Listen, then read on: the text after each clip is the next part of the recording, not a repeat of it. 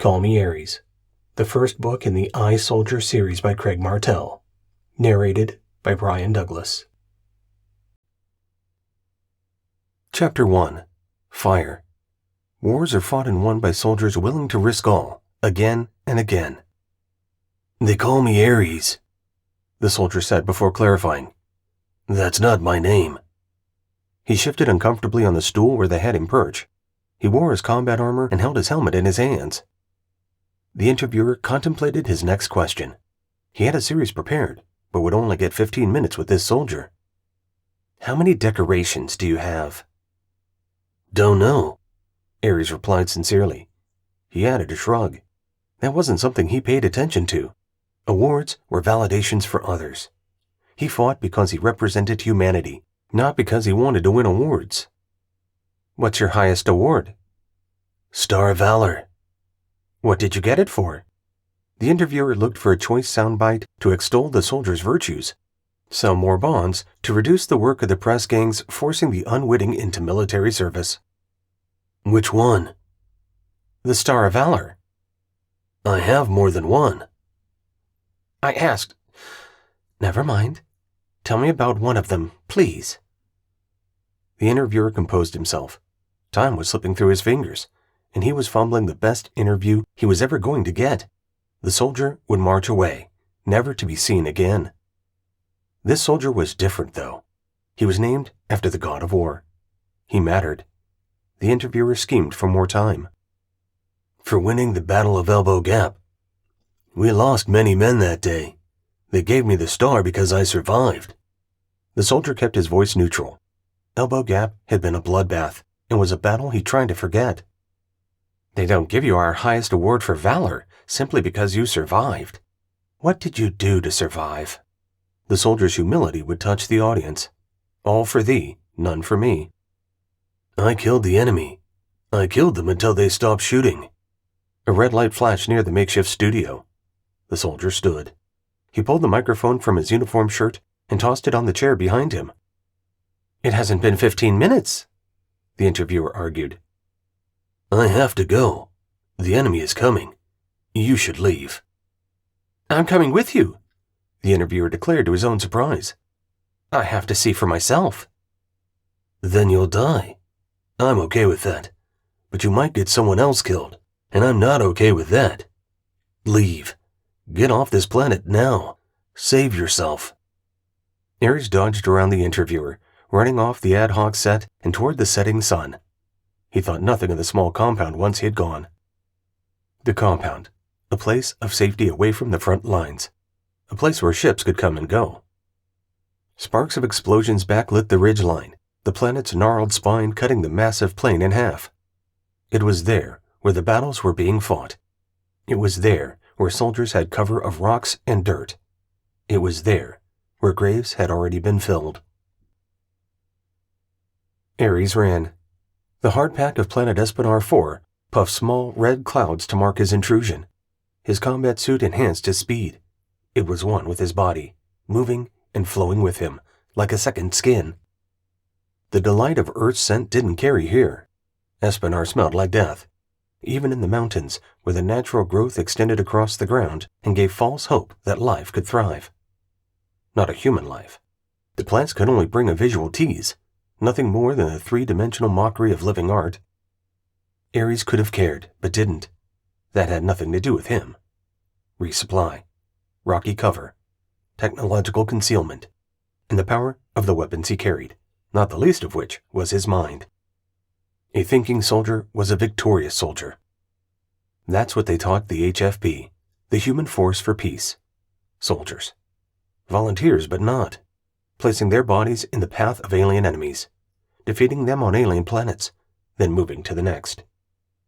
Non-human life thrived throughout the galaxy. Into the mountains and up a ravine into a crevice, where Ares climbed.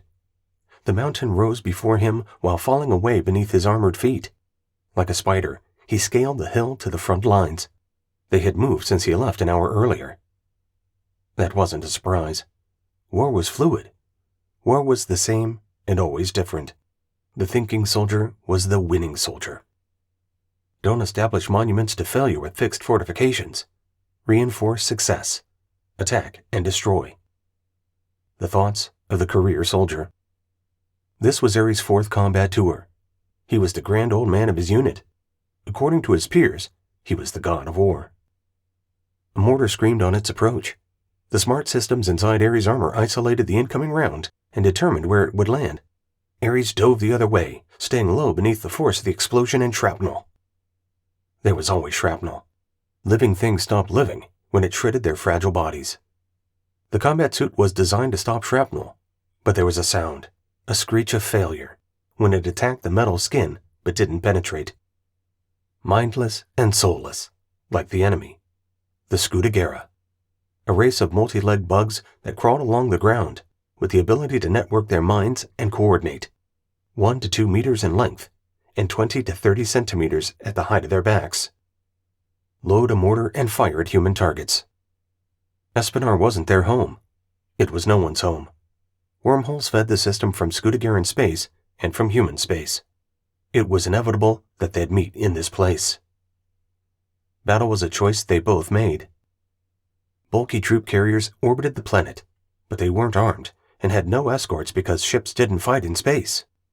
Every race lost those battles, so it was an unwritten rule that the fights were limited to the planet. The void of space served its role as the equalizer. It killed any race with equal indifference.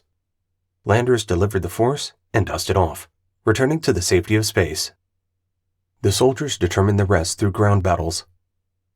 Ares sprinted ahead when the air cleared of incoming. He reached the battle director squatting behind a stand of rocks to the rear of the 4x1 formation. "Nice of you to join us," he said with his usual lack of tact. "We need you on the left. The bugs are coming hard and heavy." He gestured vaguely toward the left side of the rocky escarpment 50 meters ahead. "Compliance," Ares stated. Disagreement with a lawful order would be met with harsh and immediate discipline. With the push of a button, the suit would inject the wearer and turn them into nothing more than a drone until the effects wore off. They were more likely to die since they had no inhibitions. They'd attack without keeping their own safety in mind. Ares bolted from behind the rock, zigzagging across the rocks of the plateau. Ahead, broken boulders jutted upward in a natural palisade against those higher up the mountain. "Wheel 3, report," Ares called. 3 on flank, negative approach 90 off center." The flank was clear, but Wheel 4 was supposed to anchor the line. "Wheel 4, report." Wheel 4 remained silent. Team data showed blank. Planetary interference.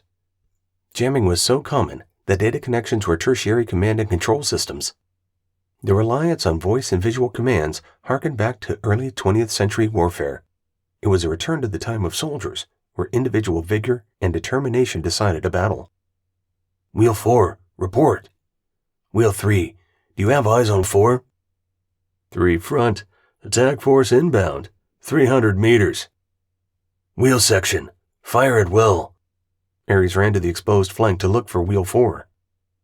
He sensed the battle around him, the main attack, the feint, the overwhelming odds, the inbound firepower. The Scudagaran swarm attack would overwhelm if they let them get close. "Fire in the hole!" Ares roared above the rumble of the mesa's surface, breaking under pressure. He tossed the first grenade as the ground cracked and gave way. He dodged left and tossed a second grenade before the first exploded. He brought his beam rifle to the front and dropped to a knee. Time slowed, as it always did.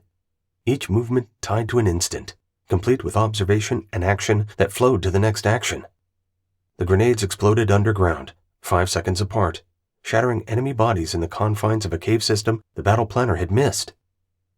Point 1 and Point 2 had to have missed them first. Those two soldiers were the eyes and ears of the team.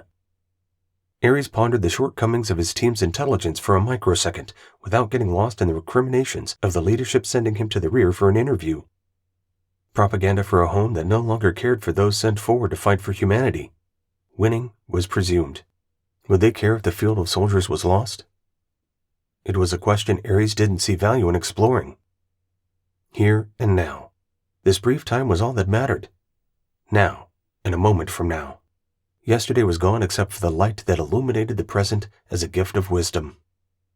It was nothing more than learning from experience. His own, but preferably that of others. Ares threw a third grenade, angling it to bounce off the walls erratically and defy the enemy's efforts to catch it and throw it back. With the screen down on his helmet, he couldn't smell the air, find what was the same or different, learn the differences, and gain wisdom. He waited to fire until after the grenade exploded. The delay seemed to last forever, an agonizing intrusion into the reality of combat time. He prepared to fire. The explosion cleared the nearest bugs attempting to crawl from the penetration into the mountain. He headed in, using his booted feet to crush the lives from those who had survived the blast despite having 20 to 30 legs torn from their bodies. Others that had survived with little injury scrambled for cover. He picked them off, one by one. Fire, aim, fire. To an observer, it would have looked like he was simply pulling the trigger as fast as he could, but no. Combat time. Each penetration of the beam into the darkness was well aimed. One shot, one enemy down. Next target. He cleared the path in front of him before swinging around to check the victims of his grenades once more. The bodies were cold, but the living bugs had cold bodies too. Infrared showed him nothing of use. He switched his screen to ultraviolet, which was more illuminating. He rounded the first corner to find a bug brigade attempting to haul an armored figure away. Wheel 4. Ares fired 8 times, and the human dropped to the rocky floor with his pallbearers dead beneath him. The bugs regrouped down the tunnel. He couldn't allow that. Ares stalked forward and threw his last grenade on a long arc. Attacking prevented the enemy from boosting morale and re-engaging. Stop the attack, kill those who followed, and drive the reinforcements from the field of battle. It was his standard strategy to end battles once they had begun, prevent the enemy from doing the same to him. Tactics had evolved over the centuries to embrace advances in technology until drones and androids and robot weapons fought a similar army so equipped, until the galaxy changed and those technologies were chased from the battlefield. It was a fight among the living. A fight to the death. A real death. Some races had more advantages over others because they could breed 100 soldiers from a single mother in a single season. Human soldiers were better than an army of drudges, a hive army like the one Ares faced. The grenade skipped into the group. They scrambled to get it away from them before it exploded. Too late. It blasted while surrounded by bodies. Limbs and bug parts spread with the shrapnel. Blood splattered across the cave wall. Ares stalked toward them, his ultraviolet view detailing targets to destroy. He cleared the tunnel and continued downward into the mountain. He stopped and lifted his visor a centimeter to breathe the air. Stagnant and stale. It didn't smell of death, despite how much of it he'd wrought. It was like autumn, after the flowers had withered but not fallen.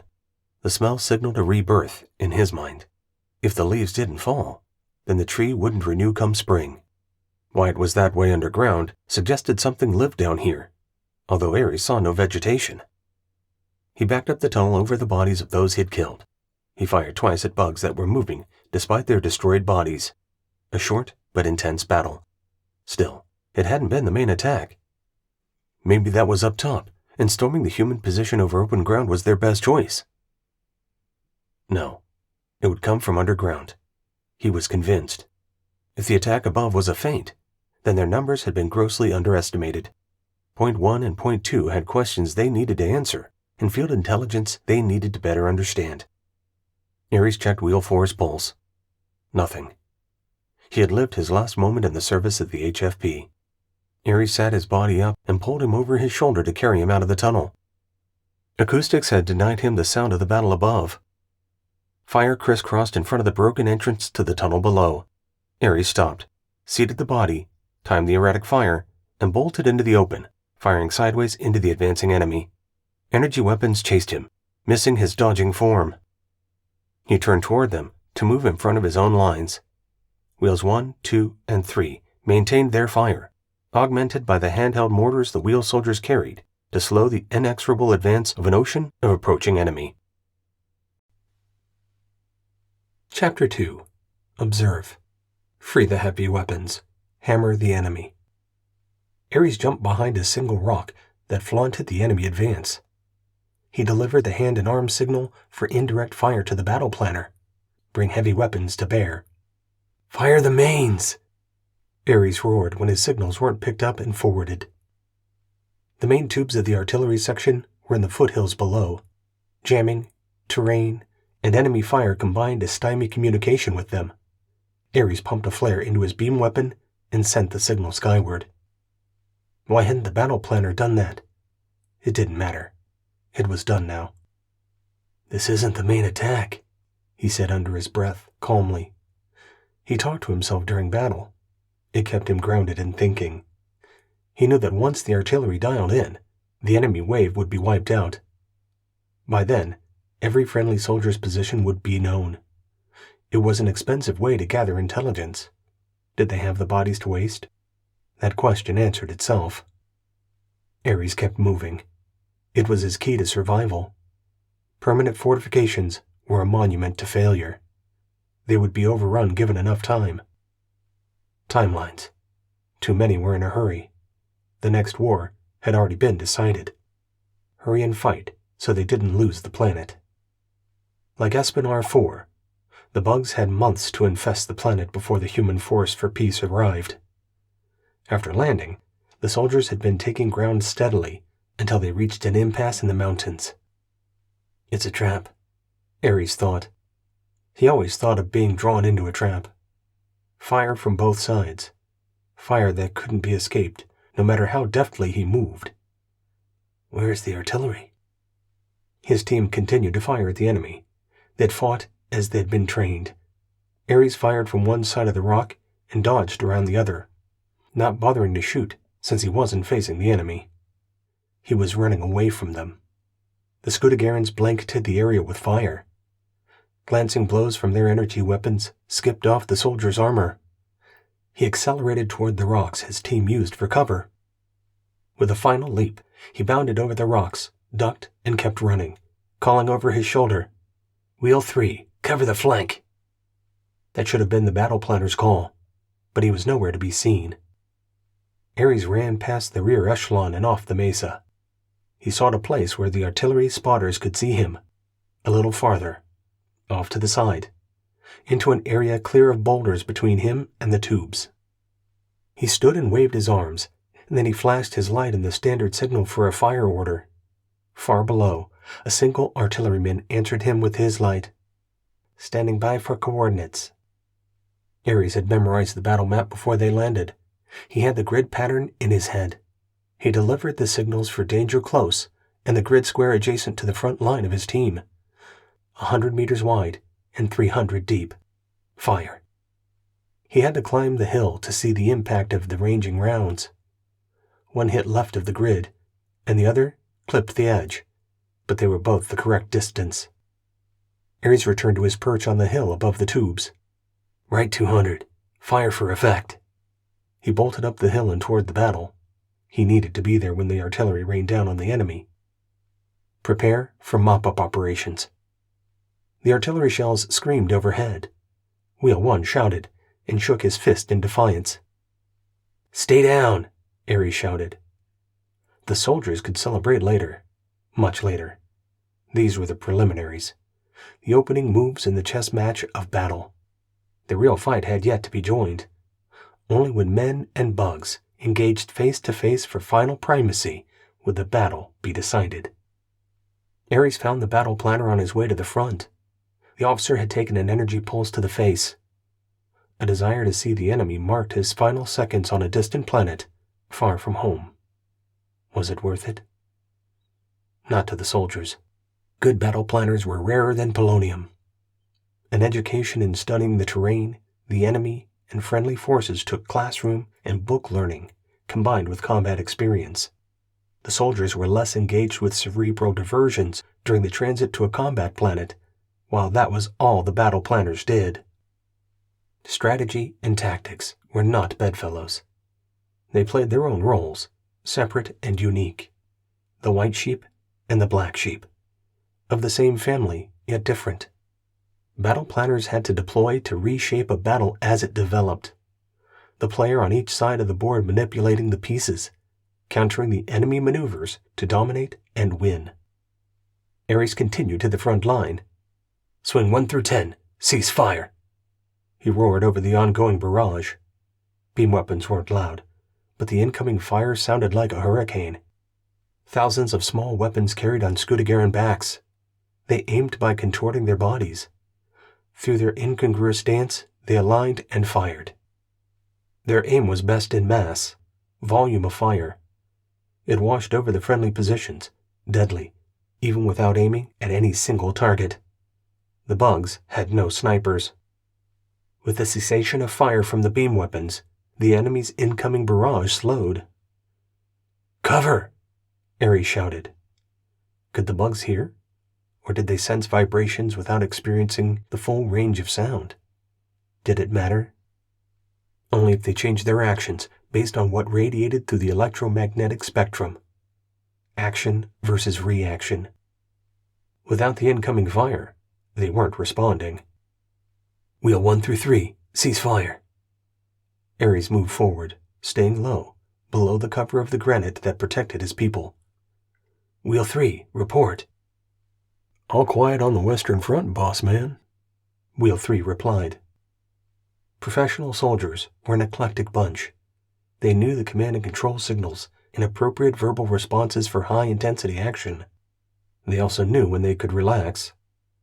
The enemy was coming, slowed by the artillery barrage that continued to hammer them. The rocky terrain offered no respite from the onslaught. An attack that was doomed to fail convinced Ares that he was right. This wasn't the main attack. "Ares section. Formation left flank. Prepare to move. Wheel, swing, and point soldiers." The sections were named after their leaders, even if that wasn't his name. It's what they knew him as.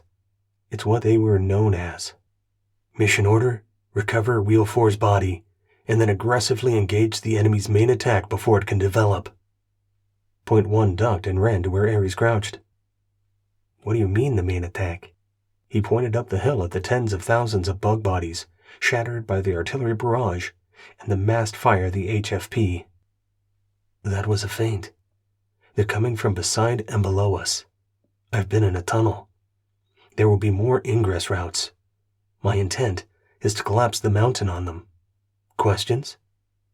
Point 1 shook his head. "No, sir." The implication of his failure hung in the air like the explosive residue from the shells impacting the battlefield. "Our motion sensors don't work in the rocks," Point 1 added. Motion sensors to detect tunneling. But they weren't tunneling. They were using an existing cave system. To Ares, the conversation was over. He looked left and then ran left, leaving Point 1 behind. The team would catch up. Ares stood, leaned over the boulder in front of him, and fired at targets that were too close to the left flank. The other wheel soldiers stood. "I said cease fire." They dropped behind cover. "Ready to move. Move." Ares was used to giving commands, but they were usually over his shoulder, because he led from the front. That's where the action was. That's where his talents were best utilized. Like at Elbow Gap, where he wasn't up front. When he made it to the front, half the landing force had already perished. The flow of battle had not ebbed. The gore drove the enemy into a frenzy. More bugs. 8-legged creatures, but not arachnids. Kill them until the ebb, and then kill them until the tide changed. He used 17 power packs that day. It was the first time he remembered being so tired that he could barely lift his arms, even with the powered assist of his combat suit. Intensity of action was as much a mental challenge as physical. Threats became targets. And some targets were targets just so they would never become a threat. Like the bugs that had gotten too close to the section. He needed space to run free. The route was clear, and he bolted, angling his beam weapon at the hillside to his right. His eyes were trained to notice movement. In a fluid combat, the enemy couldn't sit still. Make him move. Make him come out of his hole. Then he could be killed. The static sniper presented a danger that ingrained fear in the hardiest soldiers. The only hint of his presence arrived as the angel of death. Someone had to die for the sniper to be discovered and eliminated. A good sniper moved after each shot, kept his presence undetected.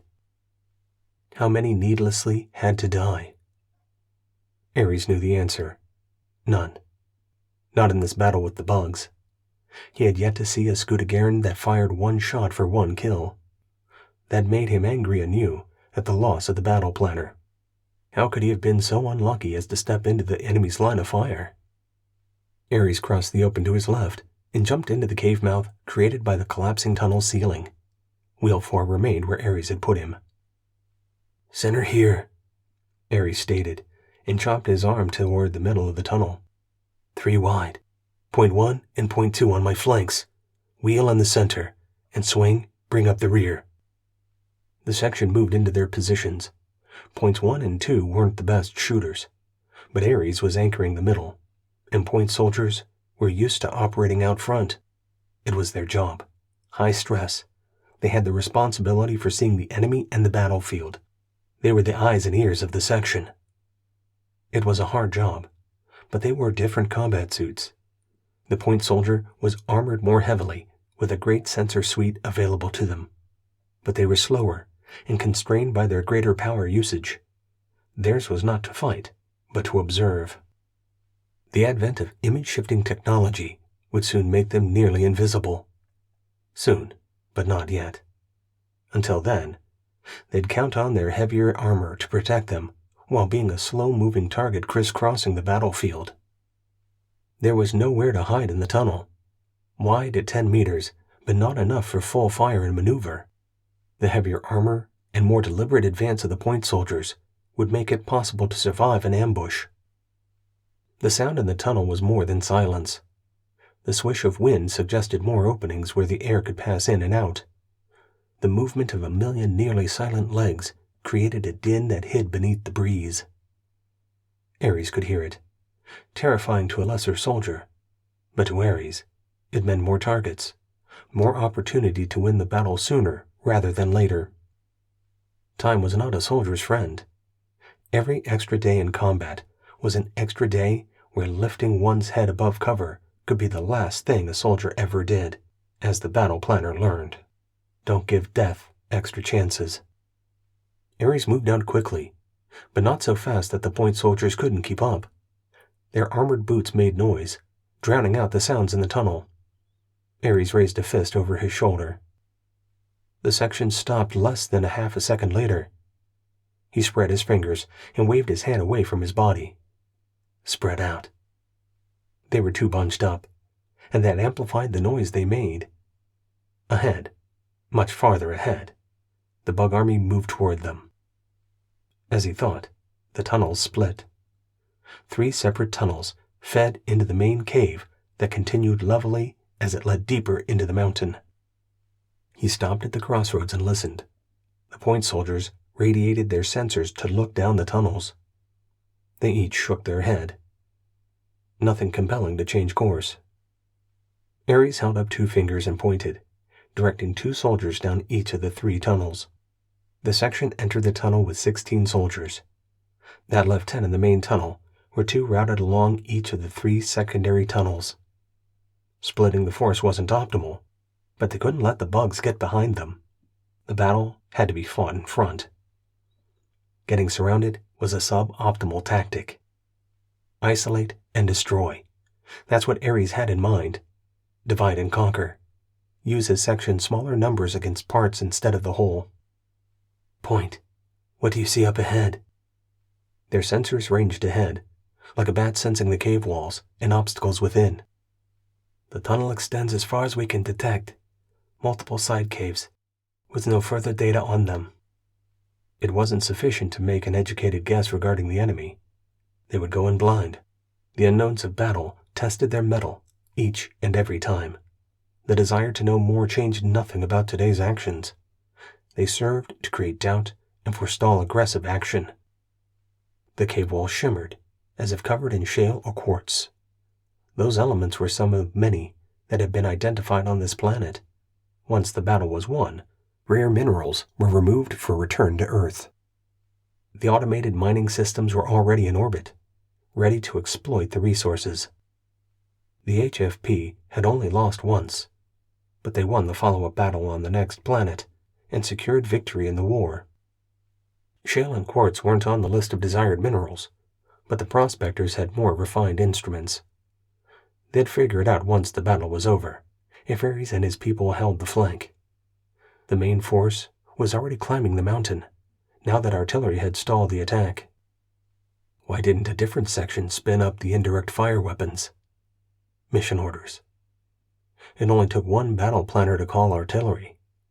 Where were the others? The thought that they had all been killed created a black hole-sized gap in the chain of command.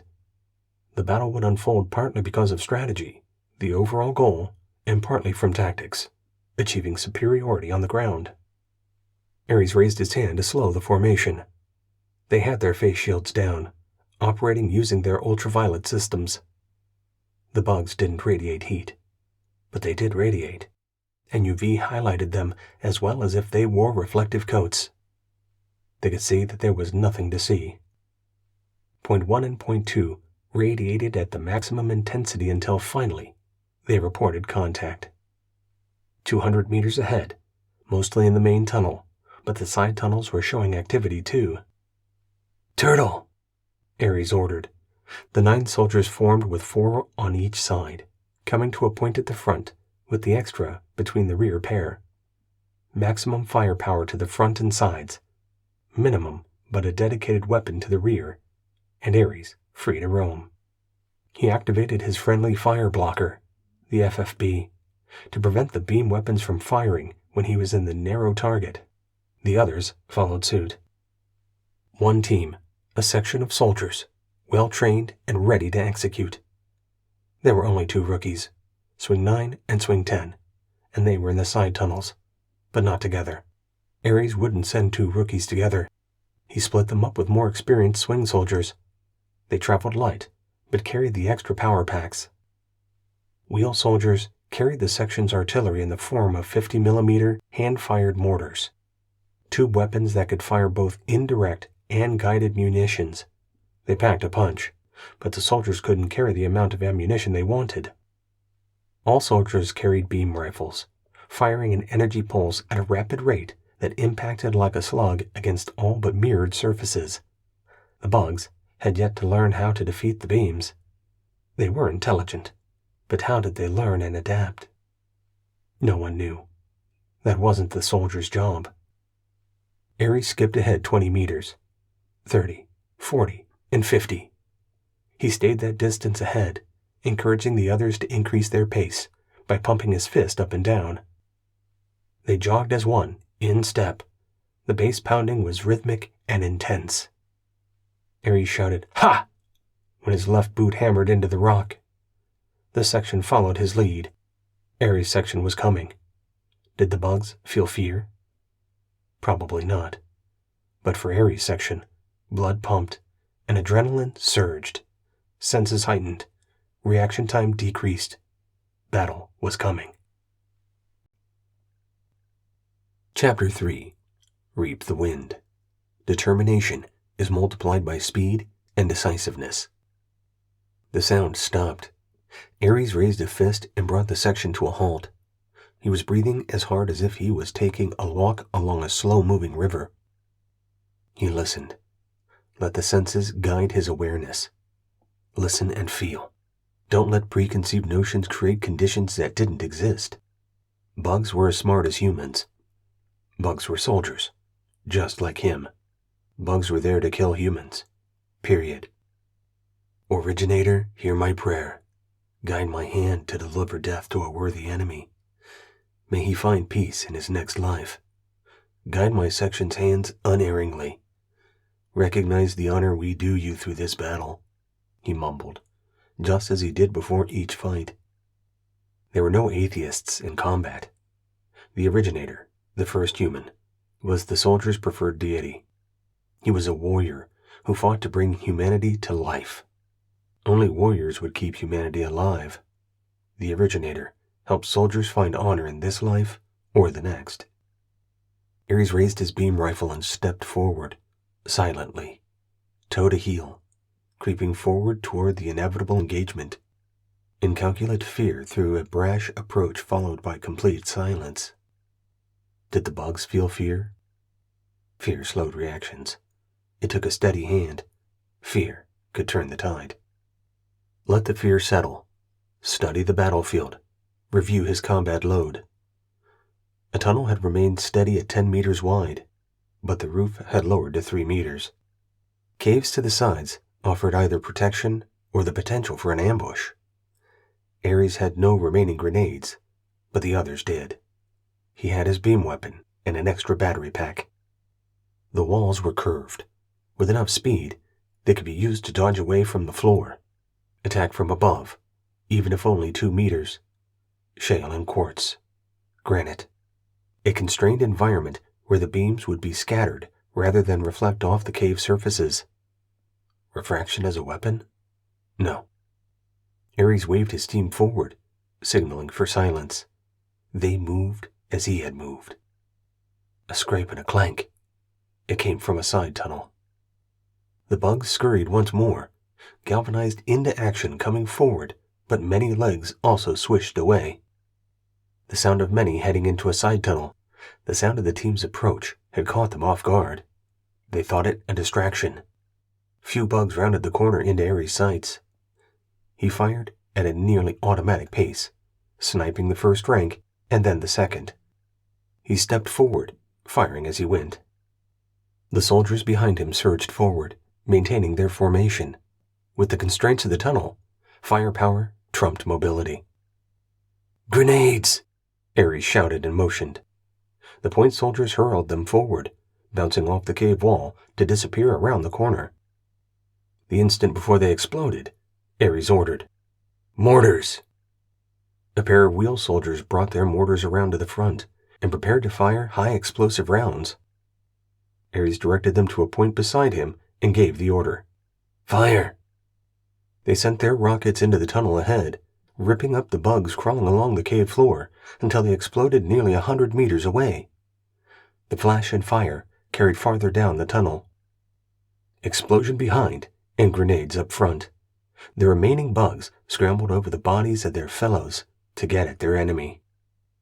Ares bounded around the corner with a call to attack. The soldiers followed him into the fray. He fired relentlessly. The formation fired. The tunnel became nothing more than a single beam of light, wrapping around Ares and sweeping the floor with life-destroying energy. The bugs fired back, eventually, but it was haphazard. The confines of the cave meant that every shot could hit something. An incoming energy beam hit point 1 at the elbow joint. He screamed in pain as the energy cut through the suit. His forearm fell to the ground. His armor immediately sealed the breach, simultaneously sealing the wound with a coagulant and pain relievers. The damage was done. Point 1 dropped his mortar and fumbled one-handed for his beam rifle. Ares dodged in, picked up the mortar, and shoulder-bumped point 1 toward the rear, moving him off the front line. Ares fired the round in the weapon into a nearby cave mouth and tossed the tube away. He skipped to the opposite side of the tunnel. "Grenade!" he shouted, and pointed at a second entrance. Swing 4 hurled a grenade into the tunnel while continuing to fire with his offhand. He returned to laying waste with the others up front. Ares slowed his rate of fire, sniping targets by firing between the soldiers before him. He stepped into one side tunnel and then the next, assessing which one led to his people. Where had the bugs gone? The battle raged forward. Swing 5 went down, but struggled back to his feet. He joined point 1 in the rear of the formation, replacing Swing 7 as the rear guard. The 2 injured soldiers covered the rear, an important task with tunnel access now behind them. Getting surrounded was a bad tactic. Wheel 2 fired a mortar beyond the previous impacts to rain destruction on the next wave. Ares had hoped the tunnel would show weakness, but it was solid. Despite the explosions, the rock hadn't cracked, and the roof remained intact. Another side tunnel carried the sounds of combat. Ares stepped farther inside and raised his face shield. He was greeted by the instant darkness of the tunnel ahead, punctuated by frequent flashes of light that painted his shadow on a nearby wall. "This way. Point 1, blocking position with 2 soldiers. The rest with me," Ares ordered. Point 1 tapped the 2 soldiers near him and took a knee to better fire at the bug's level. He could kill more with a single beam. 5 soldiers followed Ares into the tunnel, the 2 injured remaining with the blocking force to protect the egress should Ares and his subgroup need to retreat. Retreat was nothing more than a tactical withdrawal to regroup and attack anew. Retreat was never final. That would be a surrender. Humanity didn't back down from a fight. Where would it end? At Earth's doorstep, with an alien invasion, humanity was ill-equipped to fight a war on its home planet. That's why it sent soldiers into the vastness of the Milky Way to fight on distant planets. No retreat. Humanity may not have been great at governing itself, but it was great at fighting. Even bugs, with seemingly unlimited forces at their command, couldn't stand before the ingenuity of humanity's technology and the ferocity of humanity's soldiers. It was like humans were made for war, a burning within that helped them realize their vast potential. Yet soldiers were cast-offs, recruited through emotionally manipulating campaigns. If you don't fight for humanity, can you call yourself human? They join because they do care, and then they get mowed down.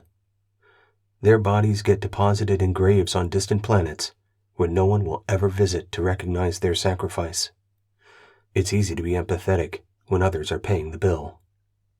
Paying with the lives of soldiers that a man like Ares led. He didn't consider them expendable. They were critical to winning the fight. Achieving primacy. Humanity over the bug monarchies that seemed common in the galaxy. Bugs were hardier species than mammal races, but nowhere near as determined to live. He broke into a sprint, and the others fought to keep up. This tunnel had been narrow, but now widened to 20 meters. Ares signaled for a line abreast formation to bring maximum firepower to the front, while limiting fire to the sides and leaving no one guarding the rear. He changed their combat deployment if they passed a side tunnel. Fluidity, the flow of combat, adjusting, reorienting, being ready to engage more quickly than the enemy, standards of combat. None were better than Ares. That's why he was the lead of the primary section, given the hardest jobs, like flank, anchoring the entire HFP line in the mountains of a planet called Espinar 4. Ares had abandoned that position because it was about to be overrun. Abandoned the position. A monument to failure unless it was used to kick off an attack. Intelligent offensive operations. Tactics were an art. Action, reaction. Force the enemy to react while the soldiers imposed their will. Force the enemy into a position they hadn't prepared for and destroy them. That's how wars were won. It's how battles were fought. The sound of 1,000,000 bug feet ahead left little unknown. The firing from the secondary tunnel had stopped, and the bug army marched on. Ares needed the 2 soldiers in the tunnel ahead to hold their position, while he and the others crashed into the bugs from behind, where they couldn't turn around or use their weapons. This was the optimal firing solution. Shoot the enemy when he couldn't shoot back. But the 2 soldiers were probably dead, overwhelmed by the bug's main force. Could Ares plus 5 soldiers defeat an army? They were about to find out. It wasn't a whole army, but a large portion of it, moving quickly toward their objective, the human flank. Ares had a different tactic: divide and conquer. He ran, and the others pressed forward with him. No one needed to articulate the sense of urgency. It wasn't the place or time for a motivational speech. None of the soldiers needed the boost. Ares ran up on the straggling bugs. He shot them while running. Close counted as the others open-fired. The volume of fire filled the tunnel with beams in one direction, from the soldiers to the bugs. The soldiers fired with impunity, faster and faster. The others switched to automatic fire, which would eat through their power source. Ares kept his weapon on semi-automatic.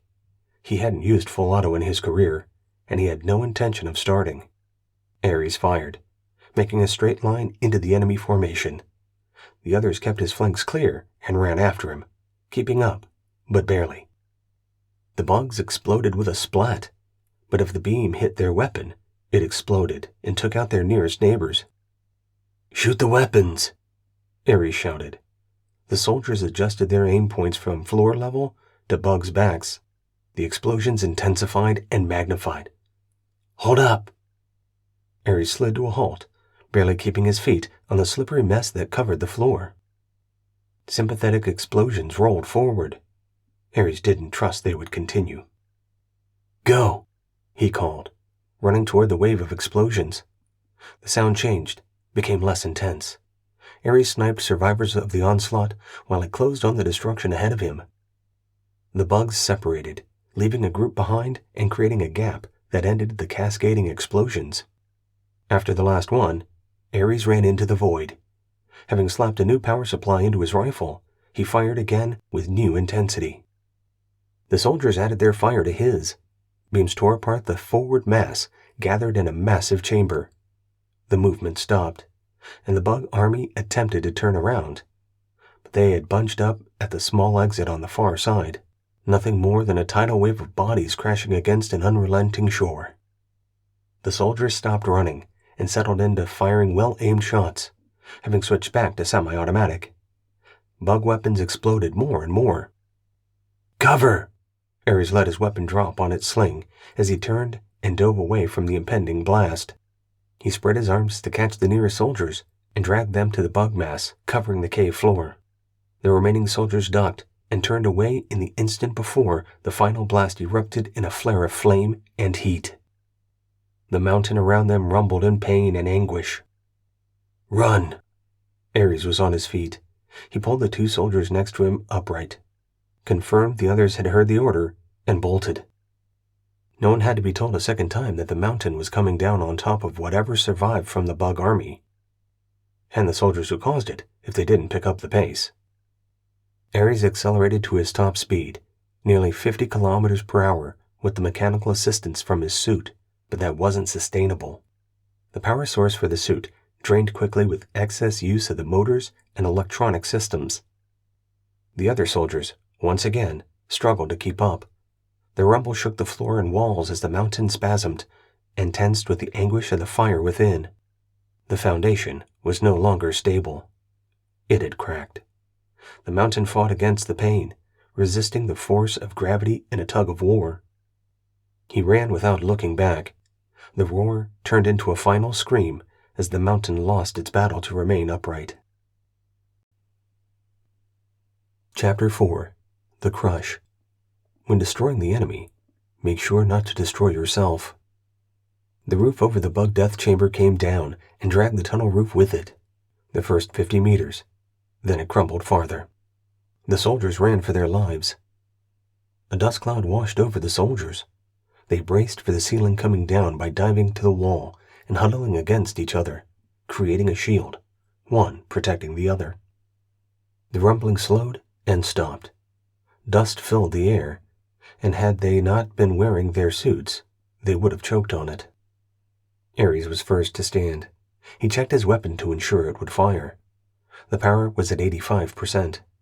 He controlled his fire to a great extent, killing with each shot and starting sympathetic detonations of weapons, both beam and high explosive.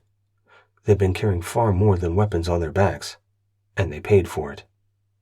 Status report. Ares looked from one soldier to another. 100% compliance, Swing 5 stated. The others nodded. Roger. Retrograde to the section and back to the surface, Ares explained. We'll find our people on the way out. Compliance, the 5 soldiers said in unison. Boss man, Wheel 2 said softly.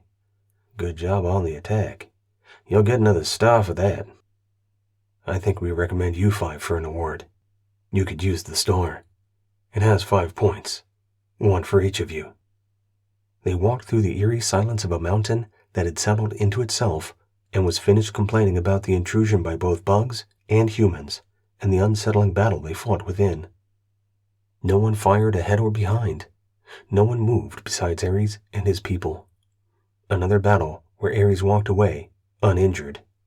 He had checked his armor. It was dirty, but undamaged.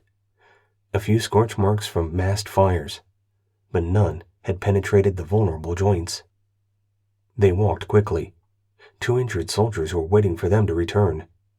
It took nearly 10 minutes to get back to the soldiers left at the blocking position. Report, Ares said. No heard, no seen, Point 2 replied. Ares twirled his finger in the air and hatcheted his arm down the main tunnel toward the cave entrance. Retrograde to the surface. Help them. 2 swing soldiers draped the injured soldiers' arms around their shoulders, and the movement began.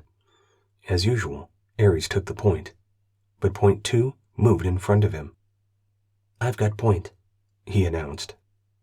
Find our soldiers, Point, Ares said. Compliance, the soldier replied. He loped away to put a small distance between him and the main formation. They went down with 16 total soldiers. They had 2 injured, and 6 missing, along with a 17th dead at the entrance. Wheel 4 was already lost. The section loped along the level tunnel. The oppression they felt inside the cave lessened, as the mountain of rock above them grew less with each step toward the cave mouth. Point 1 stopped at the tunnels the 3 pairs of soldiers had taken. His sensor systems didn't give him the answers he wanted. Retrograde, he bellowed down the one tunnel, and then the next 2. En route, came an answer from the opposite side where the bugs had been. The tunnel where the shooting happened was silent. Ares didn't have to ask how far they had gone. It hadn't been far. Point 1, take the section outside. Get our injured to medical. I'll look for the others. They're my responsibility. Not planning to find them? Wheel 2 asked. Ares stared at the soldier. I'll go with you, sir, he said. I'll go alone. Non-compliance, Wheel 2 replied, lifting his chin in defiance, not of Ares, but of being denied the chance to help find his section mates. Ares could have looked at it as a minor rebellion, but 2 was correct. If soldiers needed help, the section could provide it. Point 1, wait here with the others. Establish a blocking position. Wheel 2 with me, so I can correct your attitude. Wheel 3 and swing 7, down that tunnel looking for the other 2. Good hunting. Compliance, Wheel 2 stated loudly. Ares took off down the tunnel. He quickly ran the 300 meters that the tunnel remained intact. After that, the cave-in blocked the tunnel from floor to roof.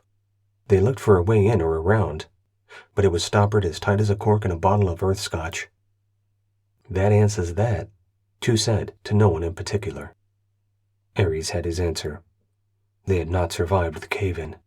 1 meter into the rubble meant thousands of metric tons on a suit not designed to withstand such crushing force. It does, Ares admitted. He turned around and walked back to the section. Hope wasn't without boundaries. Digging for the bodies would waste time and gain nothing. They would be buried here. Might as well be in the cave and not in the dirt outside. Theirs was the ultimate burial. Point 1 looked for an answer, but Ares didn't explain beyond, they're gone. The 2 soldiers who had gone down the tunnel on the right side had returned.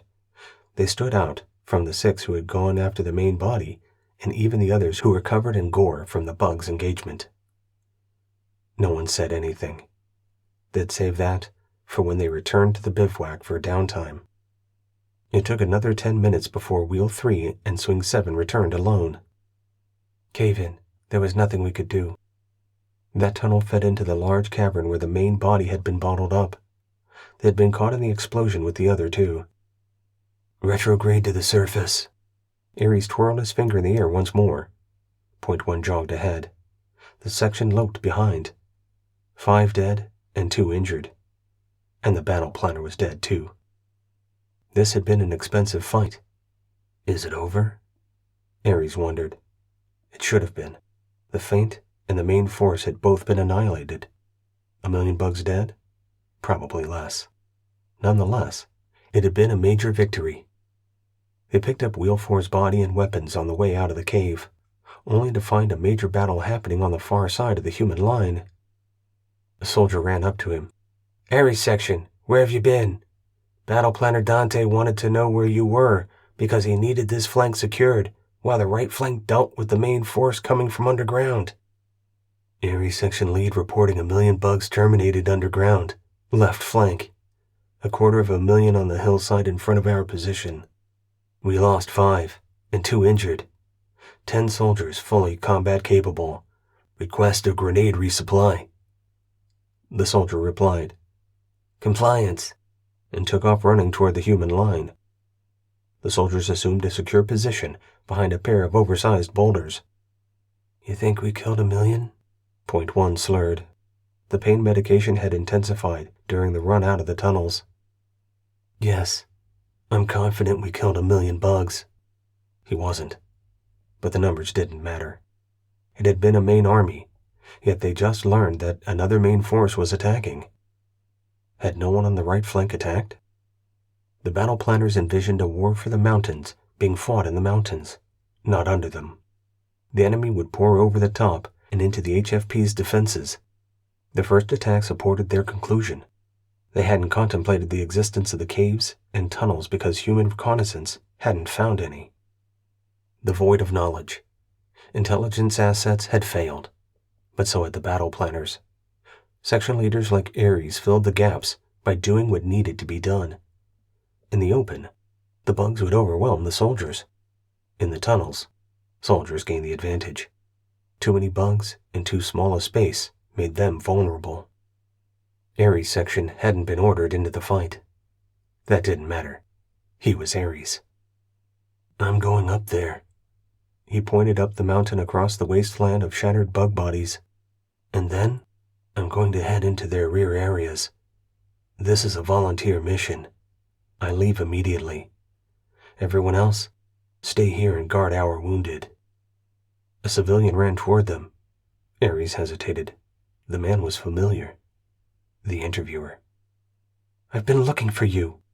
The man was breathing heavily, flushed from his efforts to climb the hill. "We're moving out." "And I'm going with you," the interviewer replied. "I was told I'd have unfettered access. That interview was just the start.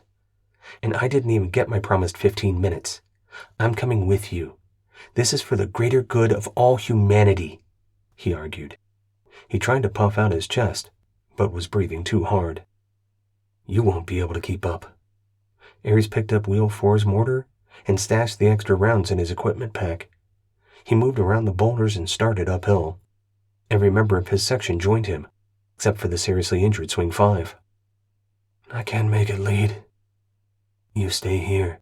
Catch up after they get you fixed." Ares saluted him and moved out, calling toward the left flank of the HFP for a medic in a booming voice. "Wait!" the interviewer shouted, but Ares was already accelerating uphill because the battle was ongoing. Every moment's delay was one more chance for a human to die on this originator-forsaken rock. The interviewer ran. He made it 100 meters before he doubled over, hands on knees, begging for mercy. 11 soldiers disappeared up the mountain. He returned to the injured soldier when he noticed the armor and weapons on the ground. "Can I use that armor?" "There's a dead man inside. Armor's damaged. No civilians." The thought of this civilian joining Ares in the section didn't sit well.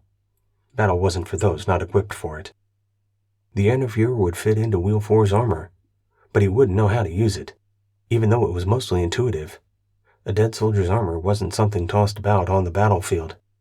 It was recovered and repaired. The men within deserved of honors, and those were paid during a military funeral. "Call me Daryl. Tell me what to do, and I'll do it," the interviewer argued. "No." Swing 5 eased to the ground. He had been standing, since sitting was too painful, but his wounds threatened to take his consciousness. Daryl finally noticed the soldier's pain and discomfort. "Let me help you." He offered a hand, but Swing 5 was already seated. The civilian opened a canteen for the man. Swing 5 drank slowly. A wave of pain washed over him, and his vision narrowed. He panted until his sight returned. "Show me how to put on the suit." Daryl held eye contact, but Swing 5 was on his way from this life.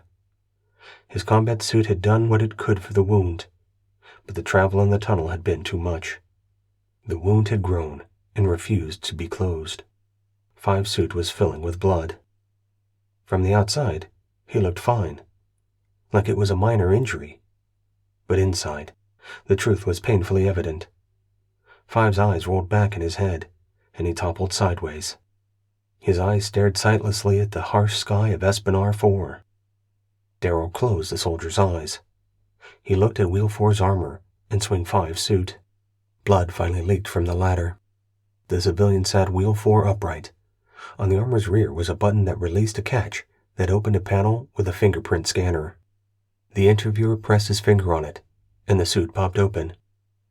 He wondered why. There was no way he was keyed to the suit or anything in the military. It became obvious that any human fingerprint would activate the suit. There were benefits in fighting aliens, who were alien in all regards. It made security easier. Darrell undid the suit. Like Swing 5, the damage to the body wasn't as noticeable from the outside. Inside, the wound had been critical. A beam weapon had penetrated the neck joint connection, nearly decapitating the man. He had died quickly. But the blood. He poured out what had pooled, but the rest had painted the inside a dark crimson. It was half-dried and sticky. He debated about putting the suit on, but he was determined. It would add salt to his resume. Elevation to the heights of not just a reporter, but an actual combat reporter, telling more of a story than what he could learn through a staged interview. He pulled the body out and leaned it against Swing 5. Darrell looked around for the medic that had been called, but no one was coming toward him. The sounds of battle and the smell of ozone filled the air. Fire and death came from the end of the line, 1,500 meters away. The battle intensified. Ares had doubled that distance to travel, even farther depending on how high he climbed before heading downhill into the enemy's flank. Darrell wouldn't have to climb so high. He could shortcut on the outside of the battle and be waiting for Ares' section when they came down the hill. All he had to do was figure out how to make the equipment work. He went about the grisly task of putting on the bloody suit. Chapter 5. Flank. Settle for less, and you'll get less. Ares bounded to the top of the nearest mountain. The range continued to the north, the tips becoming more and more snow-capped. The beauty of the area stood out above the brutal actions of the non-native beings. The mountains were nothing more than an obstacle to overcome. Just like the enemy, the terrain was a series of interlocking chessboards, nothing more. Three-dimensional engagement in a two-dimensional space. Ares saw the battlefield differently than others. He focused on firing angles, both his and those of the enemy. Better for him, worse for them. Coming from above was a good plan. Coming from behind was even better. He reached the top of the mountain and stood there, not concerned about cover because the enemy was far away. He stood like the god of war that his name portended, surveying the battlefield beneath him. It was clear from this angle what the bugs had done. They had attacked from below, using the caves that honeycombed the mountain and the area. The bugs were swarming. The defensive line would beat them back, and they'd swarm them again. Endless bugs. What was a million to them? Ares had underestimated the vastness of the bugs' arsenal. They could ship their soldiers as eggs and have an army as relentless as the ocean's waves just 2 weeks later. They didn't have to be smart. They only had to be numerous. And that's how they failed in the tunnel. There! Ares pointed to a spot even farther away. Bugs en masse. If he thought there were 1 million in the death chamber, there had to be 5 million still outside, squeezing into a cave mouth. How many had already thrown their bodies against the main line and the right flank? The numbers were nearly inconceivable. Instead of getting overwhelmed, Ares was planning on destroying them. Somewhere between the entry and the exit, the bulk of the bug army moved. He didn't have to kill them. He only had to prevent them from reaching the exit. "Weapons count," Ares called. The section, 10 strong, sounded off. Mark 71 beam rifles, 24 grenades, 3 mortars with 20 rounds of high explosive and armor piercing. Explosives changed the battlefield dynamic when employed in places like caves, and they weren't prohibited by the Regulus Treaty that banned space combat and aerial engagements of any type, including aerial reconnaissance. Once on the planet, boots or bug feet had to stay on the ground until they were returned to space. It was the only way to encourage the known races to agree. The language was simple and straightforward. It had to be, with the translation limitations. There was one bug race that had only managed a rudimentary understanding of English. Everything had to be written at that level. Ares hadn't been there. Diplomacy didn't interest him. Good soldiers knew their role, and with a level playing field, it came to individual skill. Or in the bugs' case, numbers were on their side. Their weapons weren't great, but with the quantities employed, technological superiority and quality faded to a distant second in importance. The level battlefield wasn't level at all, just like a chessboard wasn't level when a beginner challenged a grandmaster. Ares, the god of war. He was the grandmaster. The bugs were beginners.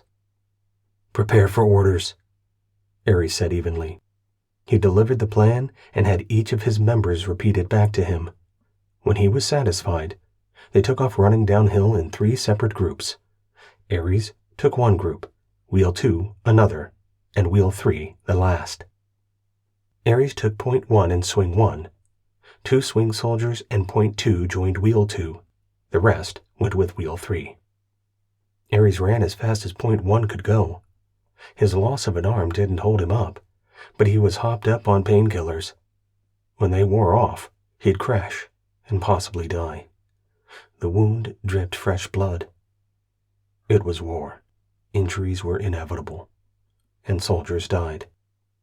Ares accepted this.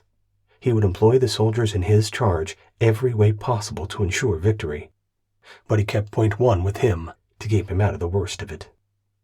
He couldn't let his soldiers know that he wanted them all to catch the Freedom Shuttle home. Thinking to re-embarkation would distract them, when on the planet, nothing was more important than the battle being fought at that very minute. Time slowed, sped up, stopped, and flashed far into the future. A soldier's state of mind and level of engagement dictated the rate at which time passed. Surviving days with a damaged body was common. Soldiers were found within impact craters long after a battle ended, unaware of their surroundings or anything other than being alive, along with the nightmares of imminent death before the surprise of survival. Attacking a vastly superior force slowed time. Every step forward took an eternity. Every action second-guessed in the gap before the enemy reacted. Ares accelerated, taking long loping strides while Point 1 pumped his legs faster. The attack had to come together simultaneously, and his group had the farthest to run. The others would perform their tasks when Ares fired the first round from his mortar. They were the shock troops to close the tunnel entrance, preventing the rest of the bugs from entering and trapping them outside with Ares' section. Ares adjusted his headlong rush over the stone of the mountain's face. Solid, buried deep underground. The size of the jutting stone belied the existence of the caves below. A battle between humanity and bugs. The chessboard of a Swiss cheese mountain. Orientation for the bugs was their weakness. Hit them anywhere but the front, and they wouldn't be able to fire back. They bunched up to mass their firepower like battles in humanity's flintlock days. Interstellar warfare, thrown back to an era where fewer died, but the brutality was worse. This was civilized warfare, governed by a guiding document that spent all its time delineating what an army couldn't do. Had it done away with war in entirety, then the soldiers from either side wouldn't be on Espinar 4. There were some resources to exploit, but nothing exceptional. There were no intelligent species with which to make contact. There was no reason for any of them to be there, except that it provided the battleground for the HFP and the bugs to determine who would control this small section of space. Determined by Janus 7's War Council. Humans who had never been away from Earth. Humans who had no children serving in the HFP. Did that matter to the soldier? If he felt his life was worth less than those who stayed behind, he'd be both right and wrong. He wasn't supposed to feel anything except rage toward the enemy. Point and shoot, like a mindless weapon, while extolling the virtues of a thinking soldier. The star system crawled across the sky toward the distant horizon. Darkness would come soon enough. Humanity preferred to fight in the daylight, but with the combat suits, they were able to fight in any conditions. The lack of humidity created a rippling haze, heat and dust dancing together. The mountains provided an incomparable view. But nothing held Ares' attention like a valley filled with bugs disappearing into a cave, only to emerge later from the other end and into the reorganizing flank of the HFP. Ares signaled to slow. The bugs hadn't deployed pickets to protect their force. It was like they had no general and no combat experience besides a medieval brute force approach. Yet they were getting direction from somewhere. Cut off the head of the snake.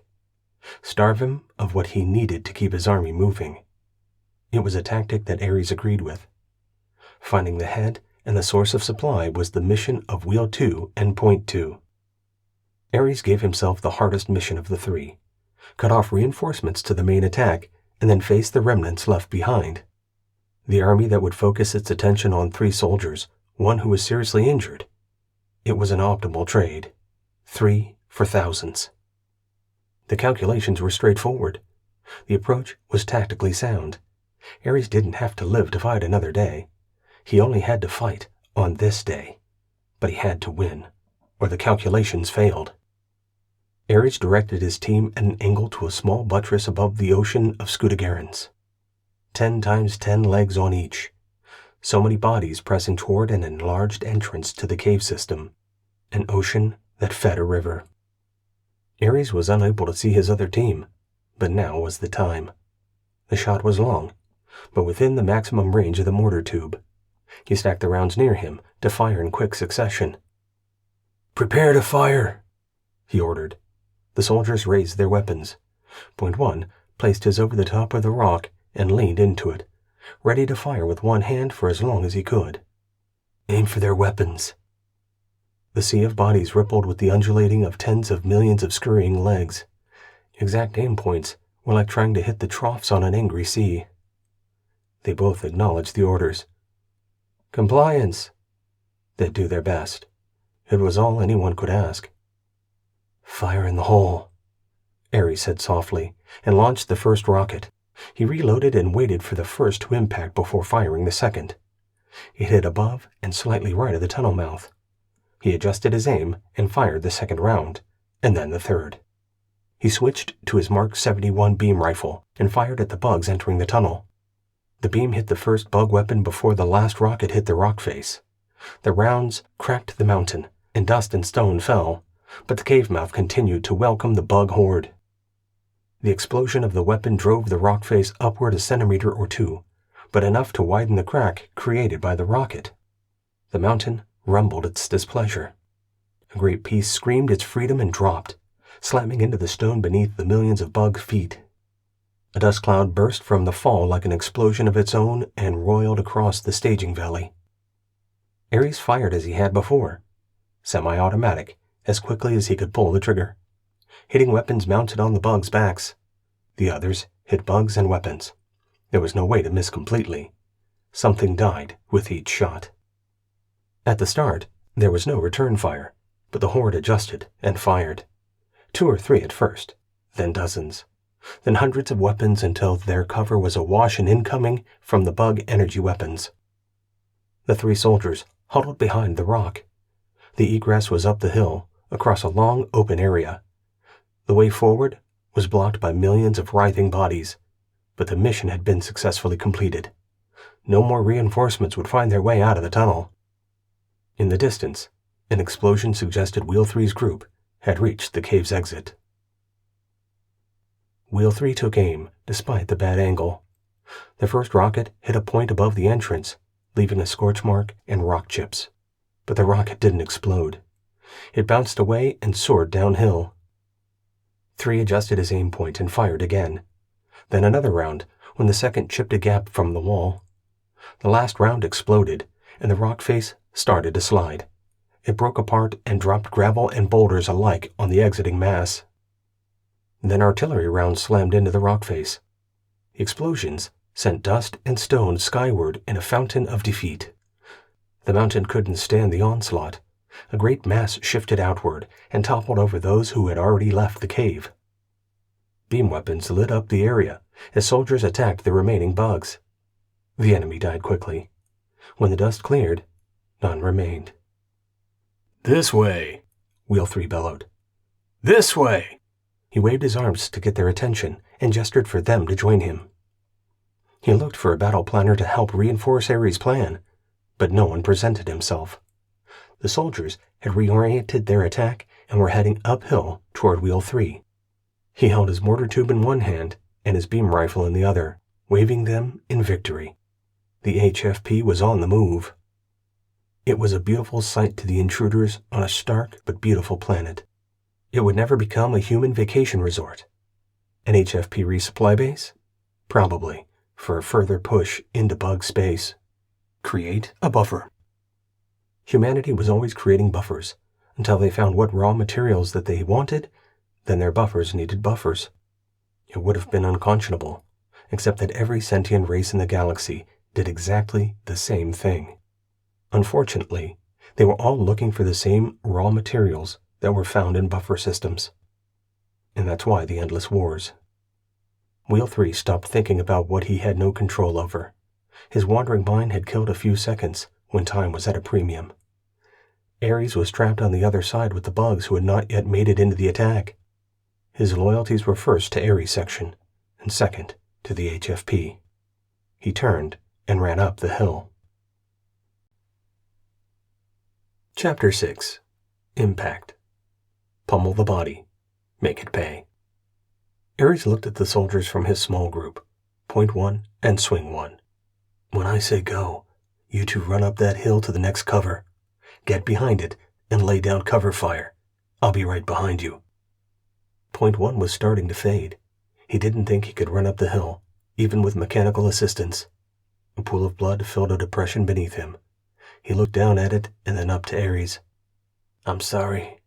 I should stay here." "No one is staying here. I'll draw their fire. Get up the hill." Ares fixed Swing 1 with an expression as hard as the metal of their suits. "Help him." Compliance. Swing 1 wasn't going to dispute an order from Ares. Lead would draw the enemy's fire. They could count on that. For how long? Unknown. Swing had one job. Help point up the hill. 100 meters.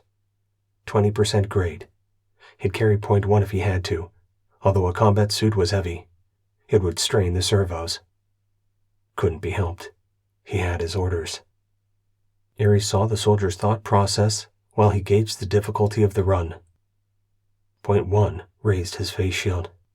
"Ares," he said softly, "leave me." Ares looked away. "You have your orders." He waited for a brief lull in the incoming fire and bolted. He was off like a shot, angling downhill toward the blocked cave mouth, firing sideways without aiming. He didn't have to aim. Anywhere his beam touched, bugs filled the space. Multiple explosions shook the bug army. Swing 1 had thrown all the grenades that he and Point 1 carried to give Ares a fighting chance, changed the momentum in the battle. Ares ran toward the bugs, killing those in his way with inhuman speed. He crossed in front of the shattered mountainside, jumping from rock to rock as the bugs attempted to reorient their fire, but they couldn't move fast enough. Ares paused to continue his torrent of fire, but this time well aimed. Bug weapons exploded like grenades, taking out small groups with each shot, but this wasn't underground. There were no sympathetic detonations. Ares raced from his resting spot and continued across the rock face to the opposite side of the enemy army. He clicked his weapon to full auto and sprayed the mass as he passed by. He had never done that before, but he had never had a mass of targets bunched into one place like this before. No matter where he fired, he was going to hit something. Once on the other side of the large bowl, he risked a moment to glance at the opposite hillside. Swing had Point 1 on his shoulder and was lumbering up the hill. He was mostly there. The bugs meandered in disarray, torn between shifting their force around to fire behind them or fire up the hill. They ended up doing neither. The fire that had turned sporadic then stopped entirely. The retreat began with a slight shift toward the pass that led to the valley before the cave mouth. The bugs picked up speed as the logjam broke free. The bug army streamed toward the exit up the valley. Killing 1,000,000 bugs had been too easy. The beam weapons sprayed across them, killing 10 at a time, maybe more. They had no defense to the attack. Ares kneeled and sniped the enemy, exploding weapons and skimming his beam from their level. They didn't stand a chance. None fired back. They aimed the wrong way. A rudimentary army with interstellar travel. If they only had a general to command them. They were bugs. Maybe they needed their queen and not a general. Then Wheel 2 needed to find the queen and eliminate her. Ares strolled into the valley and fired into the rear ranks of the retreating army. He jogged after them to deliver maximum energy from so close he could see their legs curling with their deaths. His weapon locked out, and he changed power packs to keep firing. Once out of the valley, the bugs picked up speed and ran faster than Ares, even with his suit's augmentations. He stopped trailing them after they were running up a broad expanse into the mountains. Ares watched the bug army leave from a perch near the valley's entrance. He climbed the rock and stood like an overseer. He fired his weapon a few more times and then rested it on his shoulder. The god of war dominated one more battlefield. On the hillside above, the 2 soldiers rested behind the boulder that had been their target. Point 1 was unconscious, but alive. Swing 1 looked down on the valley below. The carnage was undeniable. From the bodies and gore jutting from the fall of the mountain face to the troops killed within the confines of the valley. The floor of the valley was littered with the remnants of bug bodies, black ichor, and shrapnel from blasted energy weapons. Ares, Swing 1 called, we need to go.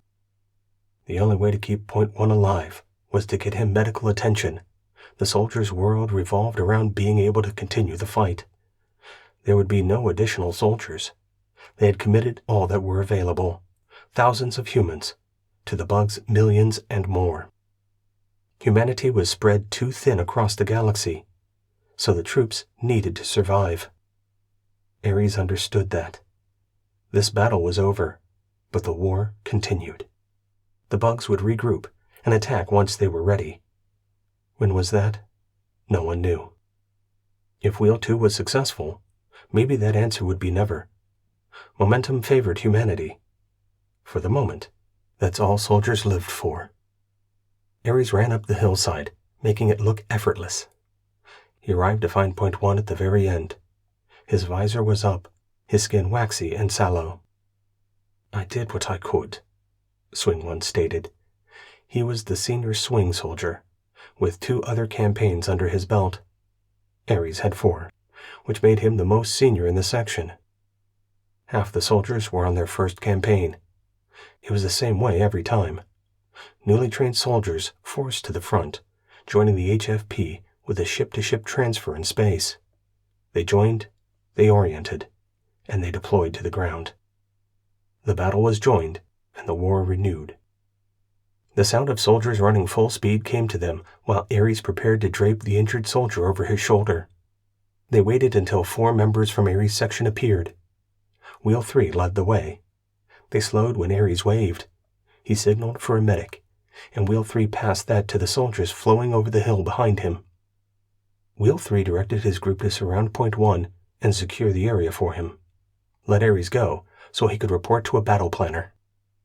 Krieger's section arrived and motioned for Ares. Krieger and Ares were equal rank and had served on Mistelgon together, side by side anchoring the line. Krieger had been awarded the Bronze Star from the battle. Ares had been awarded the Star of Valor. Krieger owed his life to Ares, but Ares made the same claim as the other section lead. Mutual respect for all who fought. It was the club of survivors that grew smaller with each new war, each new planet. Wheel 1 had been with Ares on Mistelgon as well. Soldiers fed into the war machine didn't always come out the other end. Ares, you old dog, Krieger said. The 2 fist bumped and raised their face shields. Grease the treads on our tanks with bug guts. I see you've been busy. We don't have any tanks, Ares replied. I see you haven't lost your complete lack of humor. I don't understand, Ares replied. Exactly, my friend. Krieger looked over the destruction. How long will the bugs live inside that mountain? And is there another exit for them? Ares shook his head. 100,000 bugs are easy to kill. It's when the numbers are in the millions where we have problems.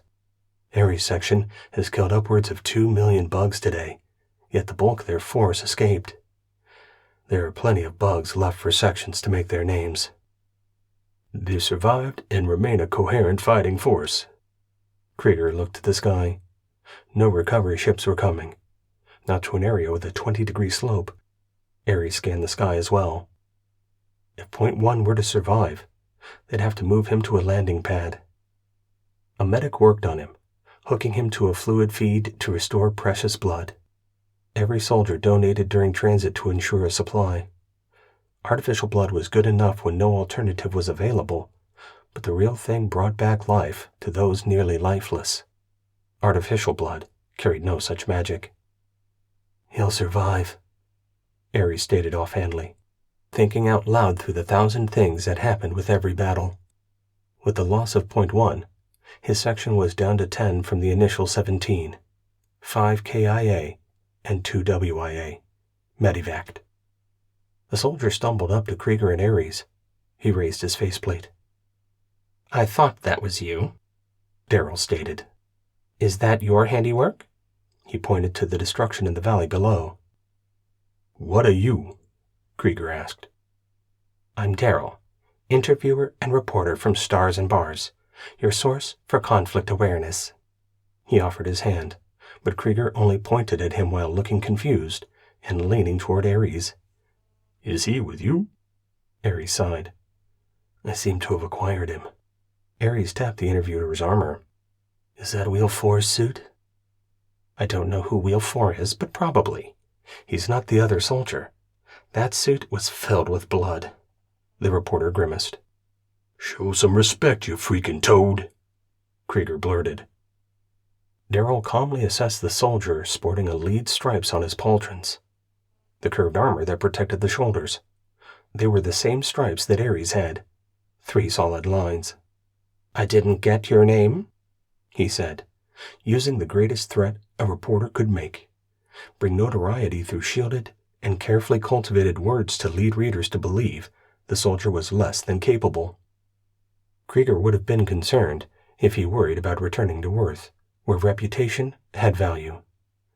He didn't care about a future he couldn't control, but he wouldn't push his luck. He saluted Ares and walked away. What was his name? Darrell asked more pointedly. He said I don't have a sense of humor. Do you think I have a sense of humor? Ares asked. What? I don't know, but I don't think so. You have shown no sense of humor whatsoever, but I understand. You're busy with the war. I had a cat, you know, Ares continued. What? The interviewer was used to being the one controlling the interview flow. He wasn't comfortable being on his heels, or in the combat armor of a dead soldier. He thought I was hilarious, but I had to give him to my sister when I joined the HFP. How does a cat think you're hilarious? He was orange. I think he only had 1 brain cell. That's not funny at all, Darrell stated. Maybe you're right. I have no sense of humor. The revelation is most distressing. Ares stared at the ground and hoped the reporter would go away. Darrell scanned the area. The rock face tumbled, the chaos of bugs getting slaughtered in the valley. Ares and his soldiers. He'd only had 2 with him, and one of those was gravely injured. You'll get another star for this. Ares glanced at the valley below. A soldier wouldn't be able to walk from one side to the other without stepping in bug guts. Not a square meter of untainted ground remained. The sparse growth of this region would continue to suffer from the poison of bug entrails. The mountain would cry the pain of loss until time washed away the sins of this war and new life could return. Ares walked up the hill to his section, where a medic directed 2 soldiers from a recovery unit to carry Point 1 into the valley below. It was a wasteland of destruction, but it was level. A small team of engineers appeared and used flame grenades to burn clear a landing area. Green smoke trailed skyward as a signal to a recovery craft that was unseen but waiting. Ares watched them carry Point 1 away. A soldier jogged up. "Ares, you're to report to Battle Planner Dante." He pointed up the hill behind them, where the battle planner surveyed the escarpment and mountains ahead. "Compliance." Ares tapped on Wheel 3's shoulder. "Downtime, chow, and rest." "Where's Wheel 2? The soldier asked. Ares nodded toward the line of mountains. "Out there, looking for the head of the snake." Chapter 7. Sway. Cut the head off the snake. The battle planner took his binoculars from his eyes and blinked to regain his nearsightedness. "Ares, good work down there. I'm told that was you." "Ares section, sir. The bugs tried to come at our line from the left flank too, and we caught them underground. And eliminated them, I heard." The battle planner was aware and astute. He heard all the reports and consolidated the information in his mind for inclusion related to later plans. "Our battle planner didn't keep his head down." Dante nodded. "That leaves me responsible for this whole mess." He lifted his binoculars and scanned the mountain above. "My Wheel 2 has a small group in the mountains. They're looking for the Queen." The battle planner talked while scanning the distant vista. "Does this race have a queen?" "I don't know. It was worth a shot. They have to have someone directing their army. That three-prong attack wasn't an accident." An assault from the front that appeared to be the main attack, while the bulk of the army came at the humans from both flanks. It would have annihilated the HFP had Ares and his section not stopped it. The battle planner understood that. "Agree. Even if it's a king, not a queen, or a general, maybe even a brain bug, you sent them up there to find whoever or whatever is calling these shots?" "Yes, sir." "If they pull it off, your Wheel 2 will be bumped to lead his own section." "He deserves it. He's smart and good in a fight," Ares confirmed. He didn't like swapping experienced soldiers for the inexperienced, but that was an immutable fact of life in the army. People died, and others got promoted. Nothing stayed the same. The battle planner made notes on a small device that recorded his words. He included the recommendation for Ares' Star of Valor. "What is this, third cluster on your star?" he asked. "If this one gets approved, that would be the fourth cluster," Ares confirmed. The original medal plus 4 clusters for 5 total stars. "Our highest award, and you've won it 4, soon to be 5 times. You know what that means?" Ares knew but didn't answer. It was a running joke. "That you're always in the wrong place at the right time, and really lucky." He snorted and laughed to himself. "And I'm glad it's you who's protecting our flanks and butts, so to speak. You deserve the star again. We won't stop awarding them for the above and beyond. Did anyone order you into those caves?" "No orders, sir. Beyond refused the flank." Dante put his binoculars down. "In defending the flank, you left it wide open by heading underground, which is surprising since we didn't know about the caves. There'll be hell to pay for that failure, by the way. Maybe I should put you up on charges instead." Ares didn't change his expression. He'd worked with Dante before. The man's thoughts were scattered on the best of days, but Ares would follow his battle plan and his orders. "Compliance is how the soldiers stayed alive." "You have no sense of humor." "I've heard that," Ares replied. "Do you want to hear a joke?" Dante dropped his field glasses enough to look over the top of them at Ares. "Now that's pretty funny. Let's save it for another day. When will we know if your team has had success in their mission?" "Don't know, sir." Dante grunted his understanding that they wouldn't find out. "What do you think, Ares? I'm sending 5 sections up that mountain to act as a blocking force and early warning element. I'll send another 5 west of here for flank support. The rest of the soldiers will bivouac here to eat, rest, and reload. Resupply shuttle is on its way from Mother. The mothership. The troop carrier that brought them to Espinar 4. Antilles was its name.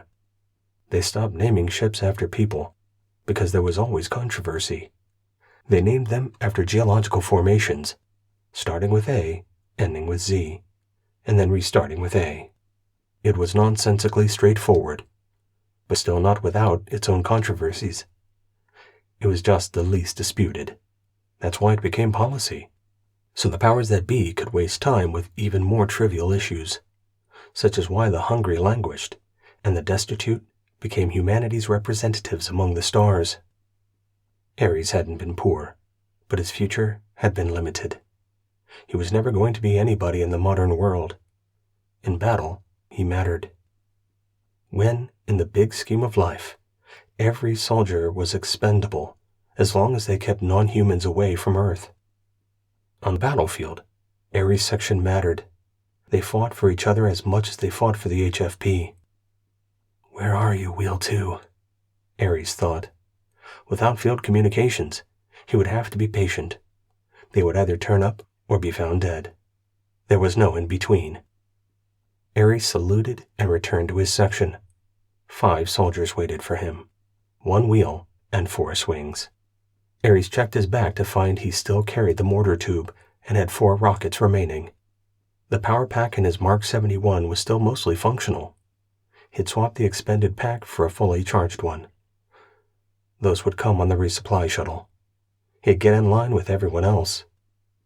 Until then, he'd eat the rations he'd carried and close his eyes for a short while.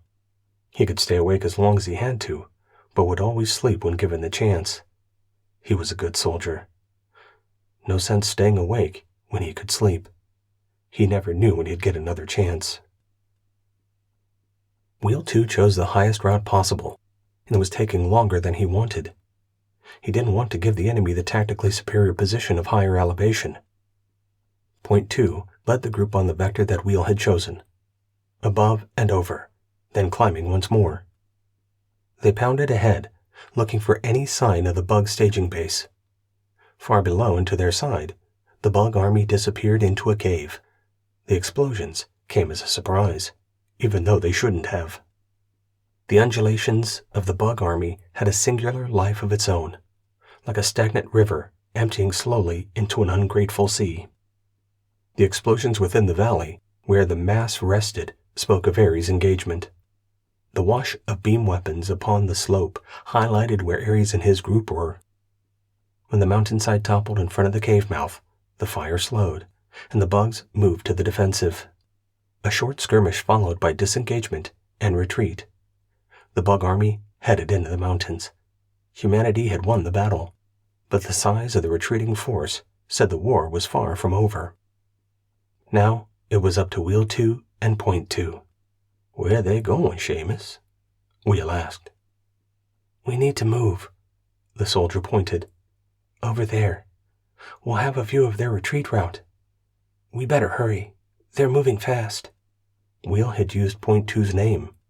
It wasn't common, but they were in the mountains, hell and gone from the rest of the force. Ares was a call sign. No one knew his real name.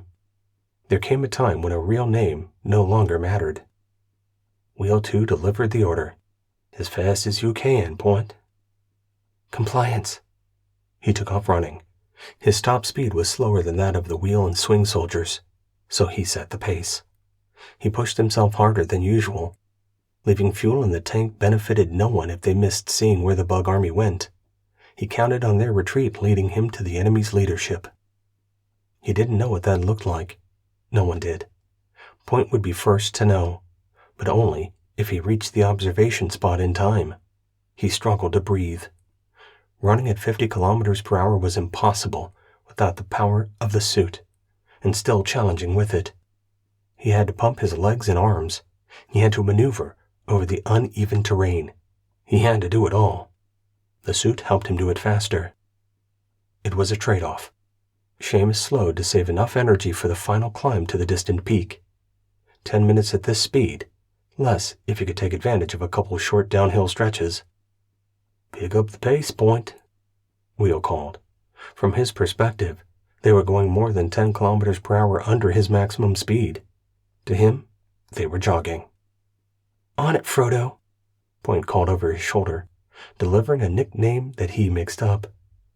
Sam was the number 2, although Sam was the hobbit who made the journey successful. Without him, Frodo would have died. Maybe that was an appropriate nickname. He needed the rest of the team. "Hey!"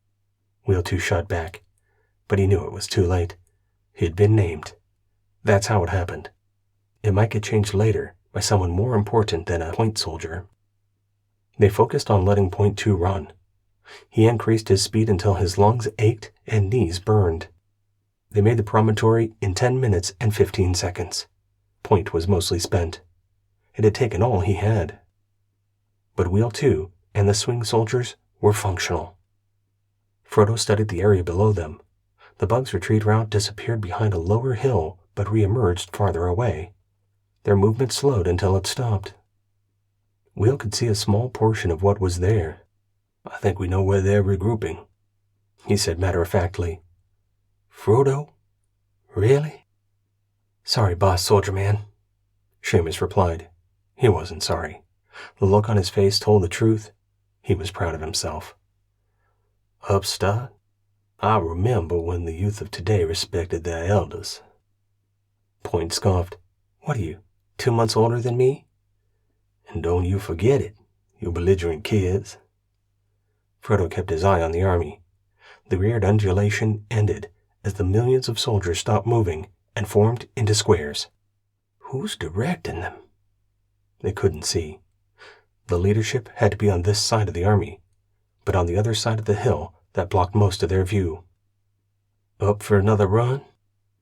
Point shook his head. "I don't think we want to run into that mess. I recommend stealth." "Concur, Seamus. We'll take this next one slowly, unless they reform and head back down the hill. Then we'll need to get down there and lay waste." "We can't stop that army, but what we can do is sneak down there and kill the leadership when they can't hide beyond their ocean of bugs." "Stop it, kid. You're making too much sense. Stealth all the way. Watch for a picket. There's a bug in charge down there, and we don't want it to know we're coming."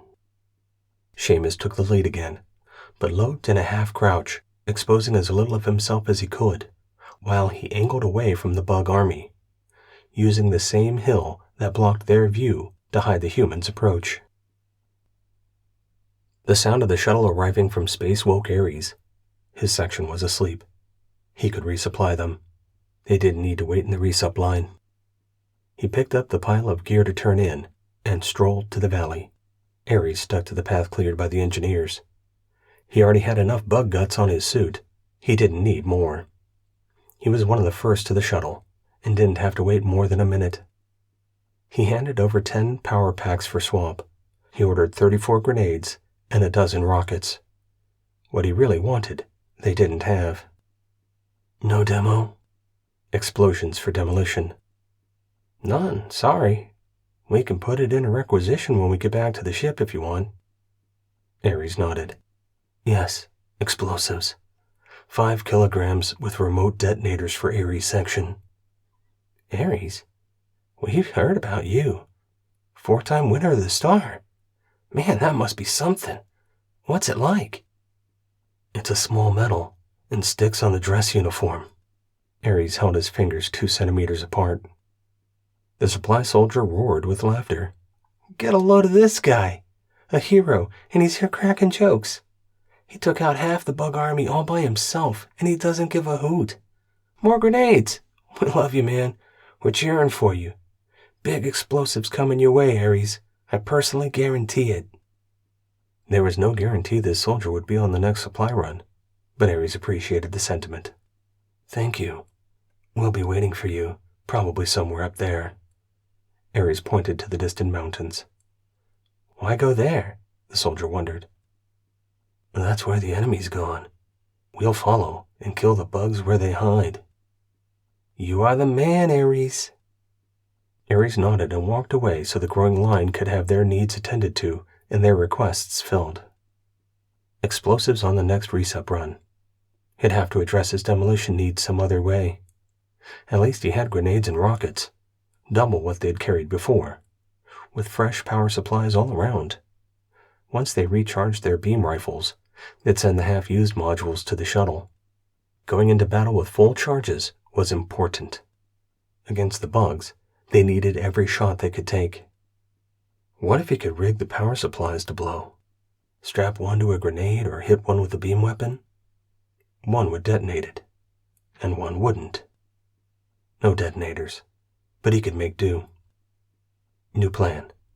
Carry the half-used power packs. They could turn them in if the resupply arrived before Ares' section engaged the enemy.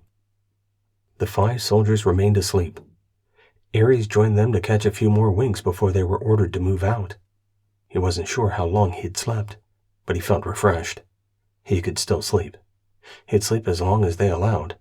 He was a soldier's soldier. Sleep until you're hungry. Eat until you're tired. It was the axiom for life aboard ship. And work out in a 3-dimensional simulator. Max heartbeat for an hour. Max calorie burn in simulated heavy gravity. It prepared the soldiers' bodies for the upcoming engagement. There was always another conflict to rush to. So Ares slept, because he didn't know when he'd next get the chance. He banked sleep like a power source had a reserve battery. He'd call on it when needed. Chapter 8. Run and Gun. Find the enemy.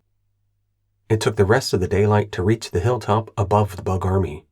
Frodo crawled forward and looked down on the gathering. The mass of black bugs on a plateau melted into the darkness. The wheel soldier switched to UV, which showed him the immensity of their problem. For as far as he could see, the bug army was arrayed in their squares.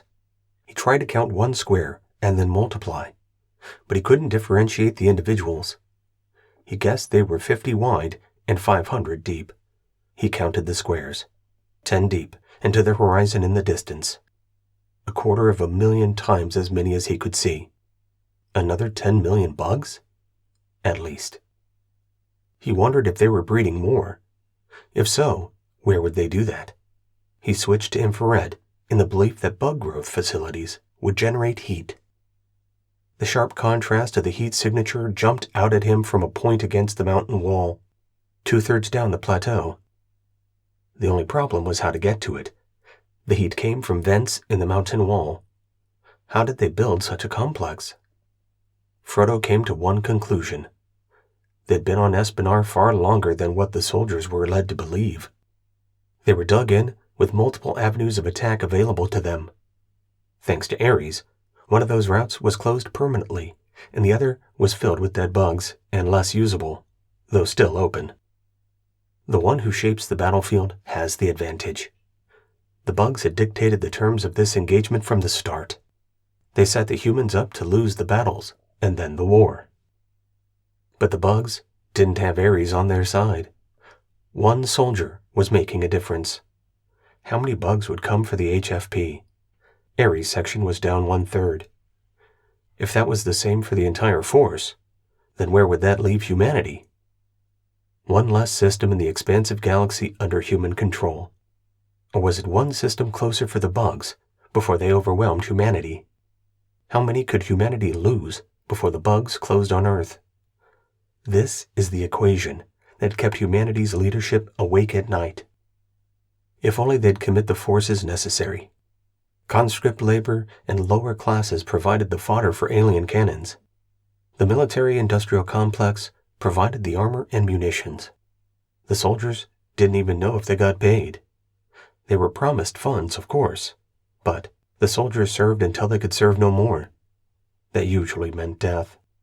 Funds owed were recouped into the general fund, if they existed in the first place. Numbers on one side of a tally sheet moved to another side. Every entity in the supply chain won. Good weapons for the soldiers, a thriving manufacturer, bonuses for the bankers who took fees from the transactions, even if they were only on paper. It was the soldiers' place to serve and sacrifice, but that didn't mean Wheel 2 and his team needed to die today. They could get some sleep first. Frodo spoke in a low voice. "Point, I need you to scout a route to the cave entrance. You see the vents? But what is being vented, and from where? Find us a way in there. Eat and sleep for 2 hours, all of you. I'll take the first watch. Seamus can move out on his recon after that." The other members of the team would cover the watch while Seamus found the cave entrance and a way to it that wouldn't expose the group. Visibility in a time of war was ill-advised. Stealth was best when 4 faced 10 million. The atmosphere was different from that of Earth. The stars shone brightly, twinkling with regularity. The sky looked like a city in the distance, with people rushing to and fro, while the rest enjoyed an evening in their homes, with the light showing through their windows. The soldiers fell asleep almost instantly. It had been a long day, a rush from one fight to the next, running, always running. Wheel 2 relaxed, but refused to fall asleep so he could watch, make sure no bugs surprised them. The formation stayed intact, unmoving. Did bugs sleep? It looked like it. That was good information for a long war. And they all slept at the same time. An artillery barrage would end the war if it could have reached this far into the mountains. Jamming prevented calling in artillery over a radio. Humanity did it to the bugs. The bugs did it to humanity. No comms. No air support. Because that was against the treaty too. Boots on the ground stayed on the ground. If only they could have used their tanks. The bugs chose the battlefield. The HFP had been reacting from the second they arrived. To change their fortunes, they had to change the circumstances, flip the initiative to humanity. Frodo planned on eliminating the bugs' ability to source additional troops. The HFP would have a chance as long as they weren't fighting an unlimited number of the enemy. There wasn't enough energy in all their weapons to accomplish such a feat. He contemplated an attack, thinking through the variables. There were more than he could account for. He'd have to improvise. What kind of equipment was in a bug lab? Where were the weak points? He didn't know that information, but with all the team members engaged, they'd find a way. He'd talk to them before they went in. If they went in. Point 2 needed to find the entrance and determine an ingress that didn't expose the team. If they couldn't find a way, they had 2 options. Wait, or return to the human lines. Swing 4 was next to watch. 2 hours of sleep would be most welcome. Wake me if the point returns. But he'd make do with less if he had to. Ares stood and looked toward the mountains, where the forward position had been established. It was nothing more than a way to report the enemy's advance and give reinforcements a place to go that was defensible. We need to move forward, find the bugs where they went, and eliminate them. He was singularly focused. He'd been on 4 different planets fighting for the HFP, but he'd never seen an enemy surrender. Humanity had wiped out the opposing forces, not only removing their will to fight, but their ability. They didn't have to send recovery vessels for their troops. There was no one left to recover. The few captured alive were sent away with intelligence professionals. Ares didn't waste brain space wondering what happened to the captives. That wasn't his department. If it ever became his, then he'd learn what he needed to know. A modern battlefield was complex, despite the technological restrictions. Staying in contact with the units, being able to order an artillery strike, controlling the soldiers in his section, and so much more. Eliminate the enemy. The overriding order had been the same every time. The battle planners determined ways to get that done. This was the first time where the HFP did not have the better strategic position or the better tactical position. In his mind, the battle planners had failed him personally and the entire force. It was his place to question the plan, but not here, not in the middle of the fight. Was it the middle of a fight, or was this a new opportunity? Dante sat alone on a rise above the Ares position. A chair had been brought for him, a recliner that looked oddly out of place in the desolation of the stark hills surrounding the ubiquitous Bog's Death Valley. He briefly raised his binoculars and then lowered them into his lap as he looked toward the higher mountain peaks in the distance. Ares strolled up the hill. "Battle planner," he said by way of greeting. "Ares, what do you need?" "To win this war. Nothing else works for me. And then I can return to my rack on board Antilles and get some real sleep." "Sleep? It's always the elusive planet side, isn't it?" He lifted his binoculars once more. "They're up there, Ares. Somewhere. Have your people returned?" "Not yet." Ares contemplated, but only briefly, that they may have encountered more than they could handle.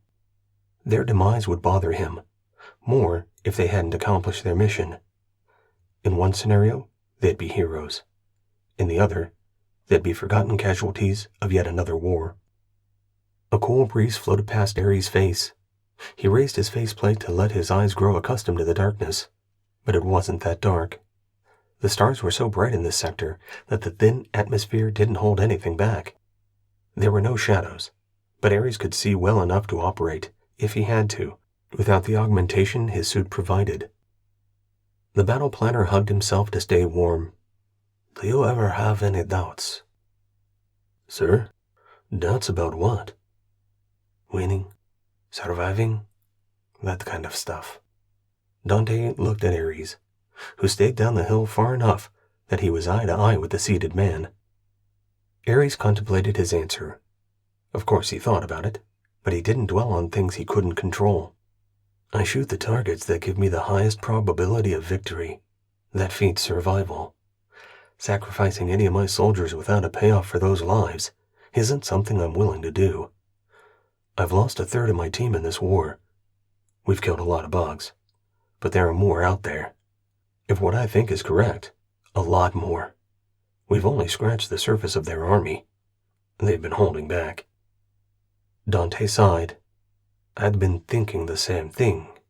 The fact that one section can kill 1,000,000 bugs means that to overwhelm us, they need tens of millions, or 100 million.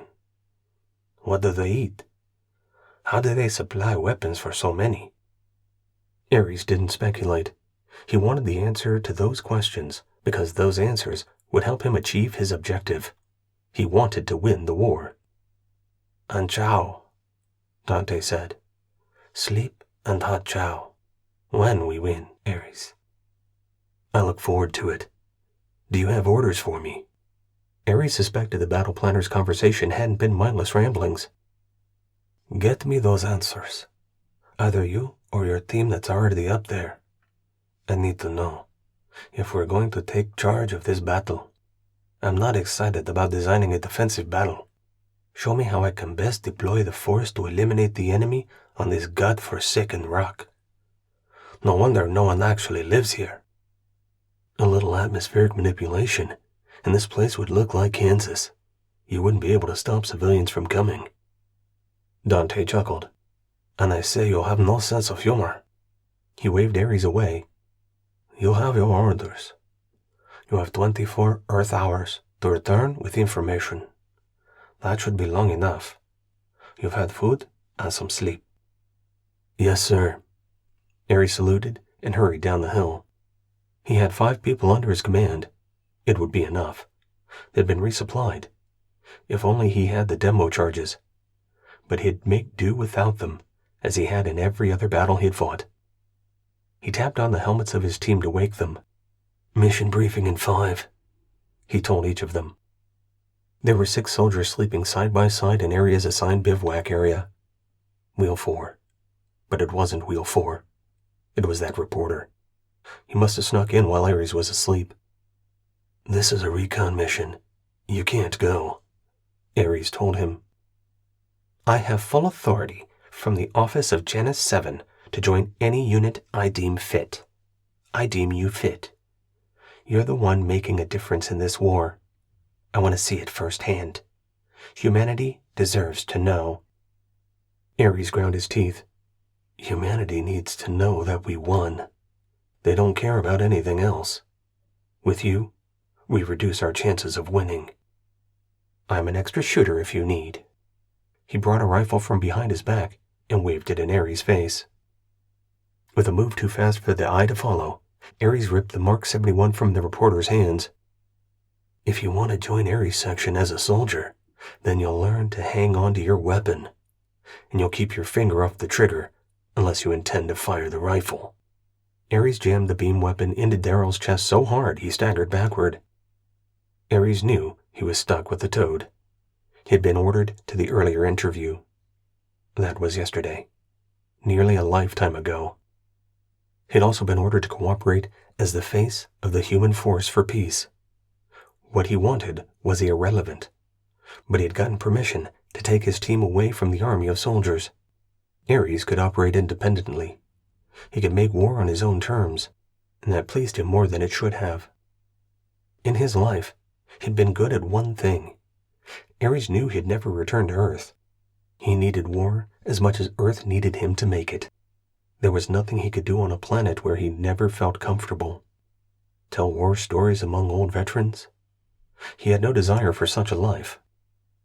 The light burns brightest in those filled with fire. Ares was passionate about one thing. "Keep up," he told Daryl, "and stay quiet. You observe only unless I order you to shoot. Then aim and fire at the enemy. Don't shoot any humans. It's that simple. Don't use the full automatic setting. I'm a journalist, so shouldn't be subject to orders about killing. I know I offered, but I didn't think you would agree." The reporter took a step back. "I'm actually a conscientious objector." Ares had never had to deal with one of those before. "Then why do you carry a weapon?" "To look the part, so the soldiers are open to talking with me." "They'll talk with you if I tell them to, not because you have a rifle." Ares crooked his fingers at the man. "Give it to me." He studied the Mark 71 before he handed it over. The team was up and watching the exchange. It had been nearly 5 minutes, and Ares was ready. "Mission brief. Situation. The enemy is somewhere up there. Mission. Our job is to find their base, and how they are creating so many bugs. Wheel 2 is on that recon mission as well. Ares section is going to get this information and get it back to Battle Planner Dante for incorporation into a plan that will guarantee our victory. Execution. We climb those mountains and look for Bug Central. Admin and logistics plus command and signal. Standard hand and arm signals apply. We carry everything we need. There will be no resupply. Questions?" The reporter raised his hand.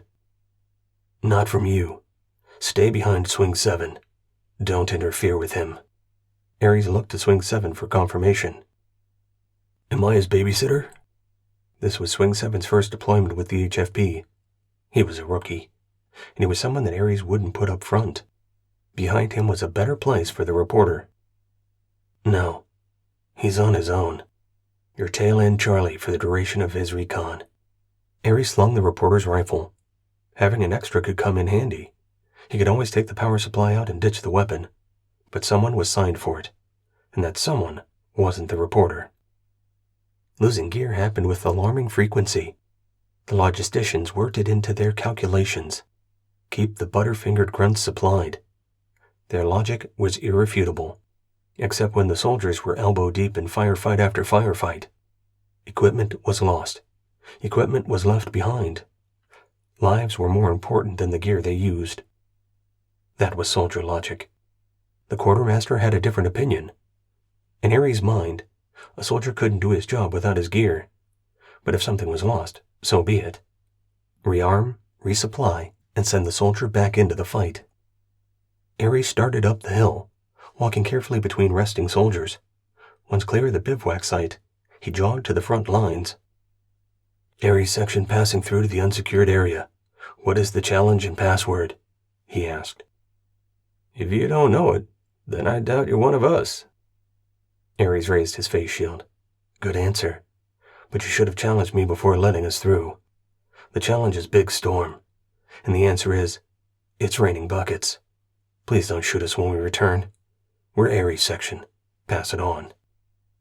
Aries? Sorry, sir, I'll pass it on. Quick question. Do they have bugs that look like humans? The soldier stood straighter and raised the business end of his rifle toward the sky. Not as far as I know, but we can never assume.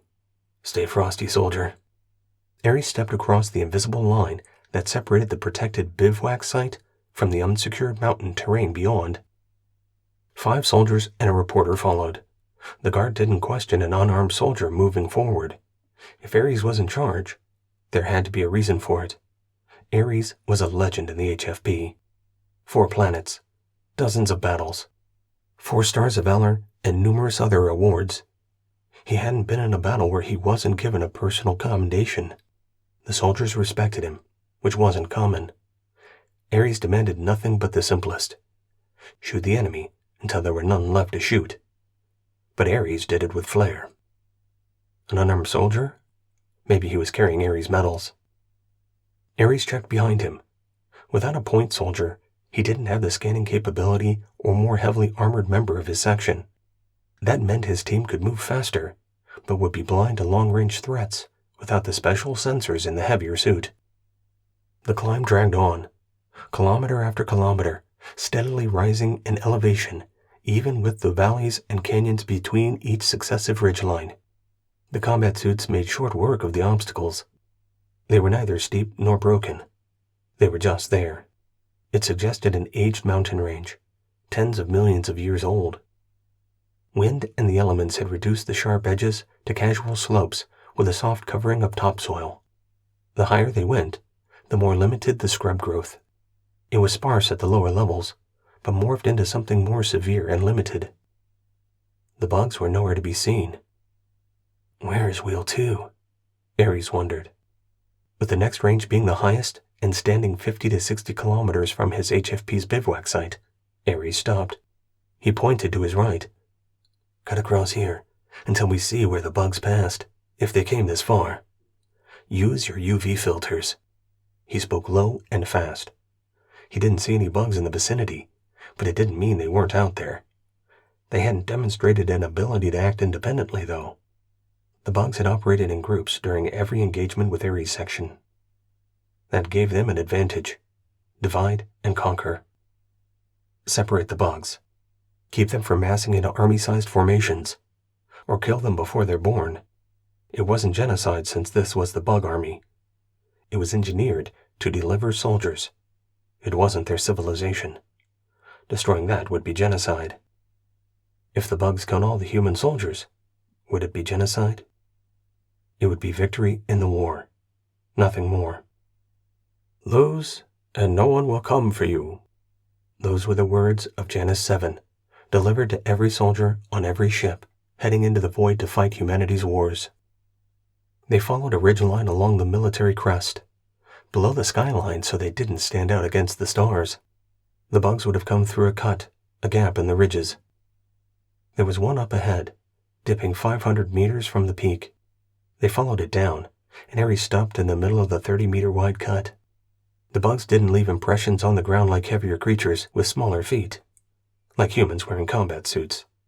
Ares took a knee and looked back and forth. It wasn't visible at head height, only much lower. The sparse growth had been leveled. Ares put his hand on the ground and lowered himself to look at it from ground level. Despite the hardpack, the path was visible. This way, Ares said. He stood and headed up the valley, but at a quick walk, not a run. He wasn't tired, but his team was fatigued from the long climb and distance covered. Daybreak was coming. They'd be readily visible to the naked eye, but the bugs had traversed the caves without supplemental light. They didn't see like humans. The daylight didn't give either bug or soldier a specific advantage. Both could overcome the limitations of visible light. Ares kept his beam rifle at the ready, expecting to see the bug army at every turn. Following them up the narrow valley hemmed him in. He felt they were getting closer. They could have retreated to the other side of the range, but that wasn't the best tactical position. It was always harder to attack uphill. Whatever smart bug was commanding them would retain the high ground. They'd have to if they wanted to win this fight. Chapter 9. Contact. Fire, and then fire again until they stop moving. Unknown hands shook Frodo. He came awake instantly without flailing or disorientation, despite not sleeping as long as he needed. "Point is back," Swing 7 said. "Roger," Frodo whispered. He got to his knees and crawled to the overlook, where he could see the bug army. They remained in formation and unmoving. He crawled back to find Seamus waiting. "Report."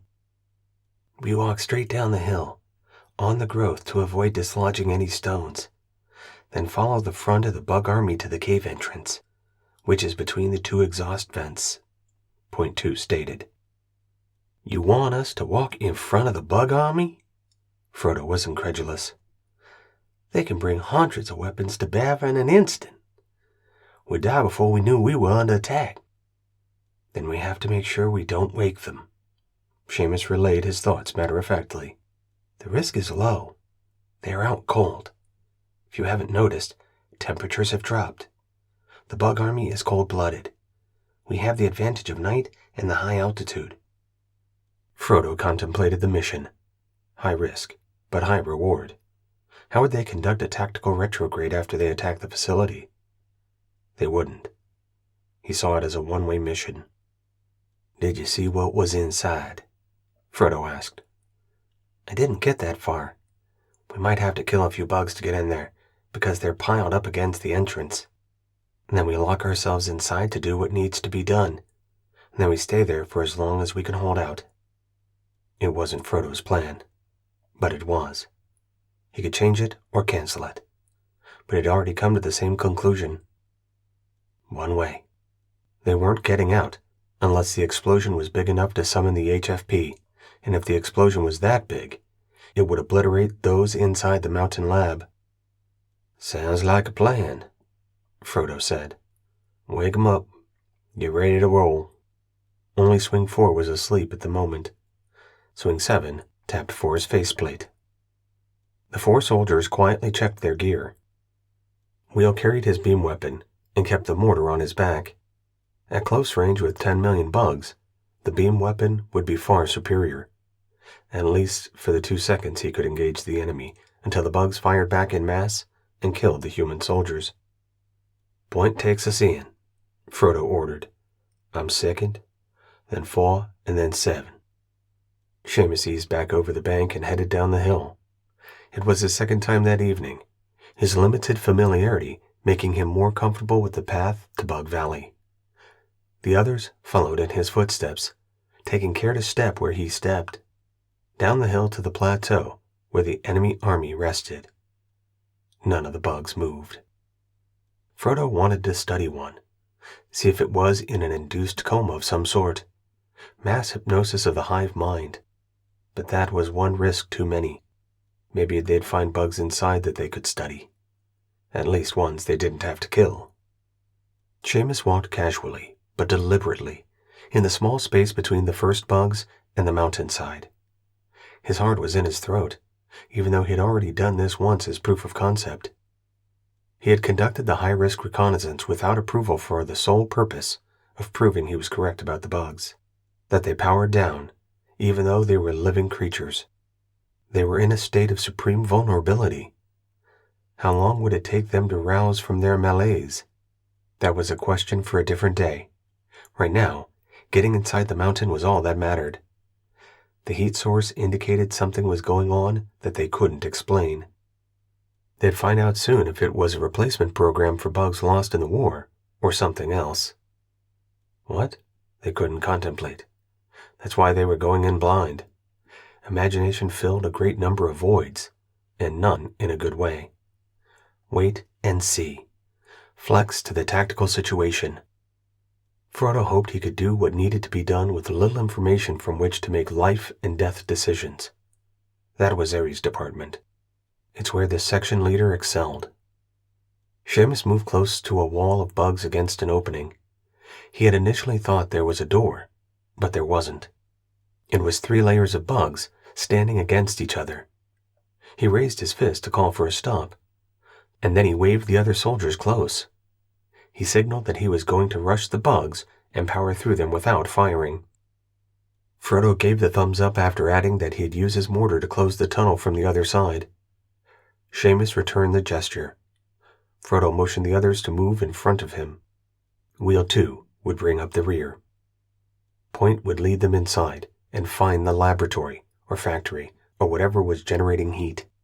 Seamus took a deep breath and assumed the stance of a runner ready to bolt from the starting block. He'd break through, the others would follow, and in a moment or two, he'd have his answers in how fast the bugs reacted as a group. He estimated they'd take longer than the soldiers needed. If it was quicker, they'd be in trouble. They wouldn't survive the onslaught. Seamus held his hand over his shoulder. He counted down on his fingers. The UV filters of those behind showed Seamus clearly. They watched his count. Muscles tensed within suits that would respond instantly.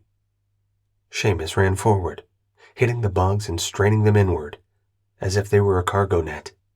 He pushed forward a half a step and stopped. He was caught. Wheels 4 and 7 rammed into his back, straining the bugs' intertwined bodies until the three of them fell through the opening. The bugs that had been blocking the entrance ran without rhyme or reason.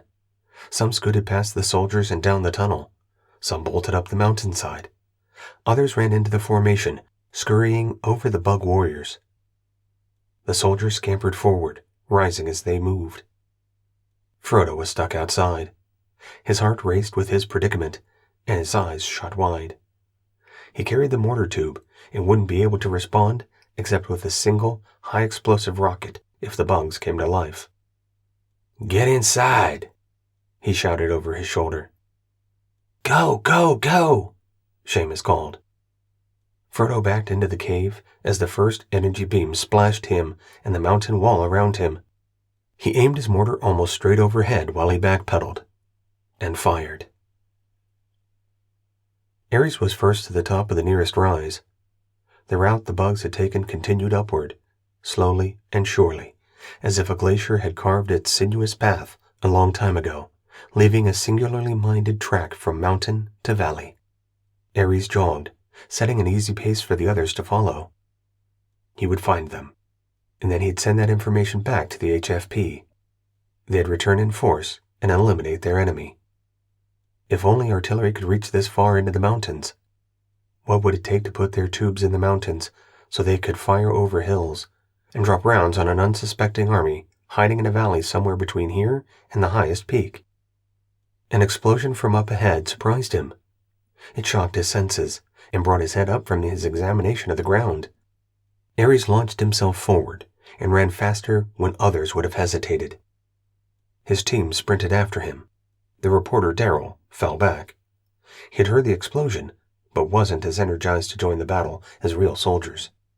Despite the combat armor, Darrell wasn't a soldier. He only wanted to see Ares and his people in action. He didn't want to be in the middle of it. Ares held up his fist for the group to halt. A dust cloud rose from a far wall, on the other side of a sea of neatly organized bugs. There were so many that they defied any opportunity to quickly count them. Ares didn't give it a second thought. His focus was on the mountain and what appeared on the other side of the dust. 2 exhaust vents had been carved through the stone and burned brightly under the infrared filter. The bugs had been firing at the cave mouth, but stopped during the rock slide. They didn't resume fire after the dust cleared and revealed the entrance had been blocked. Ares lay prone, watching. Darrell stumbled up and joined him. At least he whispered when he spoke. "Aren't you going down there to do your thing?" Ares raised his visor to see how much ambient light came through.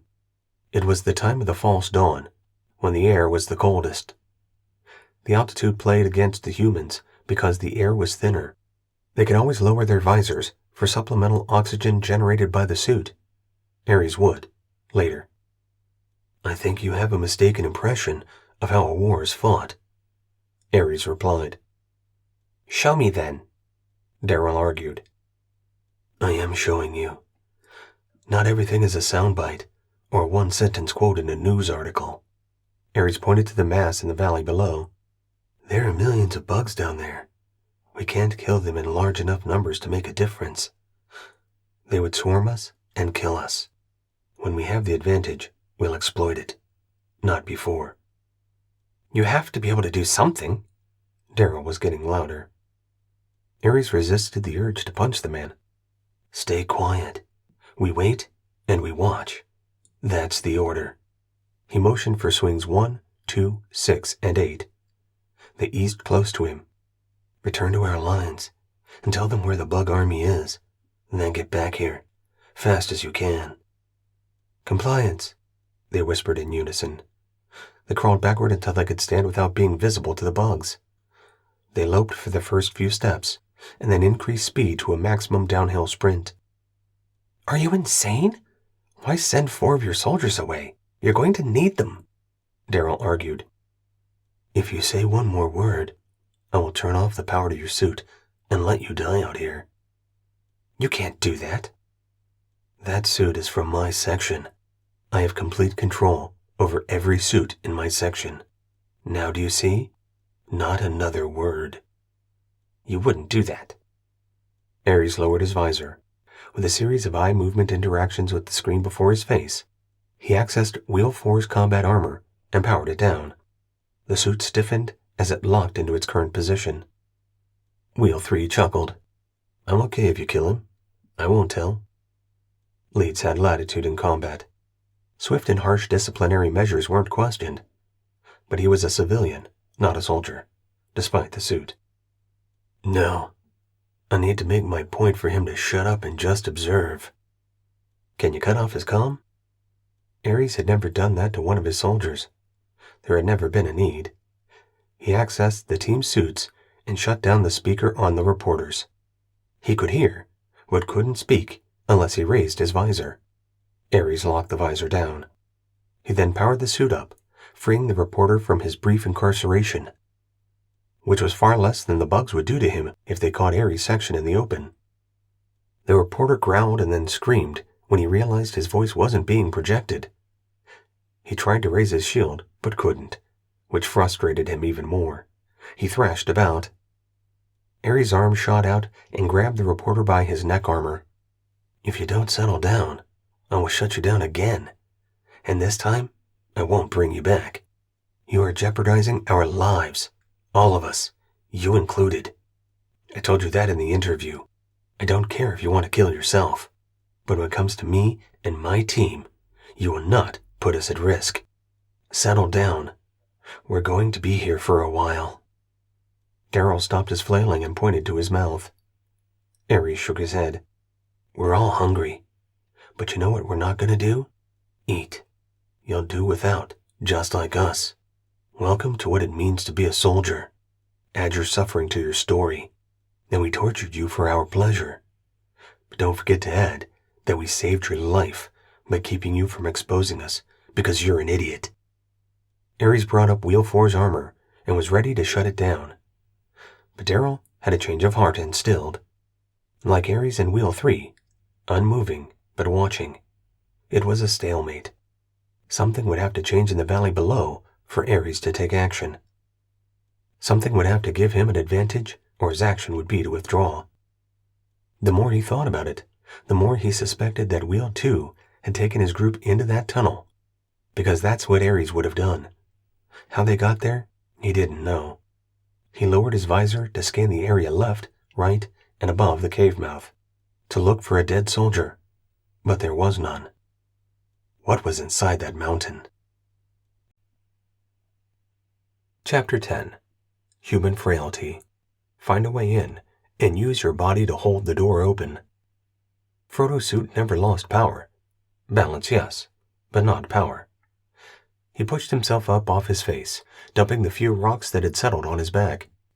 Dust filled the tunnel.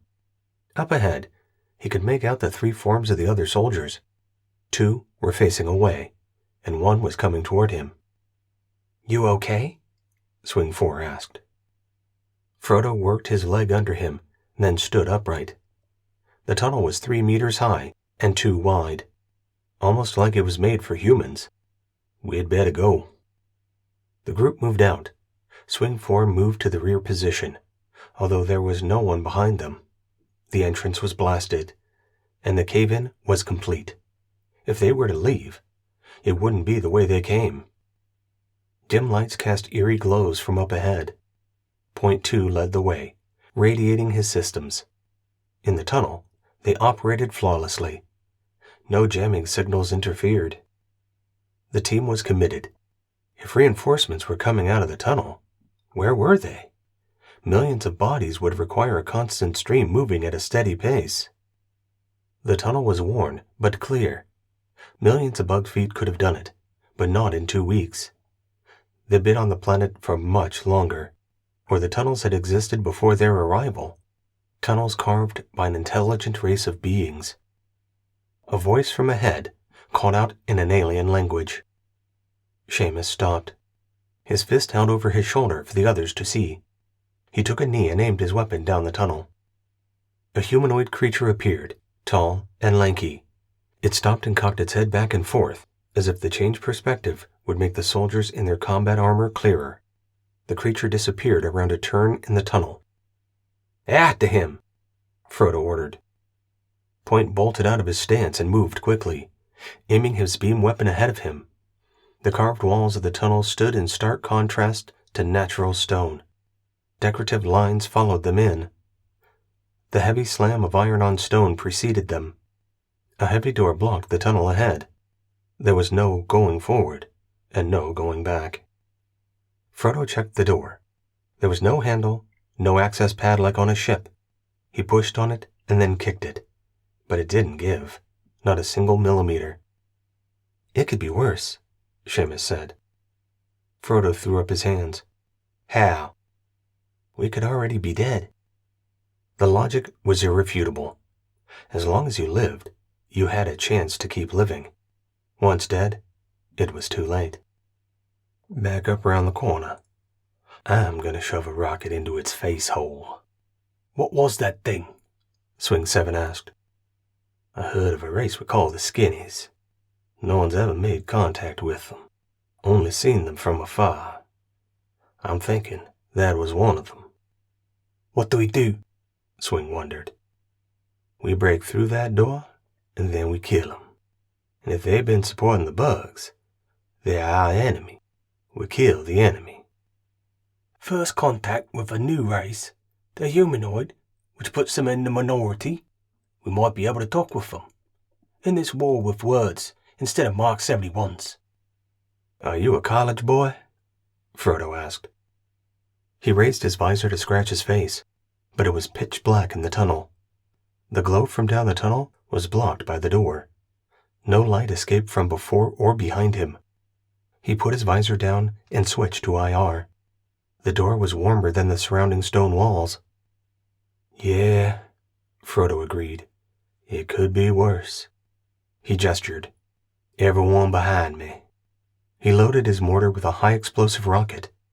He checked behind him, where the other 3 soldiers were tight against him. "Give me some room." Frodo aimed at the frame where he guessed a lock was located and fired.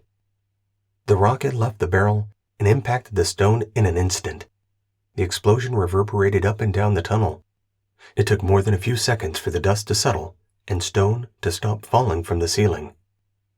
A large rock chipped off and fell in front of the door, but the ironwork itself stayed strong.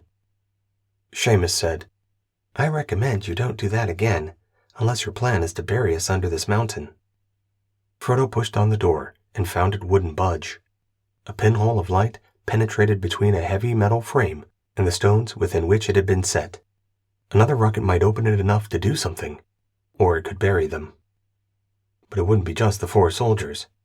It would be every living creature inside the mountain, unless there was another entrance, and then it would be a futile gesture, dying for no reason. Frodo leaned against the wall and contemplated the decisions he'd made in his life. He was in a tomb with 3 men who were the closest thing he'd ever had to friends. The one person he trusted to save him didn't know where he was. "We need to find a way through that door, or we're hosed." The bugs blended with the plateau in neat rows, packed tightly together like they were inside a starship cargo container where no space was wasted. Every cubic centimeter was precious. The formation was tactically unsound. They were too close and susceptible, but their numbers were so extensive that any attack would be trivial. Even an attack of the magnitude Ares could deliver. With the daylight and the crisp morning air, the full magnitude of the formation dawned on him. More than 10 million bugs. The number could have been infinite as far as Ares was concerned. It was too many. How many had Ares trapped and killed inside the tunnels down the mountains? How many millions had they already killed? How can we amplify our explosions? Ares wondered. Wheel 3 studied the surrounding landscape. There were no overhanging cliffs ready to drop on the unsuspecting formation. The plateau sat within a bowl of 2 rolling hills before more dominating peaks, the final row of the highest peaks in the range. Is there another entrance into that mountain? 3 asked. The cave and mountainside were on the far side of the valley, with too many bugs in between.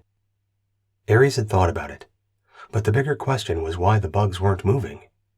It was like they were nothing more than drones responding to a singular command. Who gave that command? That's what he sent Wheel 2 to find out. The head of the snake. If Wheel 2's team is in there, then they'll be looking for an alternate way out, assuming they survived the collapse of the cave mouth, which I believe they caused. That means we need to find the far end of this formation and set up a blocking force. The army will come up the same valley we did and hit the bugs from this end. We need to leave them nowhere to go. Wheel 3 looked over the formation. A blocking force was easier for 2 soldiers to pull off than taking on an army. But there was still only 2 of them. The reporter didn't count for anything other than an annoyance, like sand in one's boot. Ares unlocked the reporter's visor and opened it. If you talk, keep your voice down, Ares said in a low rumble. Darrell exercised his jaw, like he'd had it taped shut. Wheel 3 snorted. Is that the longest you've gone without talking? You love the sound of your own voice, don't you? The reporter blanched at the denigration. He was in the mountains, a long way away from the closest thing resembling civilization, which was still nothing more than a shuttle back to the transport ship. A front-line reporter. That hadn't been his first choice, but he had been trying to make the most of it. The misperception that war was all action had led him far down the wrong path. The ability of soldiers to do absolutely nothing for hours, even days on end, before engaging at a frenetic level was something he had been wholly unprepared to appreciate. Sorry, Darrell whispered. Ares accepted the apology with a quick nod. How far does this formation extend? Ares wondered. Sounds like we need to do a circumnavigation, Wheel 3 offered. And that's the conclusion I've come to. Sailor man, the reporter whispered. The only one who uses words like that. So let it be said. So let it be done. No. I've made it this far without a bogus nickname, and that's what I get? I have to put my foot down on this. Put your foot down or up. Makes no difference, sailor man. The corner of Ares' lips twitched upward for a moment in a rare show of emotion. The reporter chuckled. He hadn't known about how nicknames were awarded to the soldiers. The camaraderie of the wartime soldier. The interactions. The loyalty to each other. Darrell didn't see the propaganda that played on Earth. Flags waving as they were planted on distant planets. Flags emblazoned on combat armor and uniforms. Tattoos on the arms only bared on the transport vessel in space. Ares didn't portray any of that. Do you have a flag to plant when you win? If we win, Ares corrected him. And no. I wouldn't have taken you as a defeatist? Ares wanted to close the reporter's visor. He didn't dignify the statement with an explanation of how reality differed from the expectation of those not in the fight. But then again, humanity always won, no matter the cost. For Ares' section, the war had already been expensive. There was a long way to go before anyone planted a flag. Let's go. I'm on point. Sailor man, Bring up the rear. Daryl, you stay in the middle, and don't do anything stupid, like kick rocks down the hill. You're going to move in the daylight? Daryl recoiled in shock. Bugs don't have eyes. I don't know how they see us, but they don't do it like us. Moving in the daylight helps us more than it hurts us. Ares replied. He waved toward the bug army and then at the hill in front of him. If we were down there, we'd have patrols in this area to keep anyone from sneaking up on us. But they don't. What's that tell you? They're dumb? Daryl ventured. They're unconcerned, and they don't value the lives in that valley. That's why taking them on may play into the enemy's hands. Killing bugs is killing the enemy. Daryl looked back and forth between the bug army and Ares. I'm convinced they're not the enemy. They are simply tools. They've demonstrated no individual initiative or battlefield smarts. They throw their bodies at us and fire the weapons attached to their backs. No, Daryl, they're simply drones. The question for the headshed is whether living drones violate the no artificial combatants law. The smart bug race might have to come down on the Scudagarans. We don't want robots laying waste to whole planets. War has to come with a risk. Otherwise, every planet capable of sustaining life would be destroyed. War has to have rules. Without those, war is too easy to wage. Loquacious, Daryl said, making as many mental notes as he was capable of making. He wished he'd recorded Ares' speech. He was the premier thinking man in combat. Daryl would make him exceptional, while keeping him as the norm. Only the smartest humans are allowed to fight for their race. He could see the headline now. By field reporter Daryl Schwartzman. Ares stood and walked down the right side of the hill, where he could still see the bug army, but didn't show his whole body to the enemy. Daryl stayed on his heels. Wheel 3 left a gap of 20 meters. If Ares walked into anything, 3 would have time to react. Ares walked at a casual pace and glanced intermittently at the bug army. The reporter's movements were jerky, with frequent twists to face the bug army and jump forward to catch up to Ares. Anxiety and fear drove his movements. In his mind, stories appeared of the bugs swelling and flowing over the hill. Waking nightmares plagued him. The more they walked, the more he feared. He staggered down the small hill away from Ares, away from the bug army, until he dropped to his seat. Ares looked back, but kept going. Sailorman didn't give the reporter a second of his time. 50 meters on, Ares raised his fist over his shoulder, and the 2 soldiers stopped. He signaled for Wheel 3 to help the reporter. Despite their disdain for the man, and their understanding that he would probably be a liability at a critical juncture in the future, they gave him this one pass. Ares reached Daryl at the same time as Sailorman, and they yanked the reporter to his feet. I'm only going to say this once. I recognize that your job is important. I'm sure the people back home want to listen to what you have to say, but your presence here is hindering my ability to complete my mission. Next time, we'll leave you where you fall.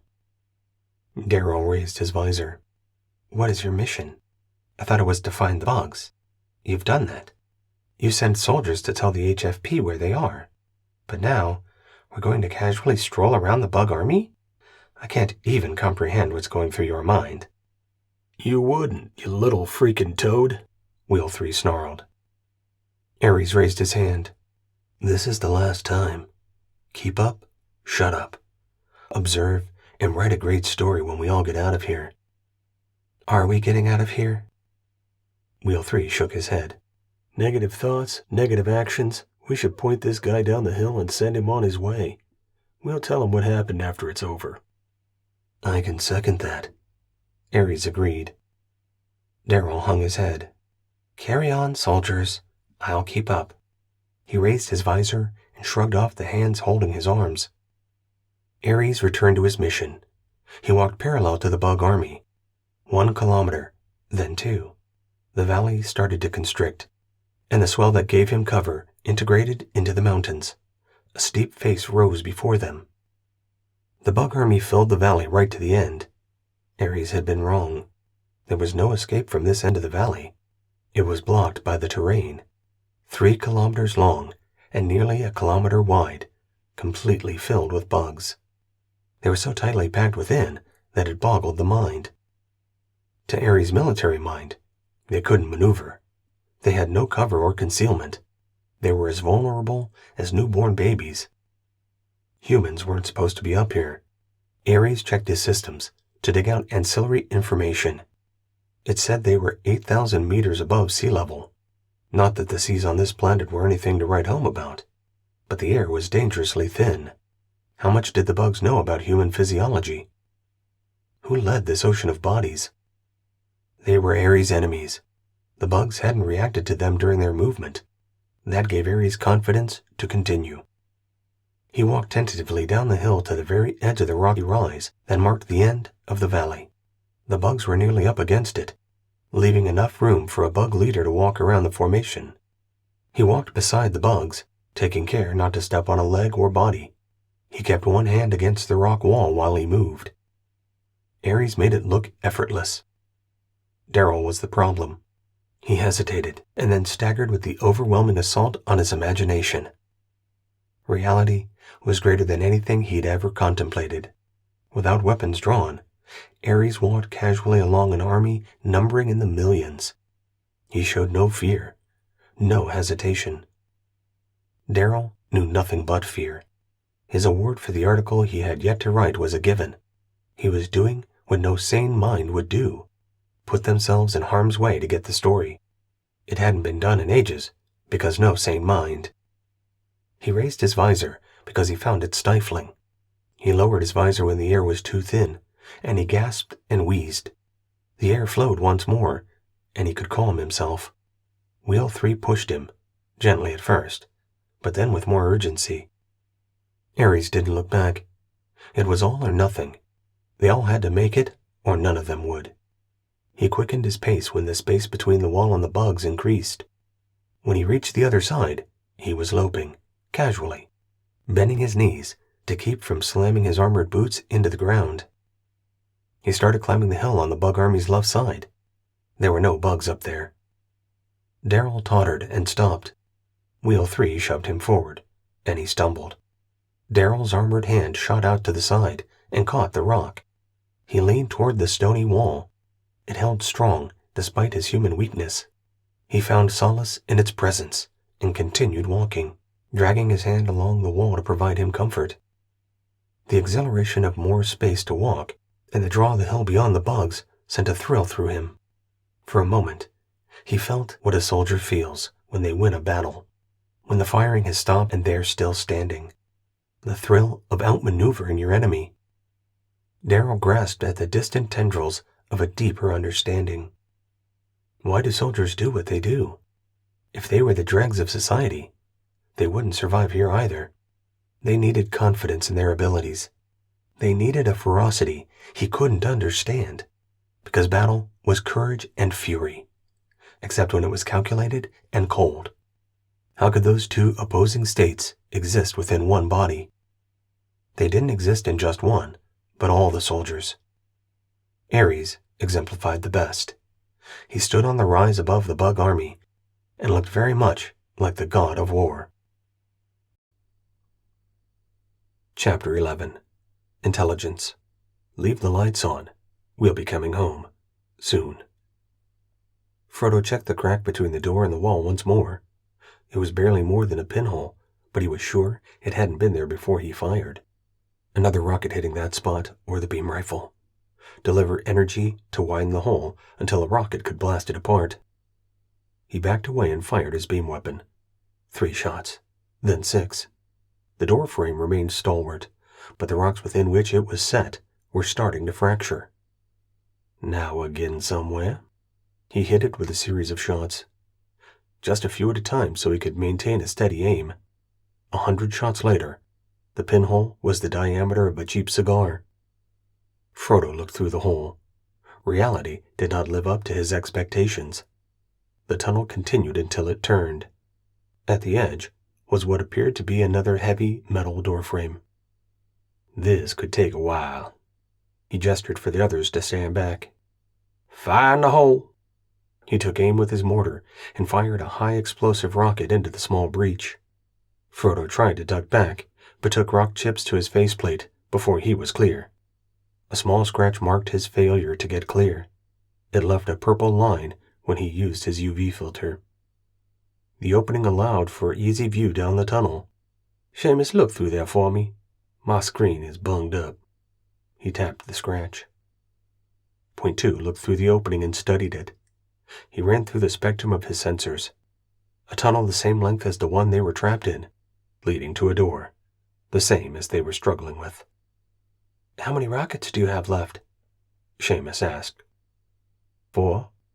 Was it enough to get through both doors? And worse, what if there was another door?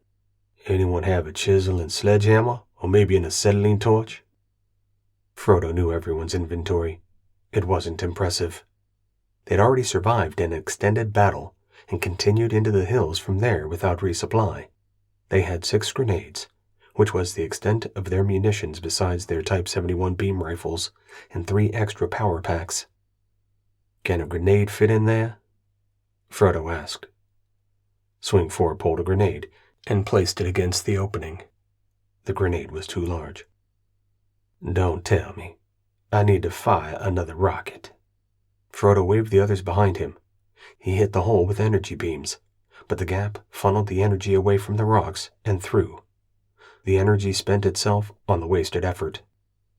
Seamus raised his rifle, but Frodo pushed it down. He tapped his mortar tube. Fire in the hole! Frodo called. The others moved out of the way. Frodo aimed, held the barrel steady, and then leaned back and pulled the trigger. The rocket exploded, but unlike the first 2, this one sent the bulk of the blast through the hole and down the tunnel on the other side of the door. The dust settled, and the rock chips stopped falling. Progress was made. Who wants to stick their arm through there and rip that door off its mount? Frodo asked. No takers. You first. He pointed at Swing 7. Compliance. Swing 7 looked it over, then reached in to rip out rocks that had cracked and loosened. He didn't go after the doorframe. It appeared as stalwart as ever, a monument to the builder's genius. But the mountain could be beaten, one stone at a time. They didn't have a sledgehammer, but they had powerful, armored fists. He punched into the rock on the crack lines created by the explosions. Microfractures widened with the pummeling. Swing 7 stepped back and flexed his fingers. Hands aren't digging it, if you get me vibe. He leaned against the wall, and behind his visor, he closed his eyes to will the pain away. Your hands were digging away, but I think I understand your dome lingo. A growing number were living in domed cities, where everything was controlled and climatically every day was perfect. Swing 4, you're up. Get us through. Compliance. Swing 4 slapped 7's pauldrons one time, with both hands. A warrior recognizing the fighter who just left the ring. He studied the gap, and after 7 pointed to the lines in the stone and their vulnerabilities depending on angle of impact, he stepped back to let 4 swing away. The first punch shattered a section of stone nearly a meter tall. It fell through the growing gap into the empty space beyond. I'll be damned, 7 said. I loosened it for you. But you bailed before getting the glory. Frodo, I made a big opening for us. He emphasized the word I. He couldn't get his head through. When he retracted his visor, it was narrow enough to get through the gap, but his shoulders and breastplate caught. 4 lowered his visor for a moment and breathed in the good air, then retracted it and removed his helmet. He shoved it through the opening, reaching a second hand through to extend the visor, and used the mirrored front to see the reflection of the door on the other side. It's a simple mechanical lock with a central wheel. He pulled his helmet back and put it on to get enough air for the work that was coming. He reached through as far as he could until his fingertips touched the central wheel. Clockwise or counterclockwise? That's a good question. Frodo had no idea which way an alien civilization turned their screws. Best guess, 4. Lefty-loosey, he said, and pulled downward with his fingers, He leveraged as much as he could, but it wasn't enough. The handle didn't move. He grunted with a renewed effort until he gave up and pulled himself out of the gap. Next up, righty Lucy. Swing 4 shoved himself into the gap once more and pushed up on the side of the wheel. It moved, slightly, but enough to convince him that was the correct direction. He pushed hard once more, and it moved a couple centimeters, then spun freely. 4 kept going until it stopped. He pulled himself out of the gap and gestured toward the door. Frodo pushed the door. It soundlessly swung open. He raised his rifle and moved through the door and down the tunnel. 50 meters was a long way underground, with each new step being a new step farther from the sky and fresh air. Within the constraints of a firefight, it was danger close. This was the last place they wanted to demonstrate their close-quarters combat skills. When the final soldier stepped through the door, he secured it, for what that was worth. Any bug could crawl through the hole they'd made beside the frame. A single soldier could snipe them as they attempted the breach. An open door would allow them to flood in. With the supporting firepower in place, Frodo switched out his Mark 71 with the mortar tube and loaded one of his final 3 rockets. This is the last door, gentlemen. Once we're through it, we'll be where we want to be. How do you know that? Seamus asked. 'Cause if it isn't, we'll be trapped in here with no way out. I choose to believe freedom is through that door. He pointed with his mortar tube. No sense worrying about what's out of my control. He sent .2 forward to study the door using his sensor systems. He examined it all the way around. He took a few steps back and talked while watching the door. Good news and bad news. Good news first. This door is nothing like the last one. A rocket could possibly blast it apart. That good news is pretty good. How can there be bad news? It's unsecured. We can push it open, but so can they. If they wanted to, they would have. Frodo signaled the group to form up behind him. That's not the bad news. That's only the start of the bad news. They're waiting, and it's a trap. You suck, Frodo said. Explain what's behind that door. There's machinery, and people arrayed in a semicircle facing the door. I think they have weapons based on the linear return, but the door muddies the view. My interpretation is that they are lined up like a firing squad. I'm sure they're not bug weapons. You said people. What's beyond them? Frodo chewed on his lip while watching the door. He tried to envision what was beyond and a way to defeat the forces arrayed against him. More machinery, and then it gets clouded. Beyond the first 10 meters, I can't make out anything specific. He shrugged, but kept both hands on his weapon. They all did. The battle could break out at any time, but an ambush gave Frodo an opportunity to do something in their favor. You know, we have grenades. Ares headed down the back side of the small hill that ended with a steep, sky-reaching mountain. The majesty of the final range stood in stark contrast to the rising hills below. 10,000 meters tall, it dominated the landscape.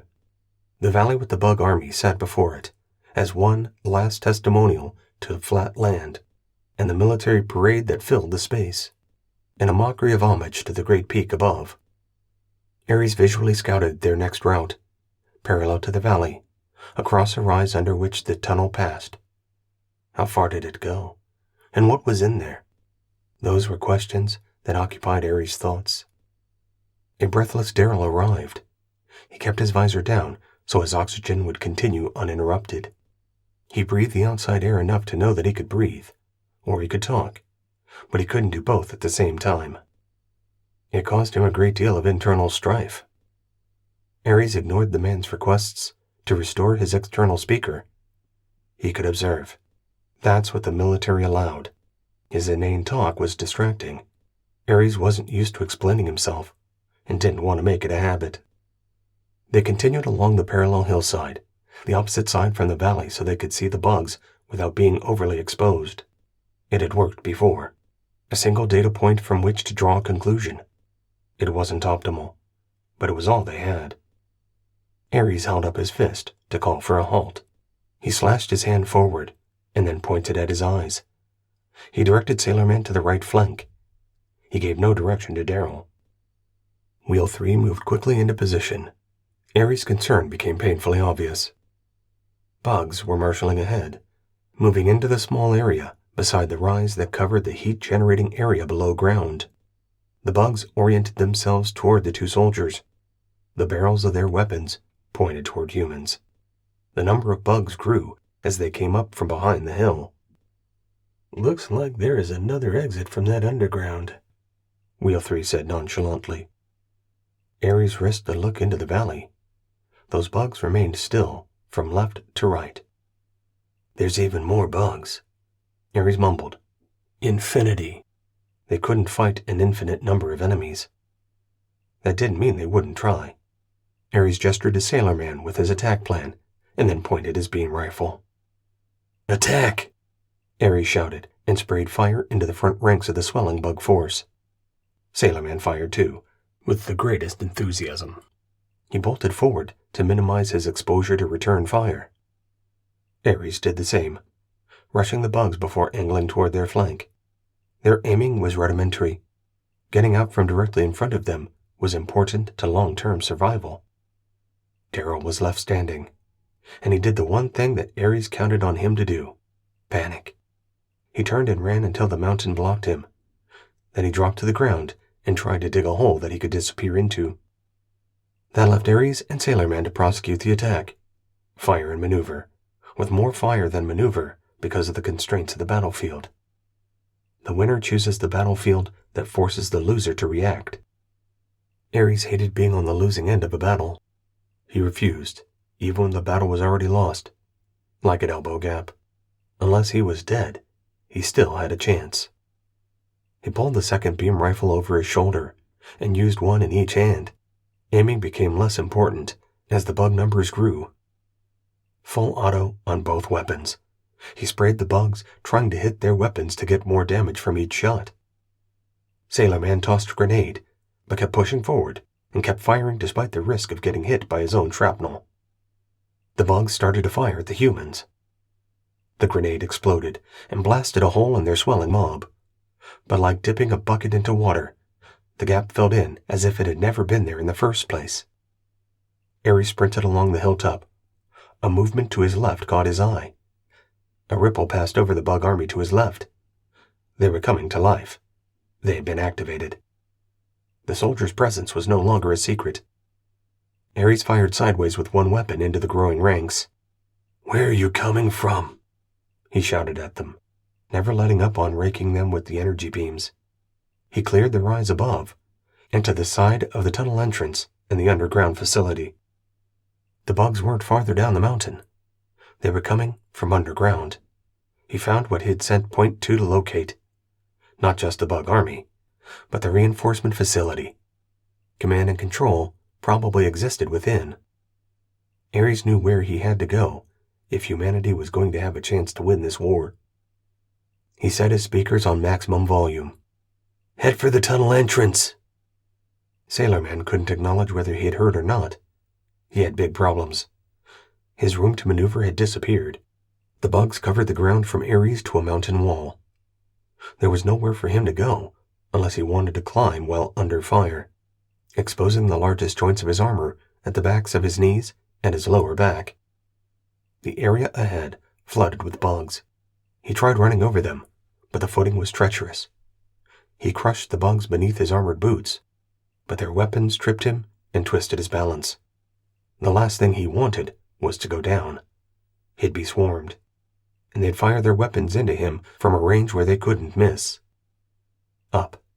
He switched his rifle to his left hand and fired while he climbed, staying sideways to the bug fire to limit his exposure, using one arm to pull himself upward while scrabbling for a foothold with each step. His view of the battlefield was unprecedented. The bugs swelled and contracted like a great flock of birds flying on a twisting wind. Ares was a blur of motion and energy beams. Ares ran down the bug flank, avoiding their return fire. But the bug army bedded down in the valley beyond was on the move. Beams raked the hillside, and climbed toward Ares. He instinctively ducked to keep the hill between him and an entire army with their weapons aimed his way. Ares ran into the rear of the bug formation that slowly attempted to turn. They were coming after Sailor Man, having abandoned their hunt and flowed back into the mob. Ares kicked and fired, blasting their weapons to create explosions that washed over him as well as the unarmored bugs. The shrapnel and concussion didn't cut through his armor, but it shredded enemy bodies.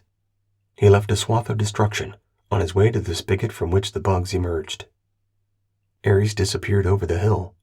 A few seconds later, a blast and dust cloud signaled the use of a rocket.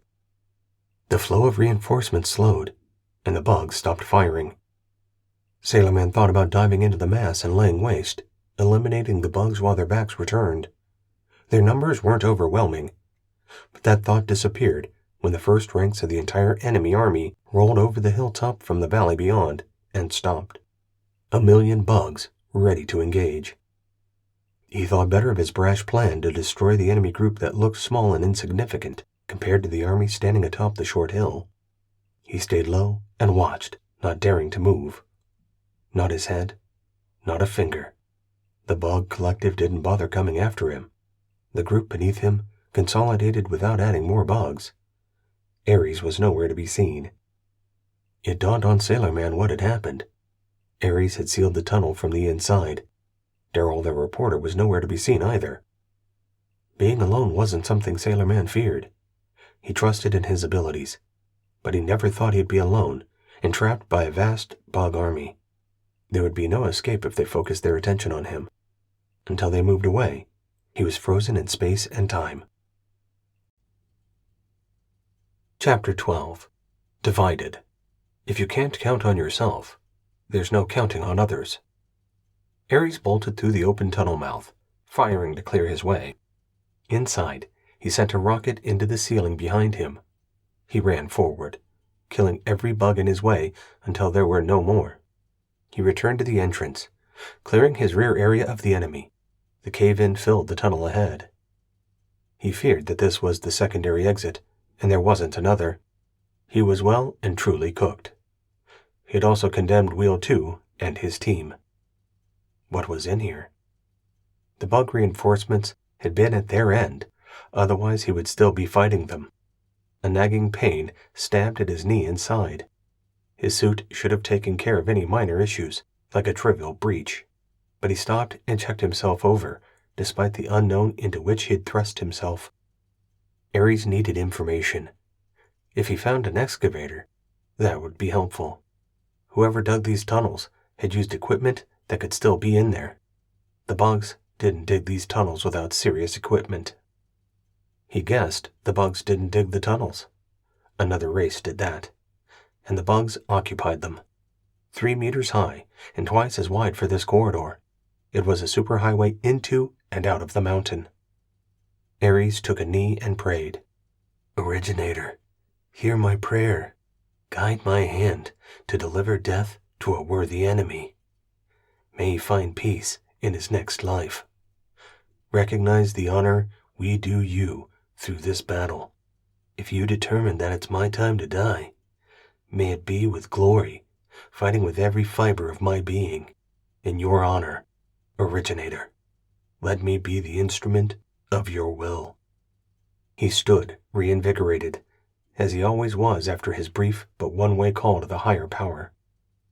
Alone and trapped inside a mountain, but so were more reinforcements. If there were no additional exits, then he had accomplished his mission, and the bug army could be destroyed when the soldiers he had dispatched returned with the bulk of the force. A dead bug was the only bug he wanted to see on Espinar 4. How long would it take the HFP to arrive? The bug army had been on the move in response to his attack. Would they keep moving? It was no longer his problem. Wheel 3 was in charge of every remaining member of Ares section outside this underground facility. Wheel 3 was in charge of himself. And Daryl, wherever he ended up if he was still alive.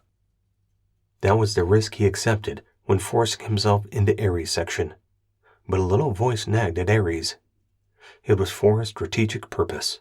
More and better support from the home front.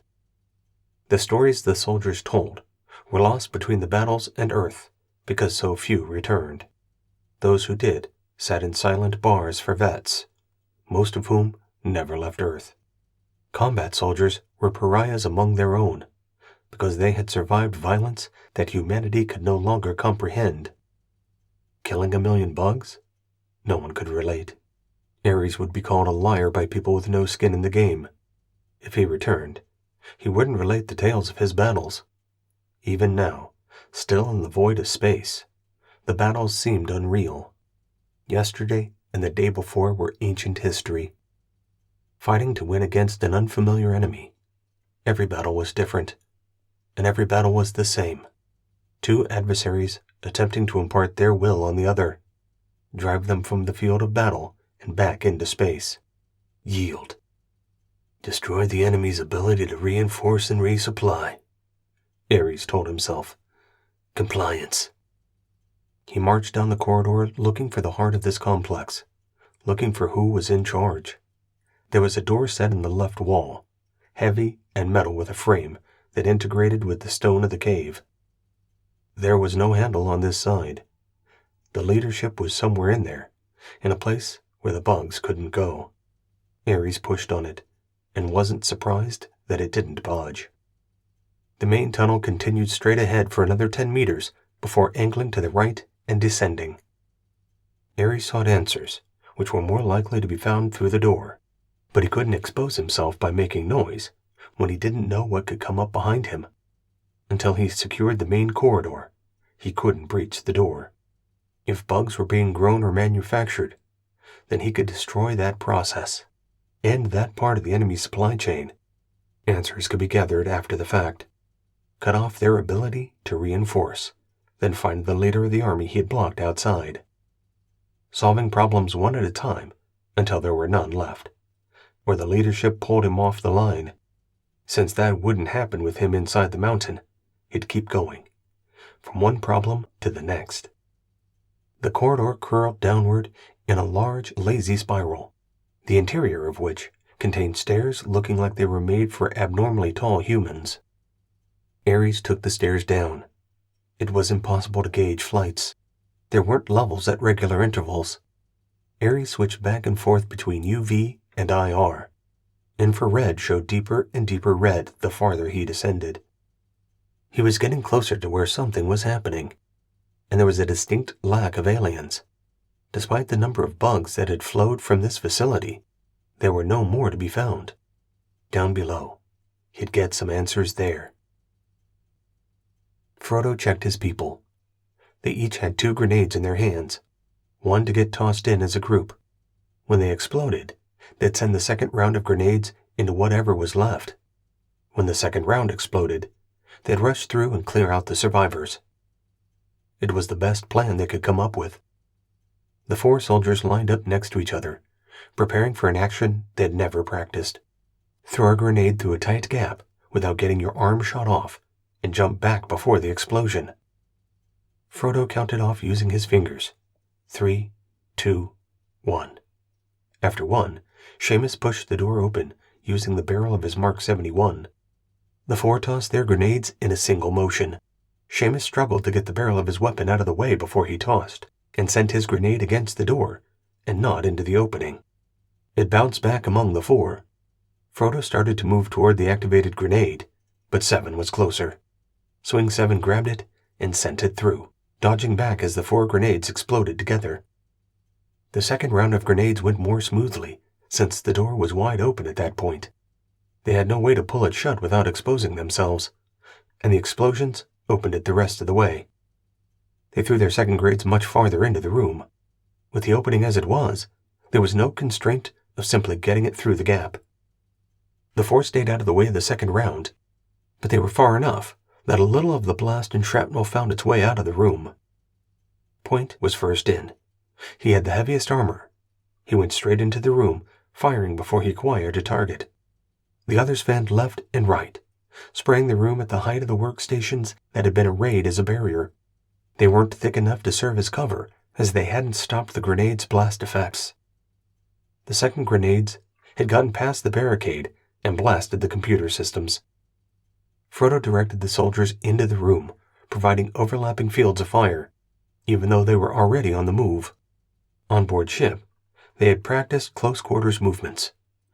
They applied in any constrictive environment, like a jungle or a canyon or inside a facility. This room lacked three-dimensionality. The roof was at least 3 meters high, but there was nothing up there besides the lights affixed to the stone. Lights. It didn't mean anything to Frodo at the moment. He was occupied with making sure the room was clear. He wanted to know what the room was for. There was a great deal of equipment. An explosion as loud as a grenade registered from their right, and a slug slammed into Seamus' armor. He staggered back from the impact, but he didn't go down, and the slug didn't penetrate his armor. The other 3 soldiers fired in that direction without knowing exactly where the round came from. Then other slug throwers opened up. The 4 dove for cover. "Grenades!" Frodo called. "On 3, long toss, 120-degree frontage." The soldiers took their grenades and readied to throw into their designated sector. "1!" Frodo shouted without bothering with the other numbers. The soldiers flipped their grenades to active and tossed them high and long. The grenades bounced off the back wall. A second later, 4 nearly simultaneous explosions thundered through the space. A section of ceiling fell in the middle, nearly crushing Seamus. "Move!" Frodo was first up, and firing into the dust and debris floating through the destroyed room. He stepped on and over the bodies of the first ones killed, while he pressed farther into the room. Humanoid. Tall and thin. Skinnies. First ones he'd ever seen with his own eyes. Just another enemy to be killed. Frodo plowed through a barrier and fired into the spaces beyond before he saw if there was a target. More skinnies. Already dead or dying. He forced his way to the rear of the room where another door stood, bolted from this side. He turned back and searched more thoroughly for armed enemy, but the last round of defenders had been behind the third barrier. They didn't survive the final round of grenades. "Clear," Frodo announced. The other 3 moved through their sectors to the far wall and made an identical announcement. "Point what's on the other side of that door. Swing 4, provide cover. 7 with me." Frodo moved to the middle of the room and tried to recreate what it had been before it was turned into a battlefield. 7 scanned the systems with his UV and IR systems, while Frodo raised his visor. He took a deep breath and announced in a full voice, "There's more oxygen in here than outside, and there's light too." 7 followed his lead. Seamus and Swing 4 focused on the door, keeping their plates in place. "You probably want to be ready just in case." Frodo nodded to 7. They lowered their face shields and raised their weapons. Seamus spun the central wheel clockwise while muttering, "Righty-loosey." Once it hit the stop, he pulled it toward him until the door was open a hand's breadth, and then he pushed it shut.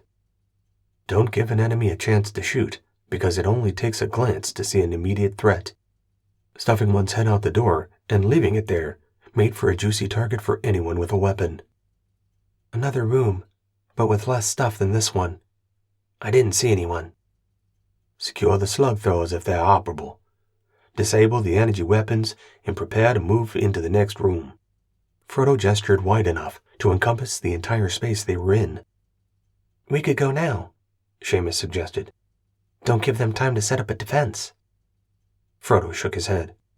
"If we plow through this place too quickly, we'll leave too much in our rear. Anyone else tired?" They hung their heads. They were exhausted.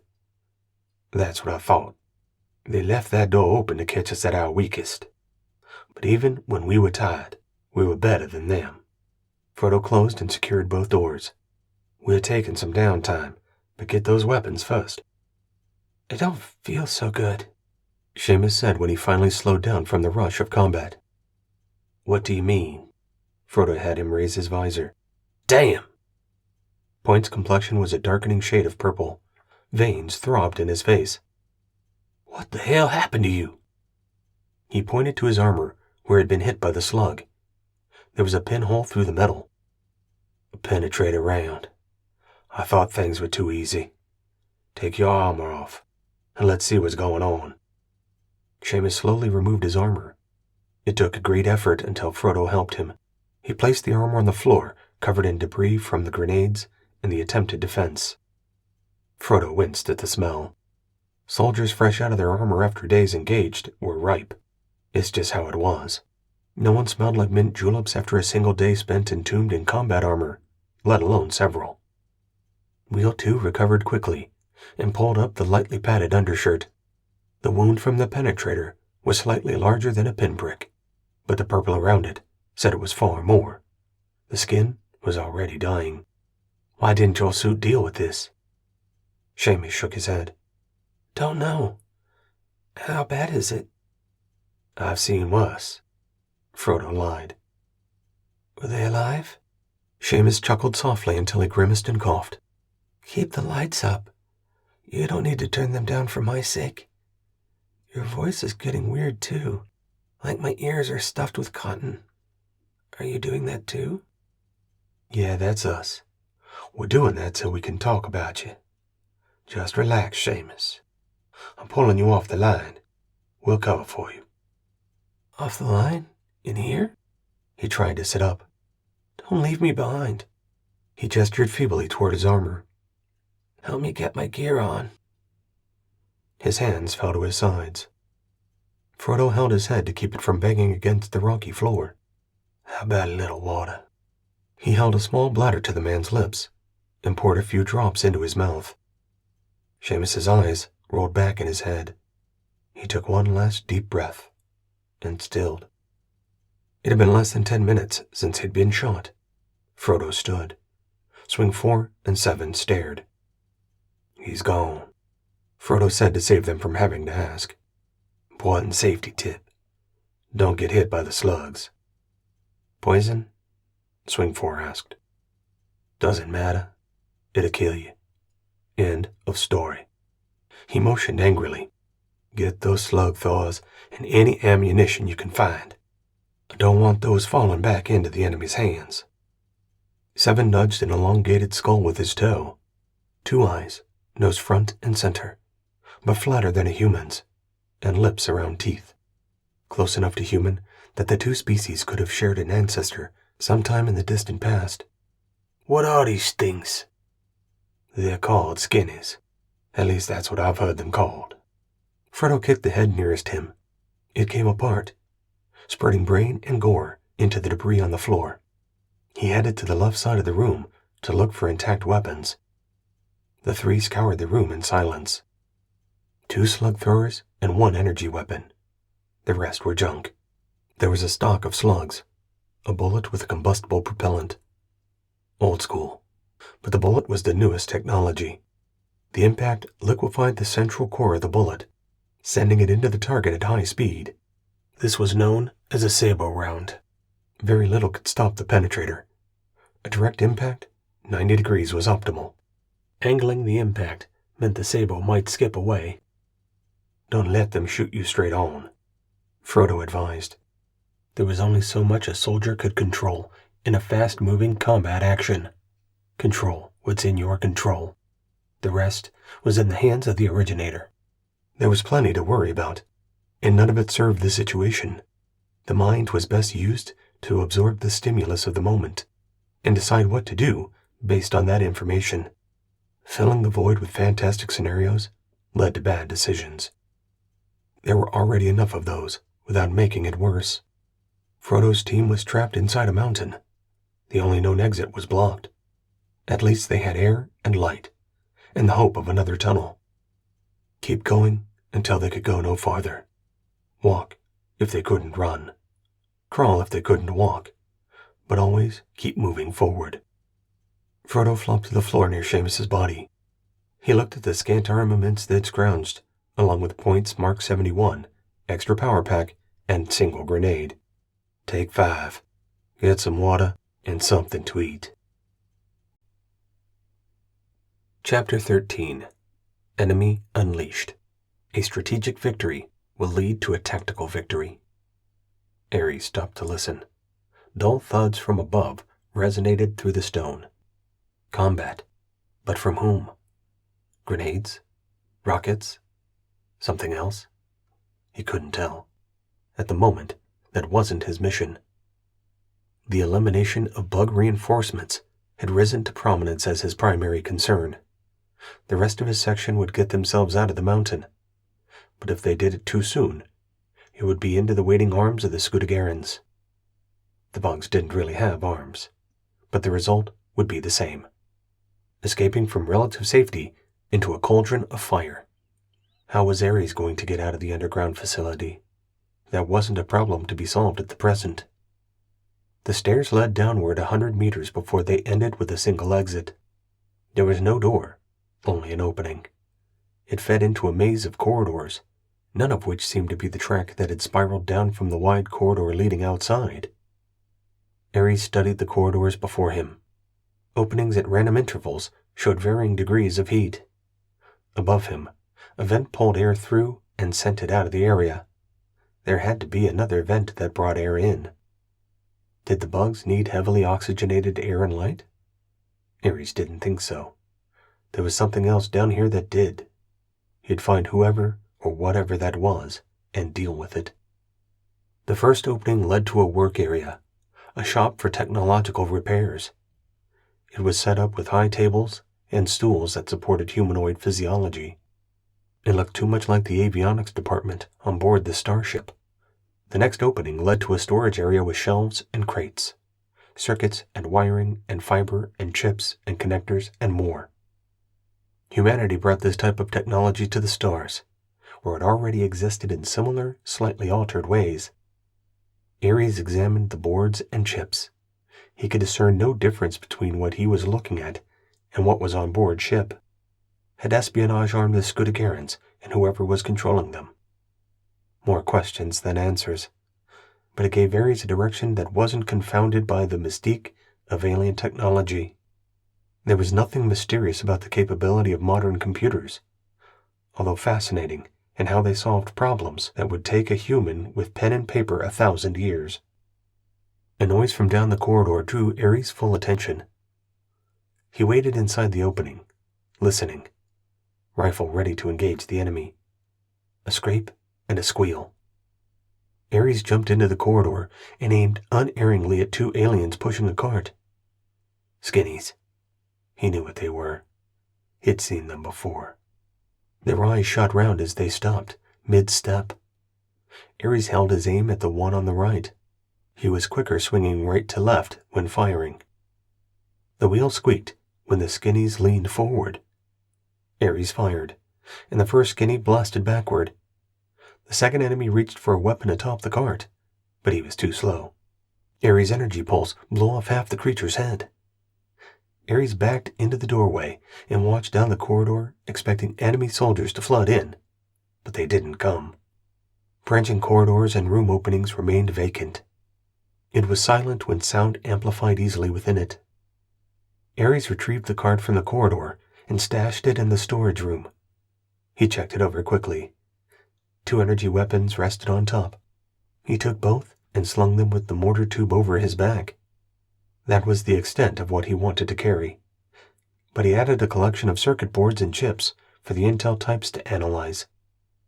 The cart carried 2 frames for a project Ares couldn't discern. For when he returned to the HFP, whether that was up the mountain or down, he wasn't sure. All he knew was that he had plenty of power remaining for his combat armor, and his arsenal was growing. They wouldn't be ending his career any time soon, unless he stumbled into something extreme. He didn't plan on doing that. Every step was measured.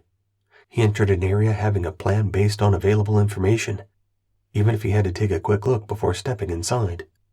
There were 2 bodies conspicuously lying on the floor. With 1 alien arm in each hand, he dragged them to the storage room and dumped them in the corner. He checked the corridor before he continued his exploration. The next room was another storage space, but for heavier materials, and also contained clear tanks to hold liquids. But those were on pallets, ready to move. It was too much like a human-based facility for Ares' comfort. Did the skinnies learn from humanity? Or did they descend from humanity? Questions that Ares hated to ask. He didn't want to know the answers despite the intelligence personnel. When he made his report, They'd be on him like darkness at the end of a long day, and they wouldn't let him go until they had their answers. They were going to be disappointed. Ares had no intention of looking for the evolutionary roots of the enemy. His goal was to remove their ability to keep fighting. After that, he'd find a way out, solving problems one by one. A doorway to the right with a steel door, like the other doors he'd seen in the complex. Metal, heavy, and with no outer latch. To the left, a corridor that split in a Y 50 meters ahead. Ares raised his visor to find the tunnels were well lit and the oxygen was good. The stone of the carved walls glimmered with hints of quartz and veins of granite. A bitter odor wafted past. The mix of ammonia and wildflowers assaulted his senses in a harsh smell that suggested industrial efforts requiring toxic chemicals. He shrugged off the odor and studied the stone floor, a product of modern mechanical tools. The floor held the clues as to which route was most used. The tunnel he was in had a polished floor, if only a hair smoother than the side tunnel. Ares followed the shinier trail. He was looking for bugs and those who supported them. He didn't need to see any more storage rooms. He only needed to know they didn't have any enemy hiding within. It would have been easier if Wheel 3 had been with him, but he had gotten caught on the other side of the bugs. At least Darrell hadn't followed him in. That would have hurt far more than it helped. Ares found himself alone once again. For some, their psyche wouldn't stand up to the stress of fighting an enemy within a constrained environment. It was like being trapped on an alien spaceship after the friendlies pulled out. No one was coming. Either Ares lived or died, based on his own actions. He had more confidence in himself than he did in others. As the section leader, he was responsible for developing his soldiers. They were the ones who had his back. They were good soldiers. Why had he sent 4 down the mountain? 1 would have made it. But the information was critical to win the war. Hedge the bet. 4 to guarantee the bug's location was delivered to Battle Planner Dante. The soldiers would be back, in force. Ares had confidence the HFP could defeat the bug army if they caught them in the valley, without bug reinforcements coming from the flank or rear. Ares continued down the side tunnel. It started sloping upward. That wasn't the right direction. He ran. The main tunnel had branches that he glanced down. The farther he ran, the more he was convinced to return to the main corridor. After yet another turn and another Y intersection, he stopped and listened. Nothing. He turned around and ran back the way he had come. He had wasted time, and that was unforgivable. He sprinted, taking care to make as little noise as possible. Ares stayed on his toes, keeping the heels of his armored boots from slamming on the stone floor. When he reached the main corridor, he stopped, watched, and listened. A scrabbling from below, shadows of moving bodies. Many moving bodies. The bugs beneath Sailorman joined the army and returned to the valley that was already filled to capacity, but they were making room by flowing out the entrance that led down the mountain. The bug army was on the move. They had received their orders, but from whom? That didn't matter. The way was clear. Sailorman climbed down from his perch. He stood for a moment. His first thought was to go after Ares, but his last order from the section lead was to watch out for Darrell. He turned left and ran for the last place he'd seen the reporter. "Ah!" He screamed his anger at being strapped with a civilian. A kilometer back, the wall at the end of the valley that rose to impenetrable heights. At the base, a pile of armor lay unmoving. Sailorman turned him over and looked close, past the mirrored faceplate. Darrell's eyes were wide open. He shouted, but nothing came out. His suit was still limited because of Ares' override. Sailorman laughed and made faces at him. Then he pulled Darrell to his feet. "Come on. We have to find Ares. I'm sure he needs help." Darrell found that he couldn't raise his visor either. He was locked out of those 2 functions. He was better off not trying to breathe the thin air, and Wheel 3 was better off not listening to Darrell rant about a perceived slight. He was in the middle of the chaos that was combat on an alien planet. Darrell was going to be anxious and upset regardless. It was inevitable, and more so because he was a civilian. He didn't even have a weapon.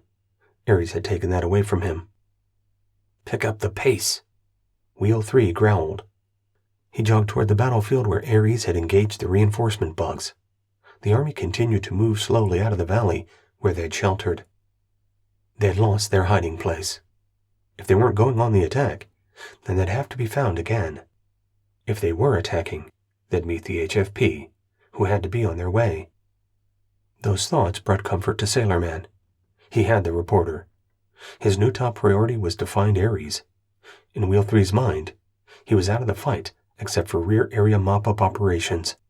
This was the new rear area, a place that the bug army had controlled but abandoned. No bug soldiers were left behind, at least not outside the tunnel. Wheel 3 slowed. His worst fear was finding Ares' body on the other side of the rise. The closer he came to it, the more the thought tore at his soul. That was why he went after the reporter first, to delay his worst fear. Darrell caught up to him and grabbed his arm. He pointed to the ground and then took a knee to write something. "Where is Ares?" he scrawled in the thin dirt. "He's ahead. He took on the bug reinforcements while going after their origin. Let's go. He'll be waiting for us," Sailorman said without confidence. He didn't believe the words. He also didn't want to explain why he hadn't gone with Ares. Darrell slapped Sailorman's leg armor and pointed at the ground. Sailorman pulled away and strode briskly forward. He had delayed the inevitable long enough. He would have his answer soon enough. A recent landslide marked the backside of the slope. Dead bugs littered the area. There were no human weapons or pieces of armor. Sailorman's breath caught in his throat, and he gasped for air. He raised his visor and panted with the relief of revelation. Ares had found the exit tunnel he had been looking for, and then he sealed it from the inside. The dead bugs pointed them right to it. "Have you ever worked a construction job?" Sailorman asked. He labored for a breath, but the cool air, as little as there was, felt good. He knew what he had to do. Darrell shook his head. "There's always a first time." He pointed at the landslide. "We're digging that out. If my math is correct, there was a primary and secondary entrance to the underground facility that was generating the heat. Both entrances were blown. That means our people have no way out. Maybe they've reached another. Maybe not. There could be a lot of bugs down there. If they're going to be saved, we're the ones who will have to do it." Darrell pointed helplessly down the mountains. "The HFP? If they're on their way, they might see the bug army on the move. They'll go after them. We're on our own. And this is how it works. You make do with what you have to accomplish the mission. Our mission was to recce this site. That means all of us. We're not leaving them behind just because they're inside. Do you have a different idea on how to get them out?" He gestured to the other side of the hill in the main valley. "The heat vents are too small. We may end up digging over there too, but I know Ares went in here. This is where we're digging. With the suit, you're a lot stronger than your desk jockey body is normally. How about you put that to use?" Chapter 14. Longing for the Sky. Where you are might not be where you want. Frodo woke up with a start. The room was as silent as a tomb. He was disoriented, unsure of where he was. Silence and light in a destroyed control room. Some lights flashed on half-working consoles. Dead bodies were scattered throughout, including one member of his team. Point 2, who had been shot by a sabot round, a weapon that hadn't been previously seen on a battlefield. Frodo had heard of them, but on Earth, never from an alien enemy. He had no idea how long he'd been asleep. The team had secured themselves inside the room and slept like the dead. The other two were still asleep. Frodo tried to clear the cobwebs from his mind. His body was stiff, as it always was after a day of combat. Add in the lengthy and uphill run, and there was no surprise that the team was exhausted to the point of collapse. They hadn't been attacked while they had been unconscious. That was something. They could always return the way they came and attempt to dig themselves out.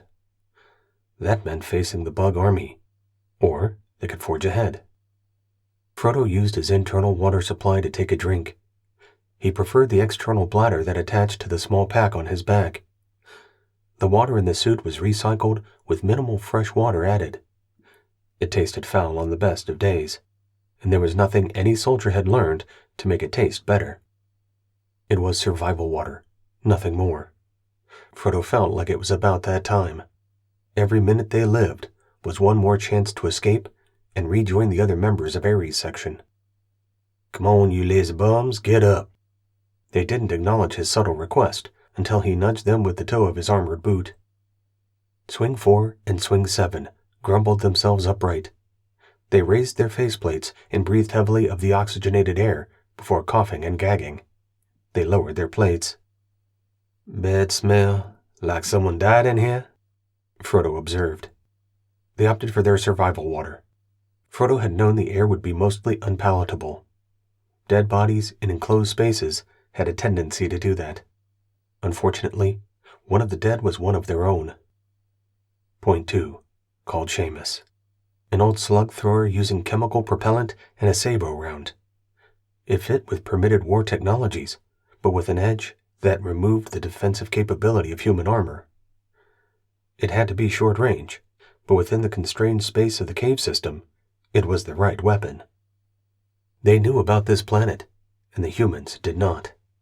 Despite their reconnaissance from orbit, with the best technical systems government money could buy, they never knew a spider web of caves and carved tunnels existed.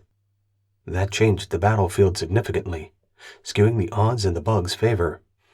They moved through the tunnels effortlessly. It was almost like it was their natural habitat. Someone had built this complex long before the bug army and the HFP arrived to do battle, and the bugs knew about it. Frodo got angry. It wasn't supposed to be like that. The medieval nature of modern combat had been agreed to by treaty where all alien races signed. Its stated purpose was to make war so costly in lives that no one would opt for it, but it had the opposite effect. No rest for the armies who kept war from the shores of their home planets. Winning was an ethereal concept. The next opponent waited for the humans to appear. The HFP would deploy and fight. New soldiers would magically appear and join units before they hit the planet's surface. The blood of patriots, refreshing the tree of liberty and all that. How patriotic were they? Frodo shook off his descent toward the madness of interstellar politics and his role in them. His part was trivial in the big scheme. The only thing that mattered was the present. Find who was giving the bugs their orders and eliminate them. He scanned the room once more, turning around to take it all in. This could have been the place, but he didn't think so. The skinnies were well armed. The leadership would have a security detail, but they themselves would be unarmed. It was the way of generals. The soldiers did the shooting, and the soldiers did the dying. With a last glance at the body of Point 2, he turned his attention to the door and how best to move to the other side. Unlike the former occupants of this space, planning for a defensive contest was a losing strategy. There were benefits being the aggressor. 4 and 7 raised their beam rifles, while Wheel 2 turned the wheel. Righty, Lucy. He spun it to the stop and nodded to his 2 soldiers. "Compliance," Swung 4 said softly. Frodo pulled the door inward, and he held it to give the Swing soldiers a chance to see what was beyond. "Clear," Swing 4 stated, and moved through the opening, looking over the barrel of his weapon, flowing left and right to cover the entirety of the tunnel before him. Another tunnel, lit by weak overhead light, carved walls glistening from the quartz ingrained in Espinar's bedrock. The tunnel continued straight for 50 meters and ended in another door, but that door also had the wheel on this side. "Easy," Frodo said. Relax while they could. He took point and moved to the far door. It was dialed shut. They set up again, and Frodo spun the central wheel and opened the door. Swing 4 fired first, 3 rounds in rapid succession. 7 joined him with a 3-round burst of his own. Frodo stayed clear of the line of fire. "Report," he called. Skinny's running around. There's a huge open space, 4 reported after reducing his rate of fire to sniping, well-aimed shots. On my order, cease fire. I'll go through and to the right. I'll lay down cover fire, and you come through. 7 first, then 4. Compliance. Now! Frodo waited for the soldiers to raise their barrels before he bolted through the opening and dodged to the right, putting the wall at his back. He crouched and fired at shadows in movement. They were not well aimed, but they were quick. 4 and 7 came through and went left. With their arrival, Frodo slowed his fire to better select targets. This space looked like something from a starship, where the last control room had been more pedestrian. Screens lined the walls, and the control stations meandered through the area, avoiding any pretense at straight lines. A dais in the center rose above the stations, and remained at eye level with the video screens on the walls. Behind and above Frodo, a screen showed something unintelligible. He only saw it with a glance. His focus was forward. Skinny scrambled for cover. Heads popped up above a wall made of computer terminals lining the outer area of the dais. The heads disappeared before Frodo could get a shot. "Don't shoot the equipment," Frodo ordered in a departure from how they cleared the other control center. "We need to move," Swing 4 said, "Going left." He scurried from his position along the left wall without waiting for Frodo's confirmation. He was right. They weren't pinned down yet, as there was only minimal and poorly aimed return fire. A rifle held above a head and sprayed toward the soldiers. Energy weapons. Frodo watched for a slug thrower. Those were one-shot deadly. A group of skinnies popped up together, aiming their weapons at him. He dove for the stone floor. The metal of his suit screeched with the impact and slide. The volley of energy beams painted the wall behind him. 4 and 7 fired at the group of 5. They both shot the closest one to him, and the next before the final 2 dropped behind the equipment. Frodo continued low-crawling to his right, but the open area in front of the door had come to an end. Workstations along a sinuous table butted up against the cave wall. He rose until he could see over them. Then he dove past and into the gap between this table and the next. Fire poured into Frodo from beneath the next table. It was open underneath, and skinnies were prone, delivering energy beam after beam. The pain! He lurched to his feet and fell over the table into the open area. Swing 4 and 7 moved close, pouring fire into the open area between the first and second row of tables. The skinnies weathered the attack and retaliated once 4 and 7 regrouped to assess their next target. Layered defenses, unlike the impromptu efforts of the outer room, but the technology in this room was vastly superior. Why would they subject it to such a defense when the door only locked from the outside? Frodo's thoughts were scrambled. He pulled the slug thrower from his back and fired through the blocky metal that went to the floor and covered the first row of tables. The gun thundered as he sent round after round through the defensive barrier. "Time to go," Swing 4 declared. He took one of Frodo's arms, and 7 took the other to drag him backward through the door. Energy beams slashed through the air and cut across the 3 soldiers. They staggered out, and Frodo kicked the door shut once they were in the tunnel. "That sucked," Frodo gasped. Blood oozed from the wounds in his lower abdomen and both upper leg joints. He couldn't walk. He found that he couldn't sit upright. He fell backward and laid there. Swing 4 staggered back to the door and turned the wheel to secure it closed. He leaned heavily against the wall. Swing 7 winced as he dropped to a knee and leaned over wheel 2. 7 raised his faceplate. "How are you doing?" he asked, concern creasing his face, along with a full dose of his own pain. "Been better, but the suit is squeezing me." It pressed against his midsection to stem the bleeding. A shot had been administered to help the blood clot and to relieve the soldier's pain. Each of the soldier's wounds were being treated, minimally. It was combat medicine. Pressure to stop the bleeding and drugs for the pain. It wasn't a long-term fix. They'd have to see a doctor for that. But first, they'd have to get themselves out of the mountain. We seem to be trapped between a rock and a hard place. Frodo knew it was the pain reliever talking, but he found it funny. None of them were in any shape to dig through the boulders blocking their way out. None of them were in any shape to conduct another attack on the Skinnies in the room he thought of as the Starship Room. Which is why they were going to attack again as soon as they were able to stand. But this time, he'd start with a rocket into the dais. See how they reacted to that. And another rocket, with Swing 4 firing the sabot rounds and 7 slashing across the area with 2 Mark 71s. That was the plan in Frodo's mind. Then the pain relievers kicked in. They had a tendency to make one sleepy. Frodo let his head rest on the stone and closed his eyes for only a moment.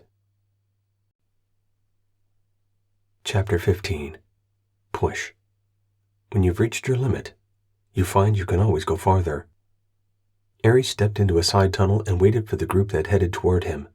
He had 2 Mark 71s and a mortar with 2 high-explosive rockets remaining. He carried 4 grenades, too, but he filled his loadout after ensuring his soldiers were restocked.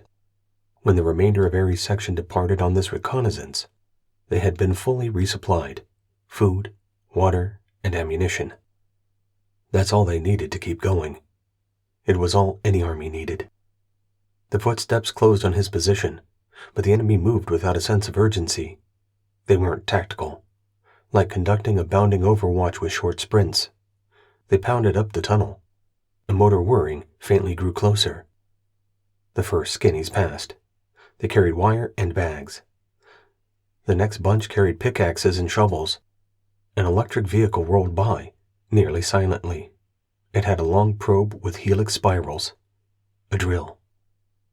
Ares stayed back. He had no intention of interdicting the group that was going to repair the exit from the cave system. None of this group was armed with anything other than their tools. He remained flat against the stone wall. Let the group do their work, unless they found their fellows killed closer to the entrance and became painfully aware of the presence of an enemy soldier in their midst. If things changed, then Ares would act, but from the perspective of an enemy within. They should be motivated to open the cave mouth and let themselves out. The work group continued up the tunnel, 22 Skinnies and 2 pieces of mobile equipment. Ares guessed the wire was for an explosive to break up the larger pieces of rock. The equipment and workers were to clear it away, making the opening as large as they could, without destabilizing the roof. Ares was good with that. If he did his job, there would be no bug reinforcements to use the new exit. Only him and any Skinnies willing to surrender. He didn't know if the intel types had ever had a Skinny prisoner. There was always a first time, and more of them would help the smart people decipher the language. Being able to talk with them could reduce the need for the HFP. More time between the endless wars to recover, train, and develop new weapons. A full section that had trained together for longer than 2 weeks would be nice. He can employ more complex tactics and keep his people alive for longer than a single battle. He had lost 5 in the first series of battles, and 2 more to wounds. This war needed to end, and future wars needed to be avoided. Was anyone working on that? Skinny captives. That was the ticket. If they were leading the bugs, then maybe they were the force to be reckoned with. Remove them from power, and the battles on Espinar 4 would have never happened. Strategy: win the next war without fighting, by winning this war. Once the Skinny work detail was out of sight, Ares headed downward. At the next turn, it leveled off. By Ares' reckoning, he was pointed in the direction of the largest mountain of the range, if not already under it. The walls here were sharp, carved with precise details by tools that Ares couldn't fathom.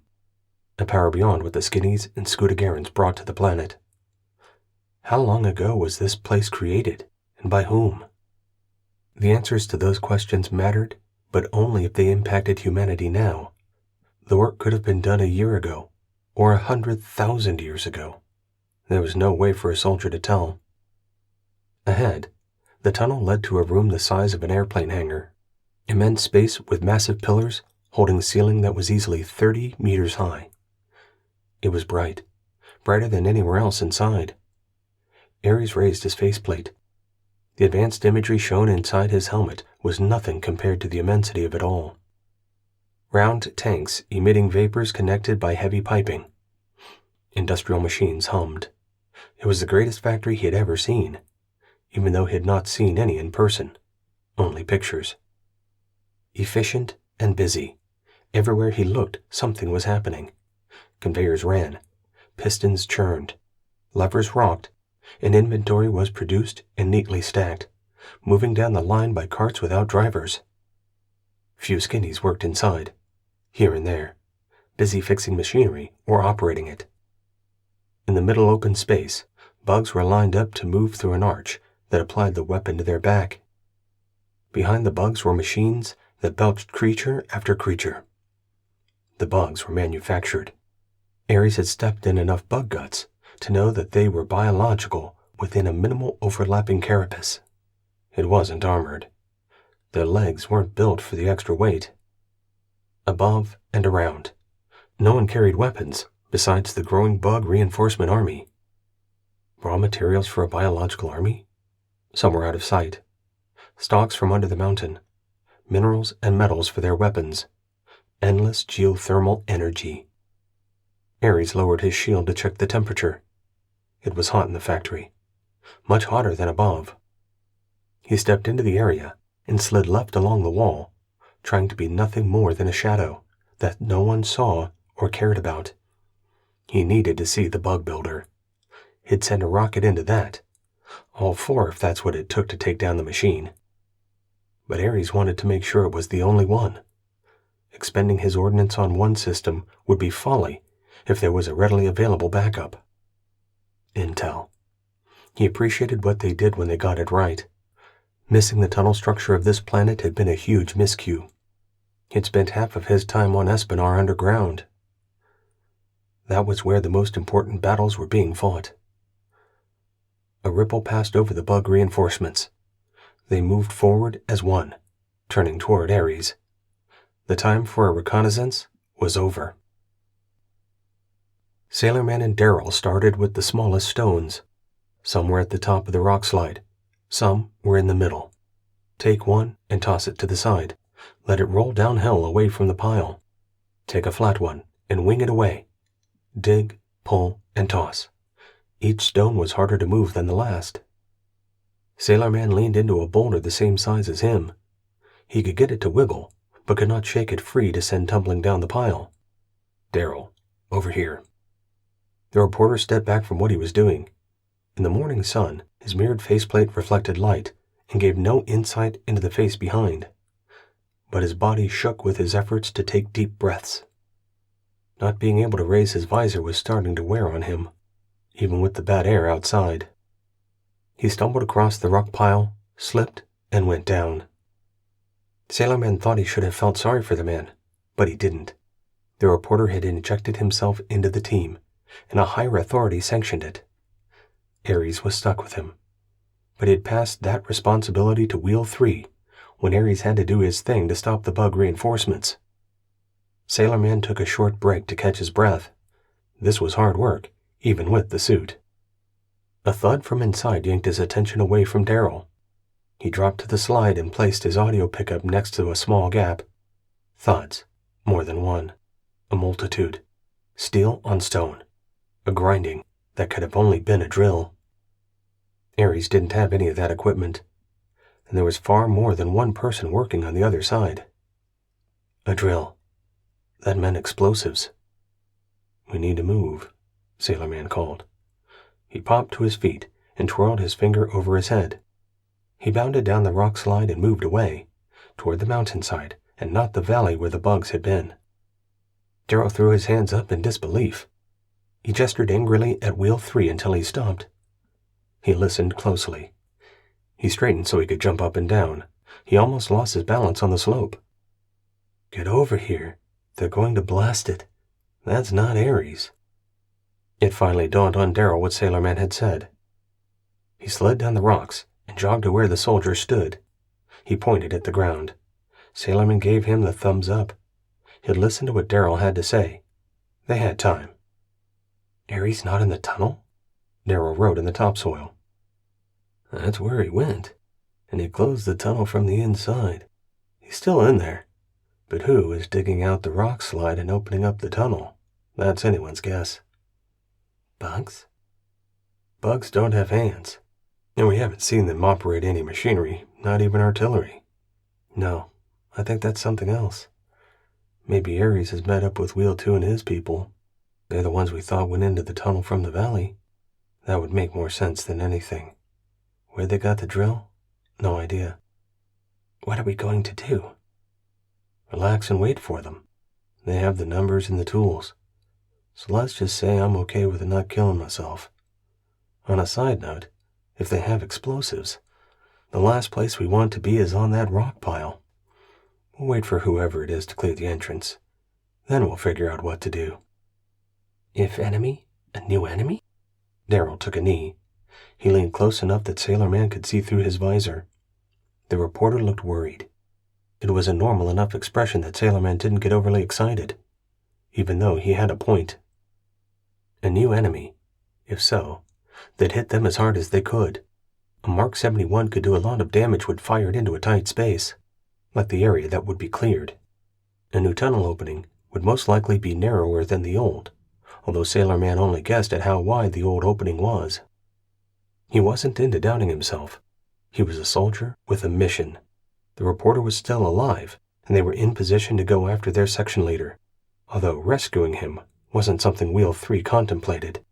It was Ares who did the rescuing.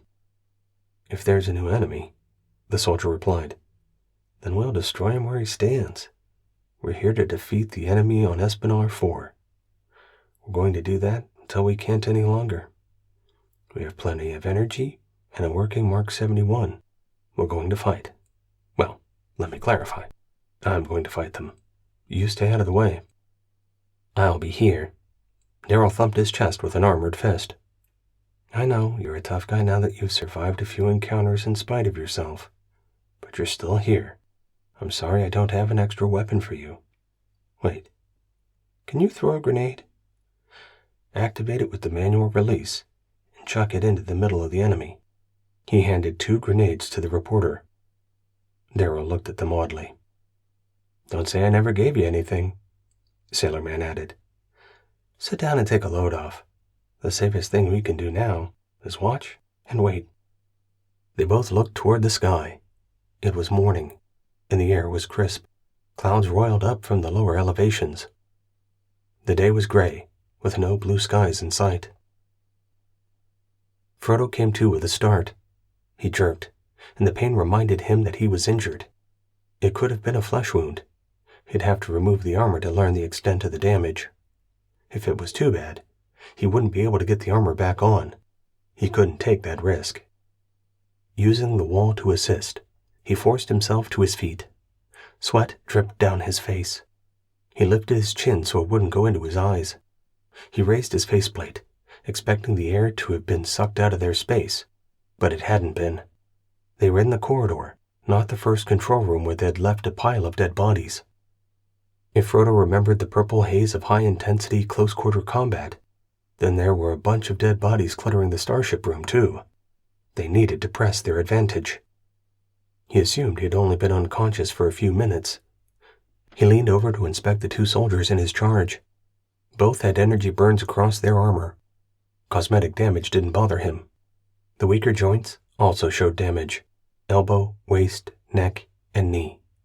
Drops of blood had stained the cave floor. The outer edges of the drops had dried and turned reddish-brown. The inner areas of the drops remained bright and viscous. It couldn't have been that long. Time to get up. We have to press our advantage, Frodo said, using standard military speak. Tactics 101. Don't reinforce failure. Reinforce success. He who commits his reinforcements last wins. Standard stuff that was meaningless until the soldiers were elbow-deep in blood and guts. Then the fire and maneuver part made sense. When your whole team was injured, was that the best time to press the attack? What other choice was there? Go back to the other control room and wait for their water to run out? How long would they survive? And then what for? The HFP could recover all personnel and blast out of the orbit before then. Withered soldiers entombed, their hard-earned knowledge of the enemy gone to waste. The way out is through there. He pointed for emphasis. He helped swing 4 and swing 7 to their feet. They raised their faceplates. Both were as ashen as Frodo felt. Soldiers don't ascend and meet the originator when they die. They get recycled to the first day of basic. So don't die, because nobody wants to go to hell. He laughed. The tired old joke made him feel better. You both look like garbage. At least we don't smell like it. Swing 4 held his nose and joined in Frodo's mirth. 7 helped himself to a drink of water from his pack. What's the plan, Frodo? We open the door and hit the dais with a rocket. Then we do it twice more, because that's all the rockets I have. After that, we run in and keep running until we reach the far side. In between, we kill everything we see. Rockets. It's okay that we don't leave any of the equipment intact? 4 asked. That was a good idea until it almost got us killed. Frodo shook his head. Destroy it all if we have to. 4 and 7 checked their weapons, making sure they were ready to employ. Getting down there on energy. This might be the last battle before I run dry. 7 reported. 4. Frodo had the mortar in his own beam rifle. It had plenty of power left. I'm down to 40%. I'm good. They both looked at 7. I know. Fire discipline. It's my first action, and this is what they call a target-rich environment. He exaggerated a nod as if that would relieve him of his over-reliance on full auto. So rich, 4 agreed. 40% remaining. Keep it on semi-auto boot. Whatevs, old man. 4 was instantly angry. You run out of energy, and you put all our lives at risk. It's not whatevs, you jackhole. Frodo held him back. That's enough. We're probably going to die in the next 2 minutes, so there's no sense in fighting ourselves. Go out with a bang. You're both getting names. You, P, short for P.E., which is short for premature ejaculation. You should not carry a rifle because you shoot off early and often. 4, I'm going to name you Square. 4 Square. It's a child's game. Square? You're doing me ugly. Earn a better one with your combat skills, like Ares. What was he before? Square asked. Don't know. I've always heard him called Ares. You're a piece of work, P said. If I thought I was going to live through this, I'd argue, but I'm too tired, and in too much pain to think about it. Frodo smiled. You both are in the right state of being. Time to blow up a starship control center. He didn't take a knee, as he wasn't sure he'd be able to get back up. Originator, hear my prayer. Guide my hand to deliver death to a worthy enemy. May he find peace in his next life. Recognize the honor I do you through this battle. He opened his eyes. Ready? Compliance. They replied automatically. Square hoisted his weapon and took a deep breath. I didn't take you for a roller. Me a holy roller, Frodo snorted. Ares prays before each battle, and look what it's done for him. We could use a little of that right now. Square nodded slowly. I get you. Past transgressions forgotten. P strode first to the door. Square, you ready? The 2 swing soldiers prepared to turn the wheel. They both gestured which way to go. Frodo loaded the rocket and steadied himself.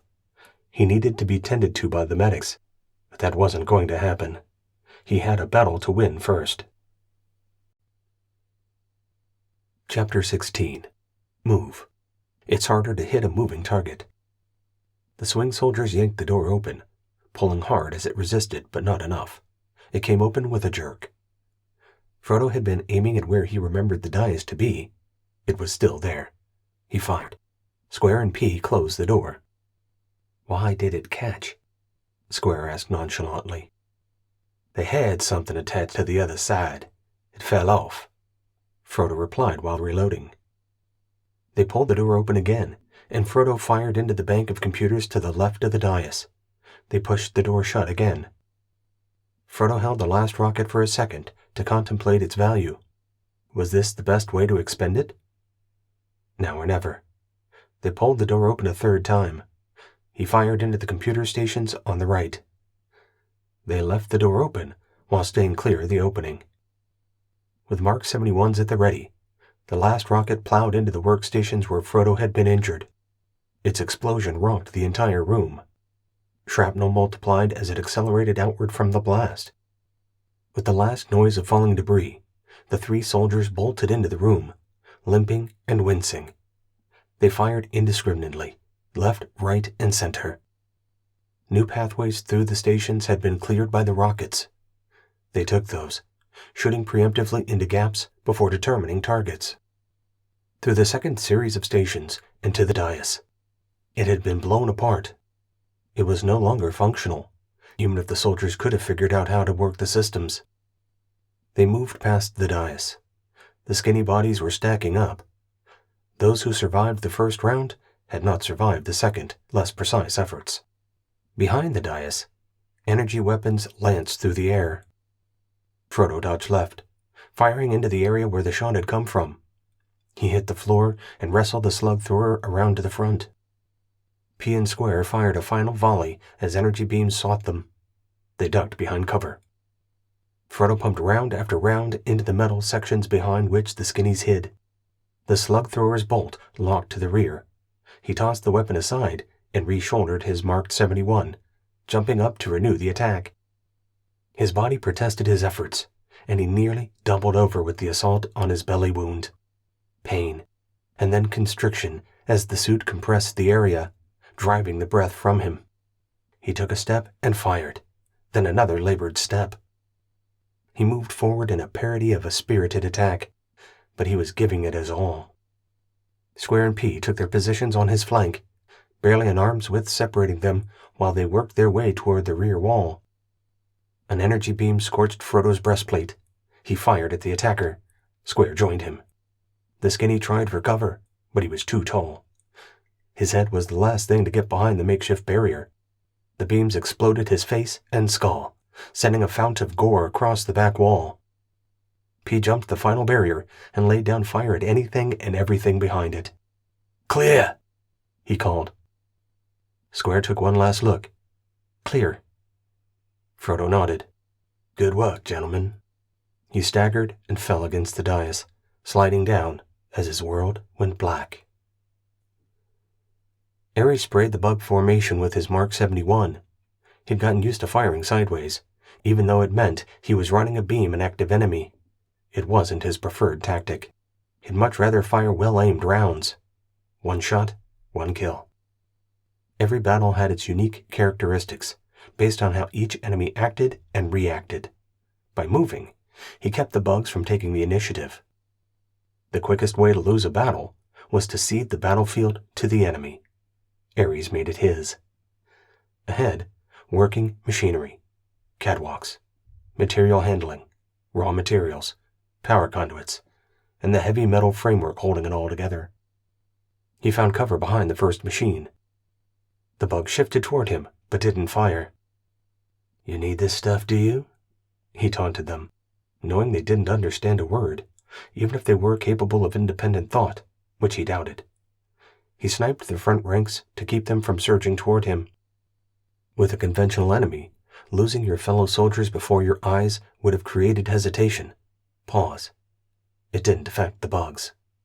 He ducked back toward the wall to keep circling, moving closer to the bug generator. He decided he'd call it. Destroy that. A rocket was preloaded into the mortar across his back, ready to take down the source of the bug reinforcements. He needed to do it soon. How many bugs was it producing? 100 a minute? Ares didn't have enough weapons to keep shooting them.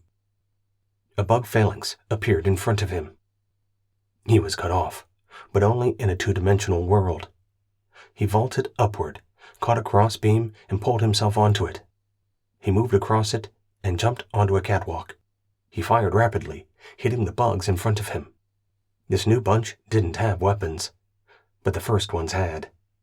They were easier to blast in bunches. The unarmed bugs were different. He decided not to waste ammunition on them. They weren't opposed to swarming him with their bodies to make way for those bugs that could kill him. Or the skinnies. He found the catwalk to be their domain. One ran before him, his first hostage. "You there! Hold!" he roared. The skinny tried to run, but Ares was too quick. He was on him in an instant. The skinny squirmed, but Ares had him around the waist, which was as thin as a human neck. The being thrashed helplessly against Ares' armored forearms. He twisted until he could reach behind him. A welding torch came to life in the skinny's hands. With a single squeeze and shake, he broke the creature's back. It went limp in his hands. He tossed the body at the bugs below, who moved in close to keep it from hitting the cave floor. They formed a living stretcher and hurried away, the body carried with reverence. Ares tucked the information away. It wasn't of use now, but might be later. He dashed forward, keeping the machine he thought was the bug generator in sight. He angled toward the middle of the area, but energy beams slashed toward him. More and more coming from the extreme edge of the bug mob. The ones that were armed, while the others provided a cushion between them and the human. He retreated until they stopped shooting for risk of hitting one of their precious machines. He would have blasted them all, except their operational presence provided cover. Ares took aim and fired, sniping the weapons of those at the perimeter of the mob. The explosion sent a small thrill through him. He delivered bullseye after bullseye until he could see no more armed bugs. Ares popped up and ran along the catwalk, through the area where they had fired at him. No new energy beams came for him. He found a vantage point where the bug generator was in sight. A discharge chute reached toward the center of the area, but the main system was farther back. The bugs ran out, forming themselves into 10 by 10 blocks to move out when the last one arrived. The next bug out started a new block. They filled quickly. 100 a minute seemed more than believable. He took aim with his mortar and sent a rocket into the guts of the great metal beast. The rocket flew true. At the last instant, it exploded before reaching the machine. The shrapnel from its blast spread out, passing the machine and leaving it untouched. Ares reloaded, but didn't fire. He couldn't waste his ammunition against an energy screen. The barrier confirmed his belief that was the right machine and the foundation of the bug army. How long would it take to field an army of 10 million bugs at 100 per minute? The enemy had been on Espinar 4 for a lot longer than 2 weeks. They had been here for months, at least 3, once the machines were up and running, and probably much longer. Static defenses were penetrable. One only needed to find the cracks in the armor. Ares used his beam rifle to fire at various points around the bug generator. They all splashed off the barrier, except for the shots that skipped off the cave floor, but he was too high. He needed to be at ground level to shoot underneath the defensive shield. That presented his original problems. There was a bug army that wanted nothing more than his head. Nothing less either. Ares ran along the catwalk until it ended. He vaulted to a frame that contained another production machine and loped across its horizontal surface until he reached the far side. He accelerated and leapt across 5 meters of space separating the machine from the next catwalk. He landed hard, shaking the catwalk to its support braces. He ran toward the generator and jumped from over a high rail. He plunged to the deck below. It was the extent of how far he wanted to jump in a combat suit without external jets to soften the landing. The cave floor reached up to meet him, jarring him to the roots of his teeth. He flexed and took a shaky step forward. Another 2, and he was over the impact. He loosed a grenade, activated it, and sent it skidding across the floor toward the bug generator. Ares ducked to the side, where the bugs were coming for him. He crushed them beneath his boots in an effort to get away from the blast should the grenade not make it beneath the barrier. Ares busied himself destroying bugs without firing a shot. He was a whirling dervish of frenzied hand and foot attacks. He realized that he hadn't heard the grenade go off. He shouldered his rifle and stalked around a heavy metal foundation to find the front of the discharge chute twisted and the refuse of newly created bugs wedged within its malformed shape. He pulled a grenade with his left hand, ready to throw it under the barrier and into an area of the machine that contained more moving parts. But bugs were racing into the gap between him and the generator. He fired one-handed to clear the way. The shot sprayed, and he flipped the selector to full auto. He pulled the trigger and held it to blast a hole through the bugs using their bodies to block a vulnerability. With a hard turn left and rush back to the right, he caught the bugs trying to adjust. He hit them with a final burst and skidded the grenade underneath the energy barrier. He put his back to it.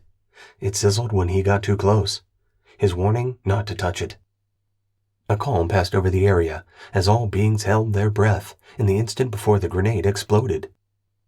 The death cry of a machine in failure echoed through the space, much louder than the grenade's explosion. One part failed and ruptured, sending debris into a balanced gear nearby, which led to a catastrophic failure in a gearbox. It came apart with a force greater than that of the grenade. This explosion ripped farther and farther through the great machine. Biological materials splattered the roof. A tank tumbled from its support and spilled a black ichor that could have been bug blood. Tens of thousands of liters. The energy barrier disappeared. For a millisecond, Ares contemplated hitting the machine with a rocket, but he only had one left. He'd save it for a critical need. The bug generator was done. Ares unloaded on the bugs near him. He relentlessly sprayed them with energy beams. Once dead, they were dead forever. Finally, the bug count would decrease. He did his part to reduce the numbers. From one side to the next, he blasted the bugs hundreds to thousands. He moved a few meters left and forward and back. He grabbed a ladder rung and climbed to the catwalk. From above, he had a better angle, but without the restriction of hitting their own equipment, they unleashed a torrent of fire that melted support cables and lesser metals. Ares dove to the top of a nearby fabrication machine and crawled along it to get closer to the wall. He looked for an area where they couldn't get behind him.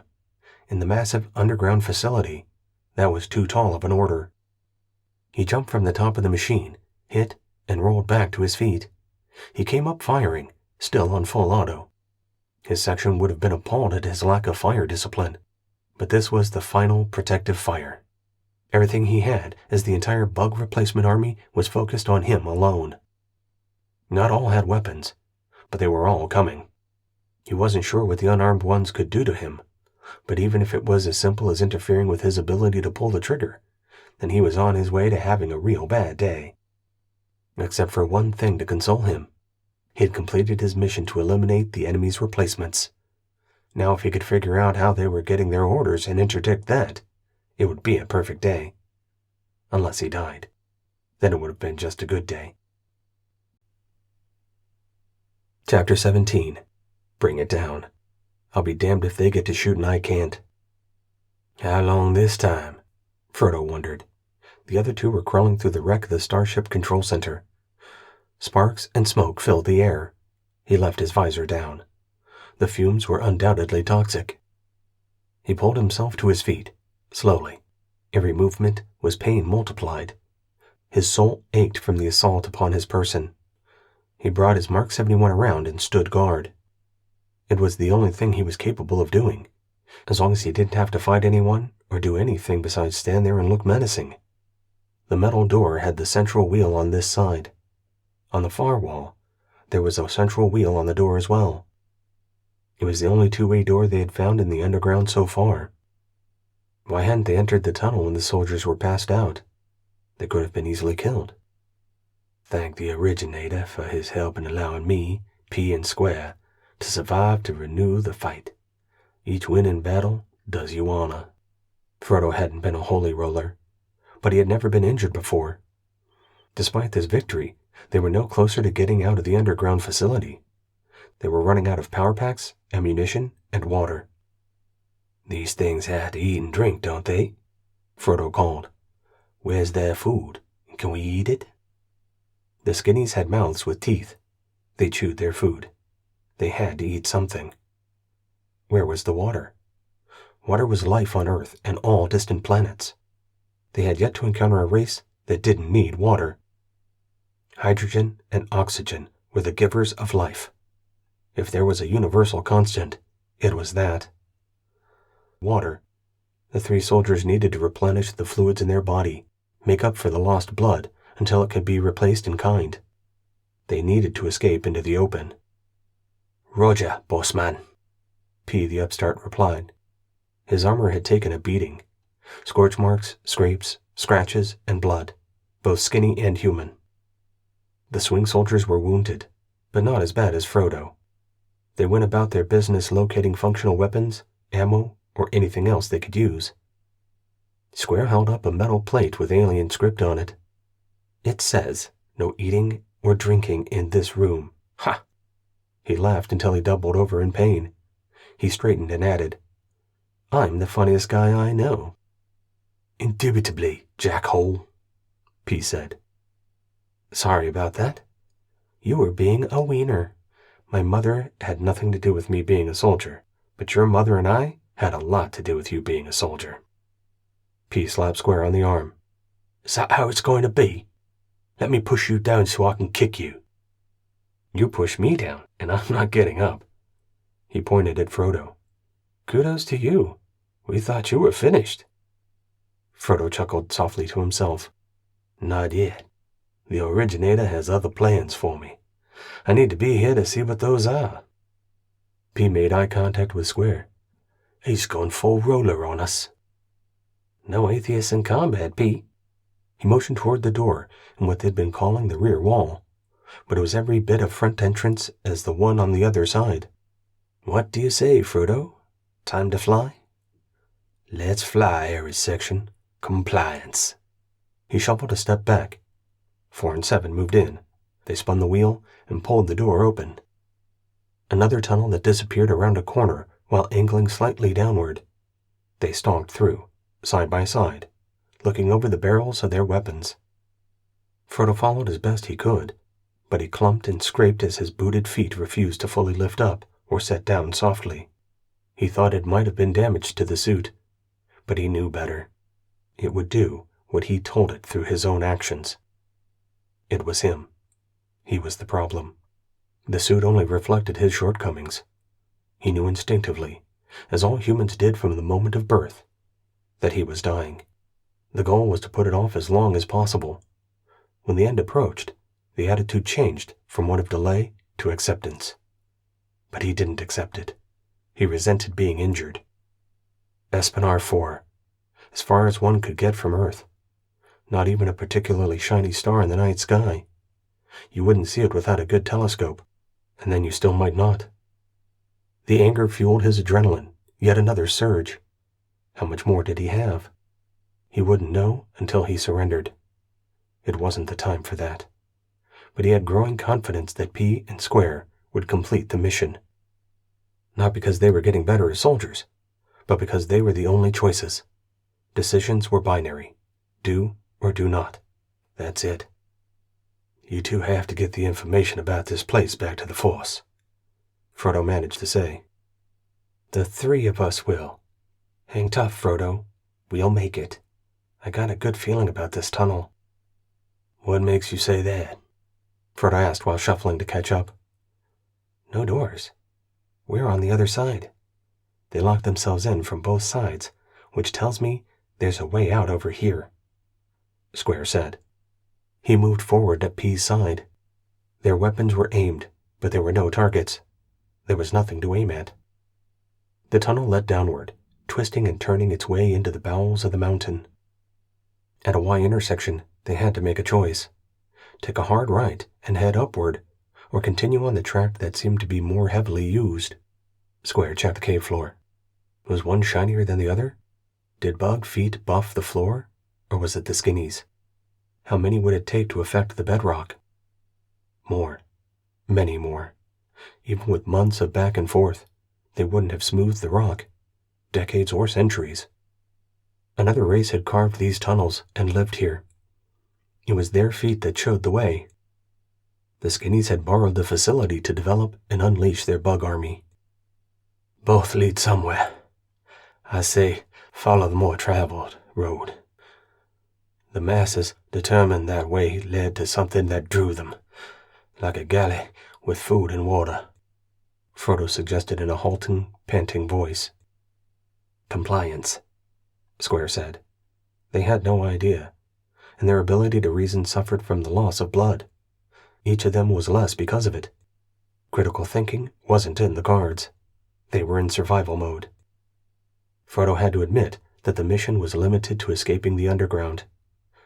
Another 100 meters found a main tunnel, 20 meters wide, with lazy turns out of sight to the right and left.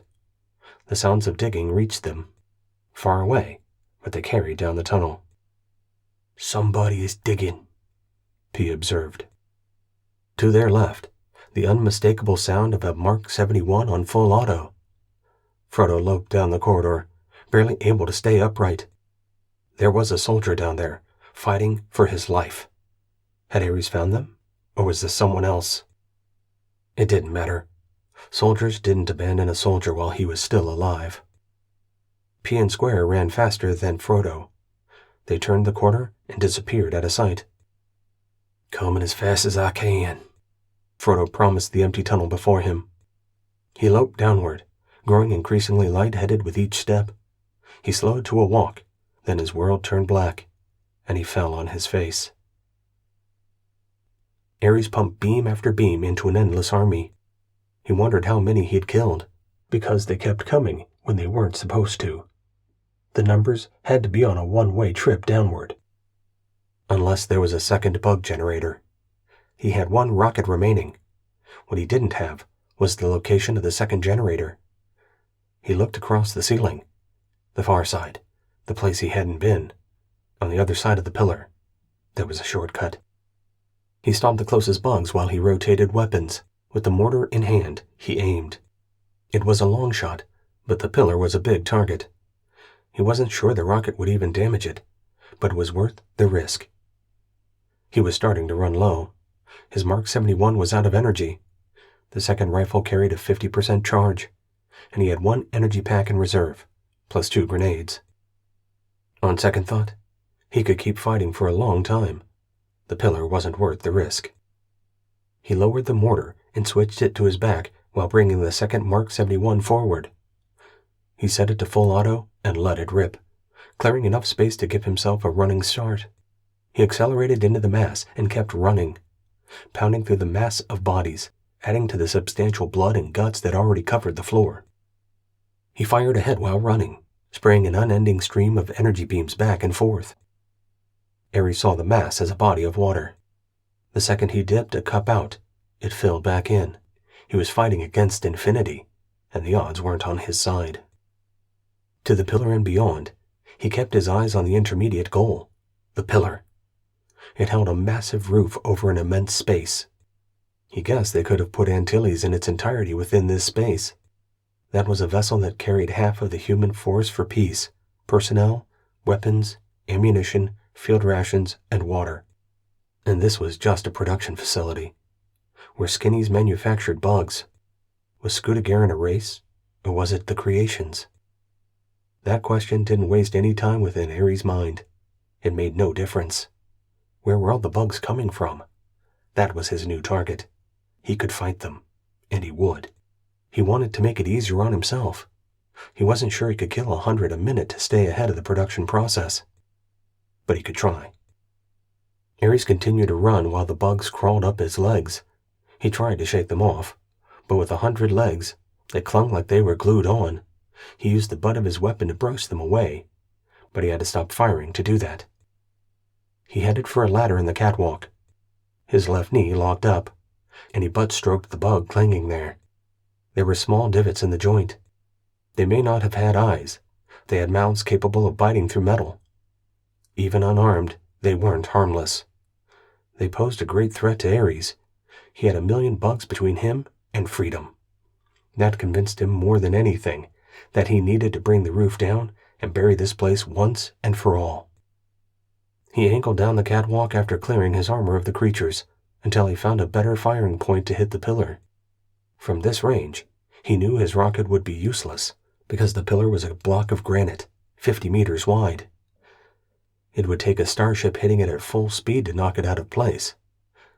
The HFP hadn't brought enough explosives if they used everything they had at one time. He needed something that would explode, and there was nothing down here that was up to the task. Not that he'd seen. Save the rocket for the bug generator. Destroy that, and then whittle the enemy force down. The bugs stopped their attempts to climb after him and headed toward the exit. He took a breather as he watched. The coast to the pillar and beyond was clear. He vaulted over the high railing, hit, and rolled. He ran anew, away from where the bugs were going, toward what he assumed was another production line for them and their weapons. The sound of 2 Mark 71s told him that reinforcements had arrived. A diversion. He couldn't have drawn it up any better. This was his opportunity to scour the facility unmolested. With the bug teeth out of his joint, his suit worked as it was supposed to, although not as smooth as it had. He could run and he could dodge. He needed nothing else to conduct his reconnaissance of Bug Central. The far side of the space was mostly empty. There was no production facility over here. Only a bug army that nearly rivaled the one outside. And this one was moving toward the exit. They were being moved from storage to active use, and their first stop was to remove the thorn in their side. Section Lead Ares. Doing what he did best, creating chaos within enemy ranks. Never take ammunition home when there's a chance to use it on the battlefield. Ares rotated his weapons and aimed the mortar at the ceiling on the production facility side of the pillar. He fired, sending the rocket upward into the rock. It penetrated and exploded, sending stone chips and dust over the area. That was it. The pillar remained steadfast, and the ceiling stayed where it was. He rotated back to his rifle and set it on full auto to blast the bugs from the rear. He lowered it to the level of the bugs and fired along the cave floor to hit as many bugs as possible with each shot. Not many of this bunch had weapons. For those who did, he sniped them and was rewarded with explosions that were as gratifying as watching a grenade explode within a mass of enemy bodies on the attack. That put a crimp in any assault. The soldiers at the far end. He could tell who they were. Swing 4 and Swing 7. He'd sent them with Wheel 2 and Point 2, but Wheel and Point were nowhere to be seen. The 2 Swing soldiers retreated under the onslaught. Swing 7's rifle stopped firing. He swung it to his back, tapped 4, turned, and ran. Swing 4 unleashed an automatic volley that decimated the rank attempting to enter the tunnel, but he too ran out of sight. Once again, Ares found himself on the wrong side of a bug army. Chapter 18. A Rock and a Hard Place. Breathing free air is something you never take for granted. Frodo was unable to stand, but he found himself getting dragged backward. The cave roof was above him.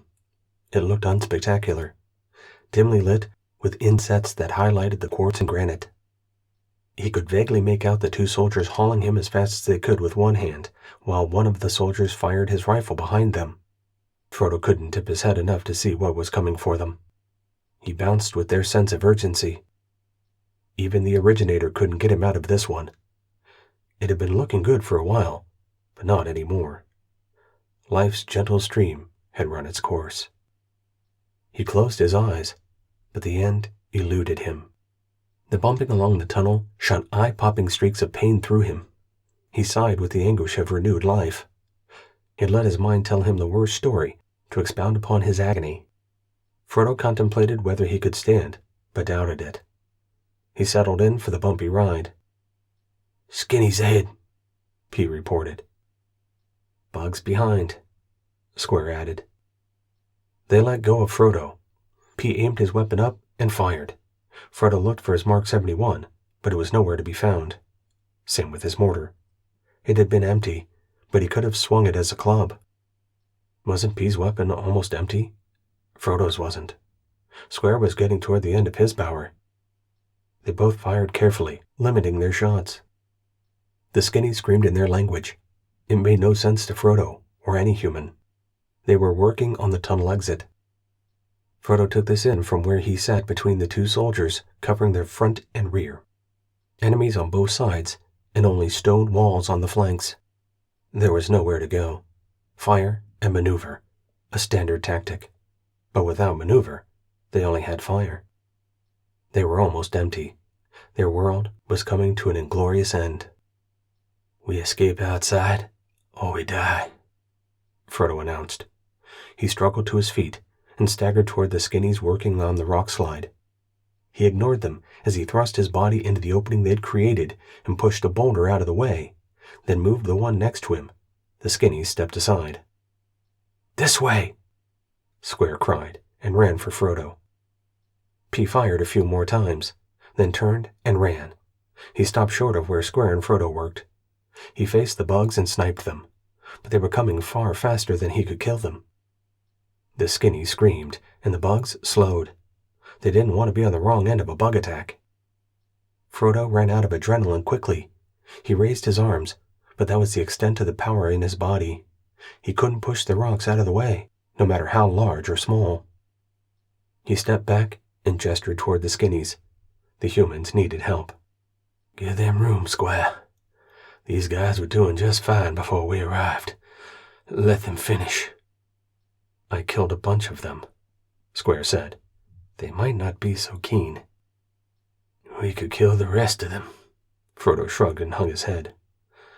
"We could kill the rest of them, or we make an uneasy peace. Their lives for ours." He leaned against the rocks. There was no fight left in him. He was happy to be upright. "There's daylight," Square called out, stabbing a finger toward the gap he worked to enlarge. But he had gotten as far as he was going to get. He stepped clear, pointing at the skinnies and then at the hole. They stared at him, unmoving. He walked around them and used his rifle to nudge them toward the exit. They raised their mining tools like weapons. Square aimed at the small opening and blasted chips from the adjoining rock as a way to show the skinnies what he wanted. They lowered their tools and stood their ground. "A standoff," Frodo stated. "Nice." Square aimed his weapon at the skinnies. "They're either brave or ignorant. If we kill them, we condemn ourselves. If we don't, how long are we going to stand here?" "Longer than if we kill them. They're holding off the bugs. Maybe they'll let you two use their tools," Frodo suggested. "Hold my gun," P said. He handed the weapon to Frodo. "This looks like mine." Frodo studied it for a moment before letting his arms drop, barely holding the weapon. Square slung his weapon over his back. P approached an alien who held a sledgehammer. He grabbed it, but the skinny wouldn't let go. He yanked it out of the alien's hands. Square helped himself to a long bar that skinnies used as a chisel. When he grasped the bar, the alien let go. Anyone holding the bar while someone else hammered? It was a very human thing to not want to be on the receiving end of sledgehammer blows. Square looked at the skinny differently. "Thank you." The two soldiers picked their spot and started hammering away in an effort to break the larger rocks into manageable sizes. Frodo kept his eye on the skinnies and the Scootigarans. Let the humans widen the opening and escape so the races could fight outside where decent folk could die under an open sky with the universe spread before them. And then they'd be buried. The irony wasn't lost on Frodo. He chuckled to himself, sounding like a man who had lost his senses in the final throes of defeat and victory. It started as a low rumble. The sound permeated every aspect of Ares' being, confusing his senses. The shake suggested something more than a weapon. The bedrock itself was rebelling at the forces unleashed within its bowels. The first rock fell near him, a rock the size of a man's head. It exploded on impact, sending chips and shards in a small circle around it. Then another fell, a little larger, and more. Ares ran for the exit tunnel. He accelerated as fast as he was able into the mass of bugs, stepping on them and between them, and anywhere he could get footing. He slowed and danced through them, opting to avoid stepping on their backs as they twisted and erupted in slippery entrails. He slowed to pick his way forward.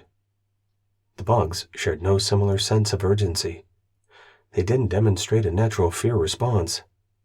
They soldiered forward on their mission, up the tunnel and into the fray. It told him the skinnies had broken through, and the way outside was open. The tunnel roof cracked with a thunder that nearly shook Ares off his feet. He stopped to retain his balance, but the bugs swarmed him. He shook them off before they could stick to him and chew their way through his weaker joints. One side of the tunnel's roof slipped free and crashed to the floor. Ares looked for a way through. Dust, debris, and crushed bugs. A trail on the right side of the tunnel was covered in loose stone. Ares dashed into it and through, expecting the roof to come down on top of him. The mountain bellowed its displeasure. It roared in pain. The sound let no other noise through. The overhead lights flickered and went out. The bugs continued inexorably forward through the darkness. Ares switched to UV to help him see the way. To the next corner and beyond, a sea of Scudagarans filled the space before him. He forced them to share. He'd shoot them if he had to, but didn't see the reason. Speed was his only route to salvation. He recognized the side tunnel opening where the stairs were located. It was a shortcut, and bug-free. Ares dove inside and raced upward, taking the stairs 3 at a time. He bolted into a bug-infested tunnel near the entrance. He was surprised to find them halted. He danced through to get to the opening that wasn't open. There was no daylight ahead. He slowed with his disappointment. He'd been so close. But he discovered that he wasn't alone. "Ares!" Frodo called. "I wondered when you'd show up."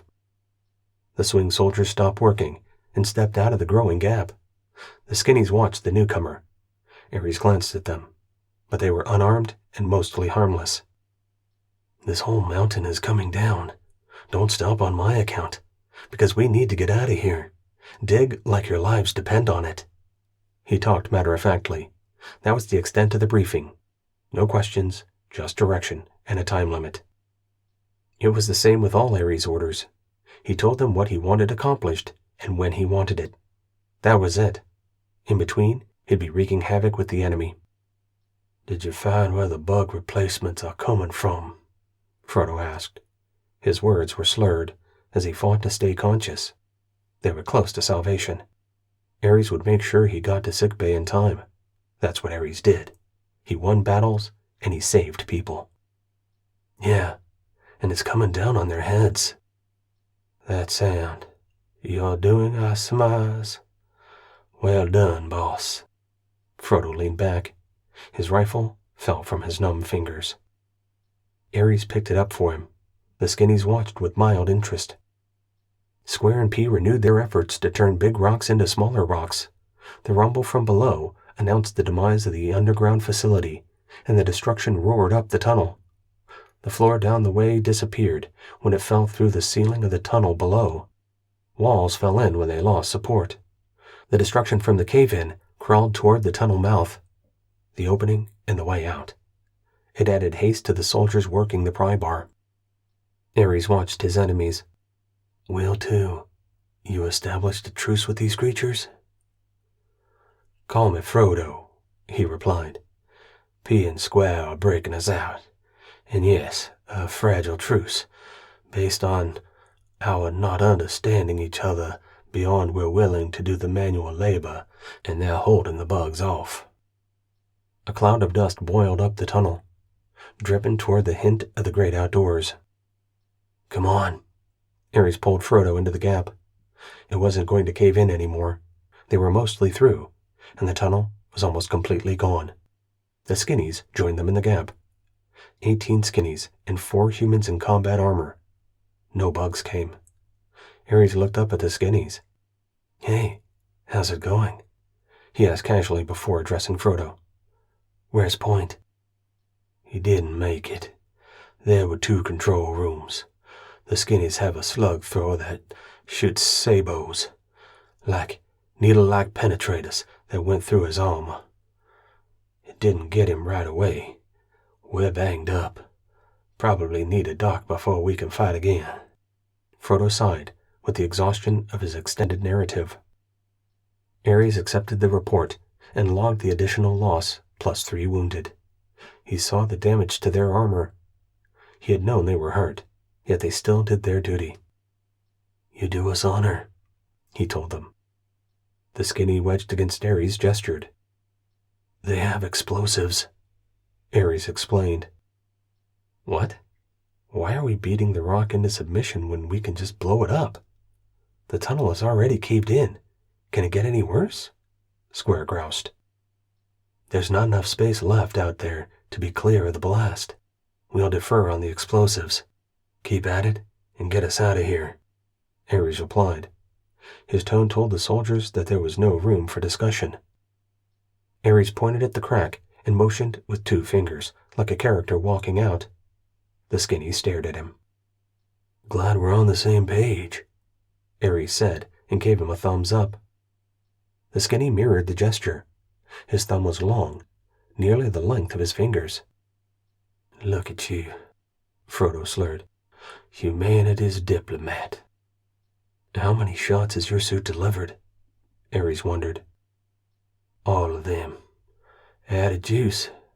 Running on pain and adrenaline. Ares put a hand on his shoulder. Hey!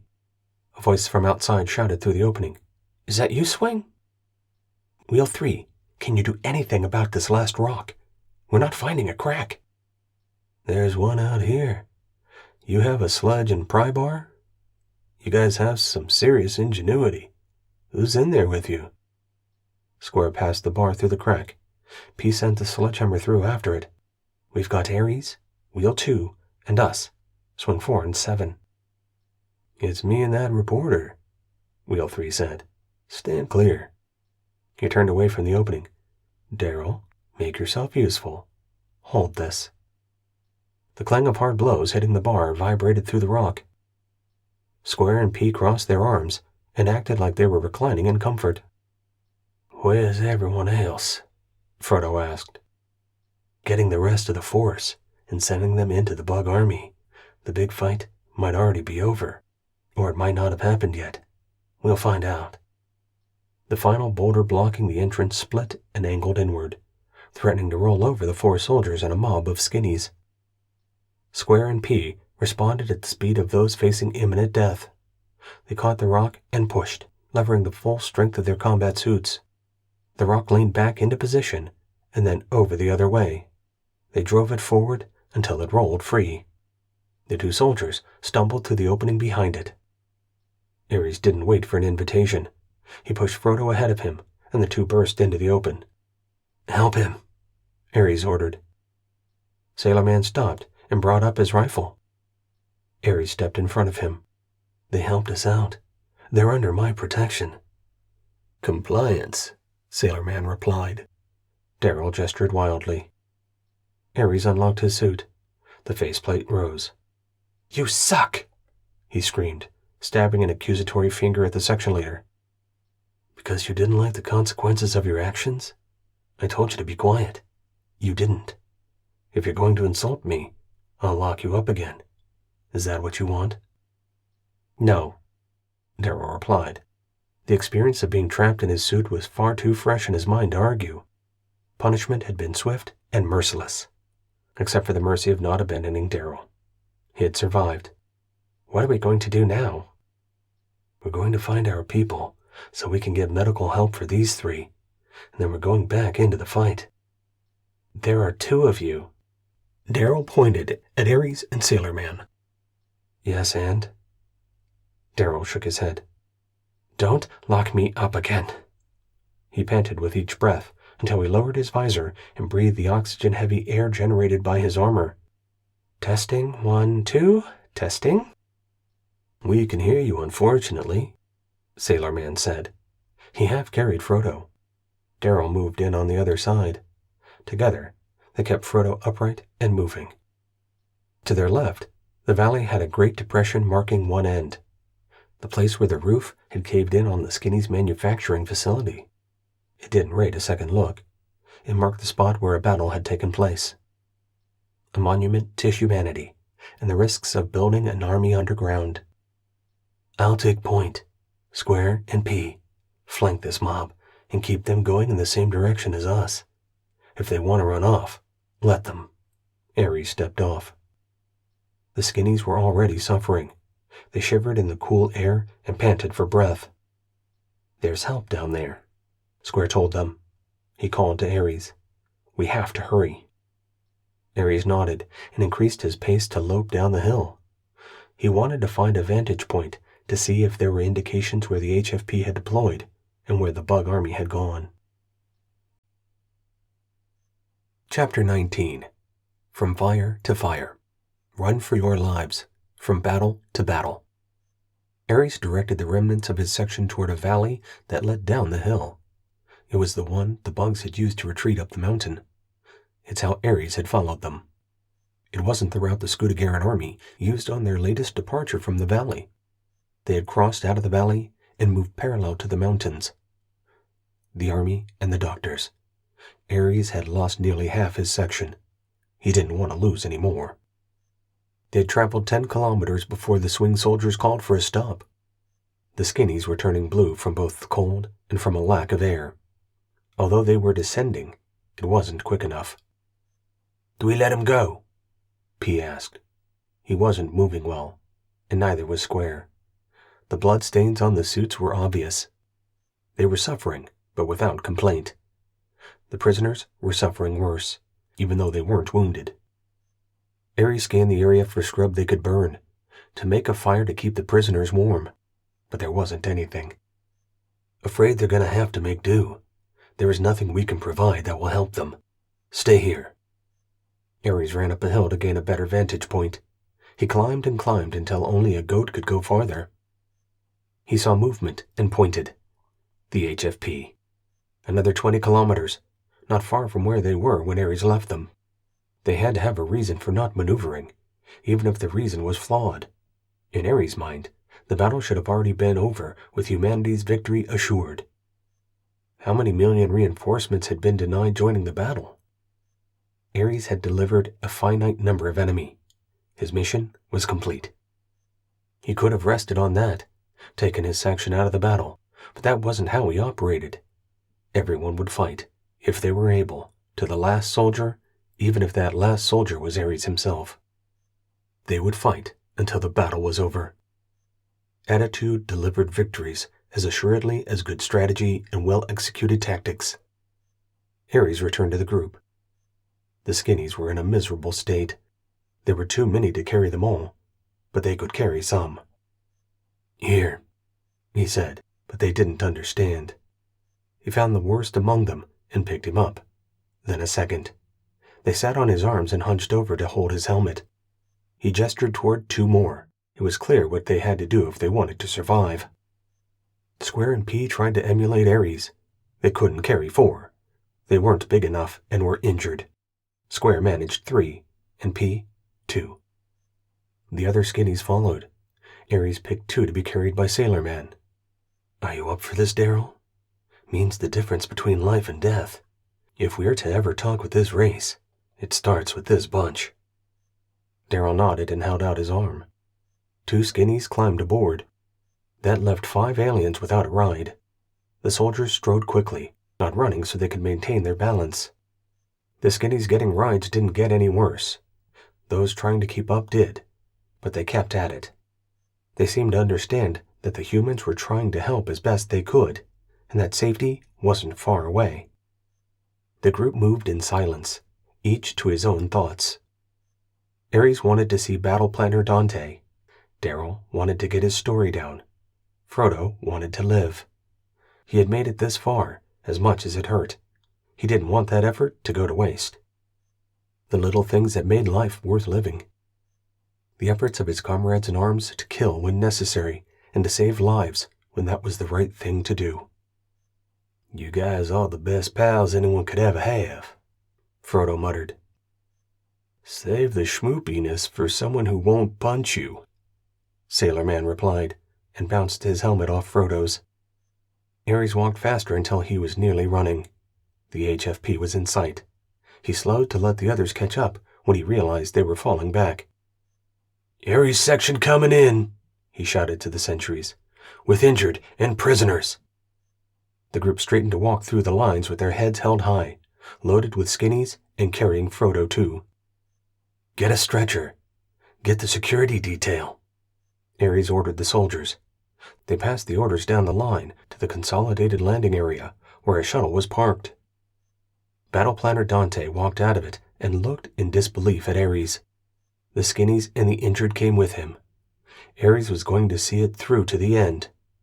He put the 4 skinnies down and saluted the Battle Planner. "We need to get this bunch somewhere warm. Plus, I think they need more oxygen than us. We found them underground in support of the bug army, which was manufactured. I can give a more detailed report later." The medics jumped into action to take Frodo and the 2 swing soldiers into the shuttle, where they had a temp sickbay established. Dante gave an order to someone in the shuttle. He waved to a group of soldiers nearby. "We'll take these off your hands." "I promised them my protection," Ares told the soldiers. His implication wasn't lost on them. Anything but good treatment of the prisoners, or the soldiers would answer to Ares. "How did you talk with them?" Dante asked. "I told them they were under my protection. I don't think they understood. It doesn't matter. We didn't save their lives just to see them tortured or mistreated. If we're to talk with this race, it starts with this bunch. But I don't have to tell the intel types that." Dante laughed. "You don't, but I do." He glanced around but didn't see what he was looking for. "We have 4 of your soldiers around here somewhere. Take them and head into the rear for rest. I'm pulling you off the line." Ares wanted to ask why they hadn't moved to engage the bug army, but he had been dismissed. If Ares' swing soldiers were there, they'd made their report. Ares had done his duty. There was only one thing for him to say. "Compliance." Ares saluted and left, taking Sailor Man with him. Daryl tried to follow. Ares stopped him. "Turn in that armor and be on your way. You have a story to write." "I want to see this through to the end." Daryl raised his faceplate and straightened. He was still shorter than Ares. He also looked unimpressive with eyes puffy and face flushed from the exertion of helping Frodo and carrying 2 skinnies. "This is the end. We've been taken off the line." "What happened to fighting until you can't fight anymore?" Daryl argued, echoing Ares' earlier thoughts. "Orders. When the battle planner gives orders, they are to be followed. If they need us, they'll call for us. Until then, we eat, rest, and rearm." "Then that's what I'll do." Daryl was ill-equipped for anything he'd done. As soon as he sat down, he'd be out cold. Ares was tired too. He didn't remember the last time he sat down.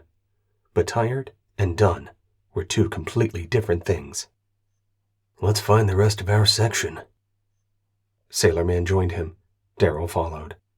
Ares had said all he was going to say. It was on Daryl's head if anything bad happened. At least the man knew how to stay out of the way.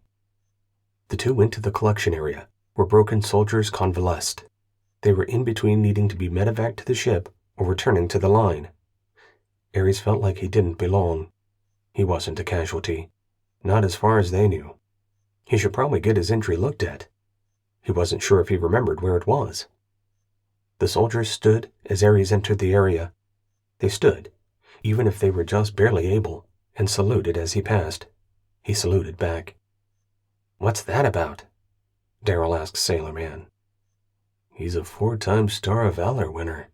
There's never been someone with more than 1 before, let alone 4. He'll get another one for what he did here. He deserves them all." "But he lost half his section." Daryl shook his head.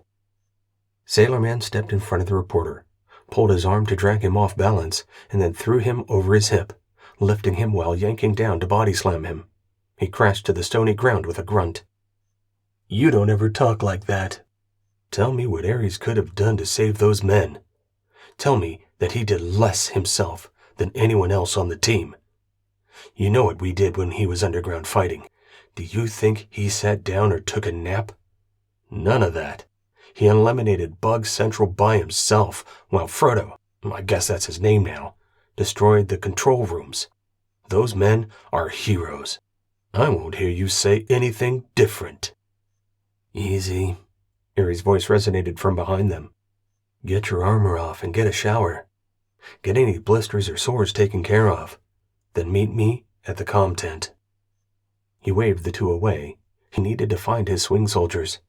He hurried through the recovery area, but his people had heard he'd made it back. They strode briskly in, looking fresh and recovered. "Been in more bug fights?" Swing One asked. "Just a few. Are you rearmed and reloaded?" 5 by 5. Swing spoke for all of them. The others nodded. "Make sure Sailor Man and Daryl get cleaned up. Then help Sailor Man to get his gear back to 100%. I'm going to the armorer.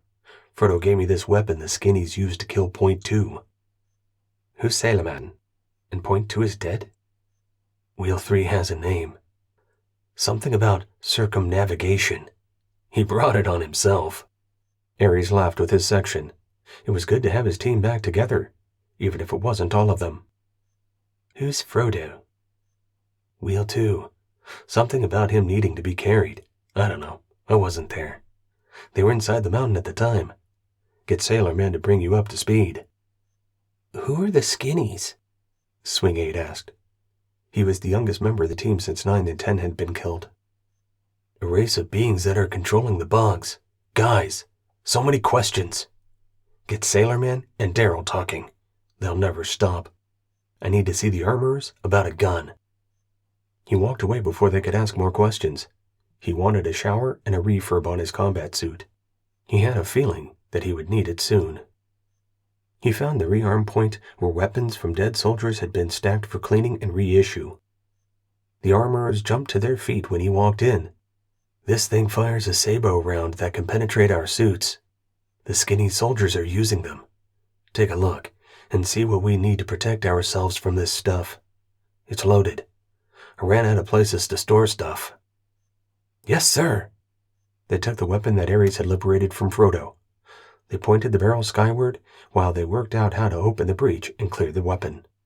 I need grenades, rockets, and 2 power packs. He tossed 1 pack on the table.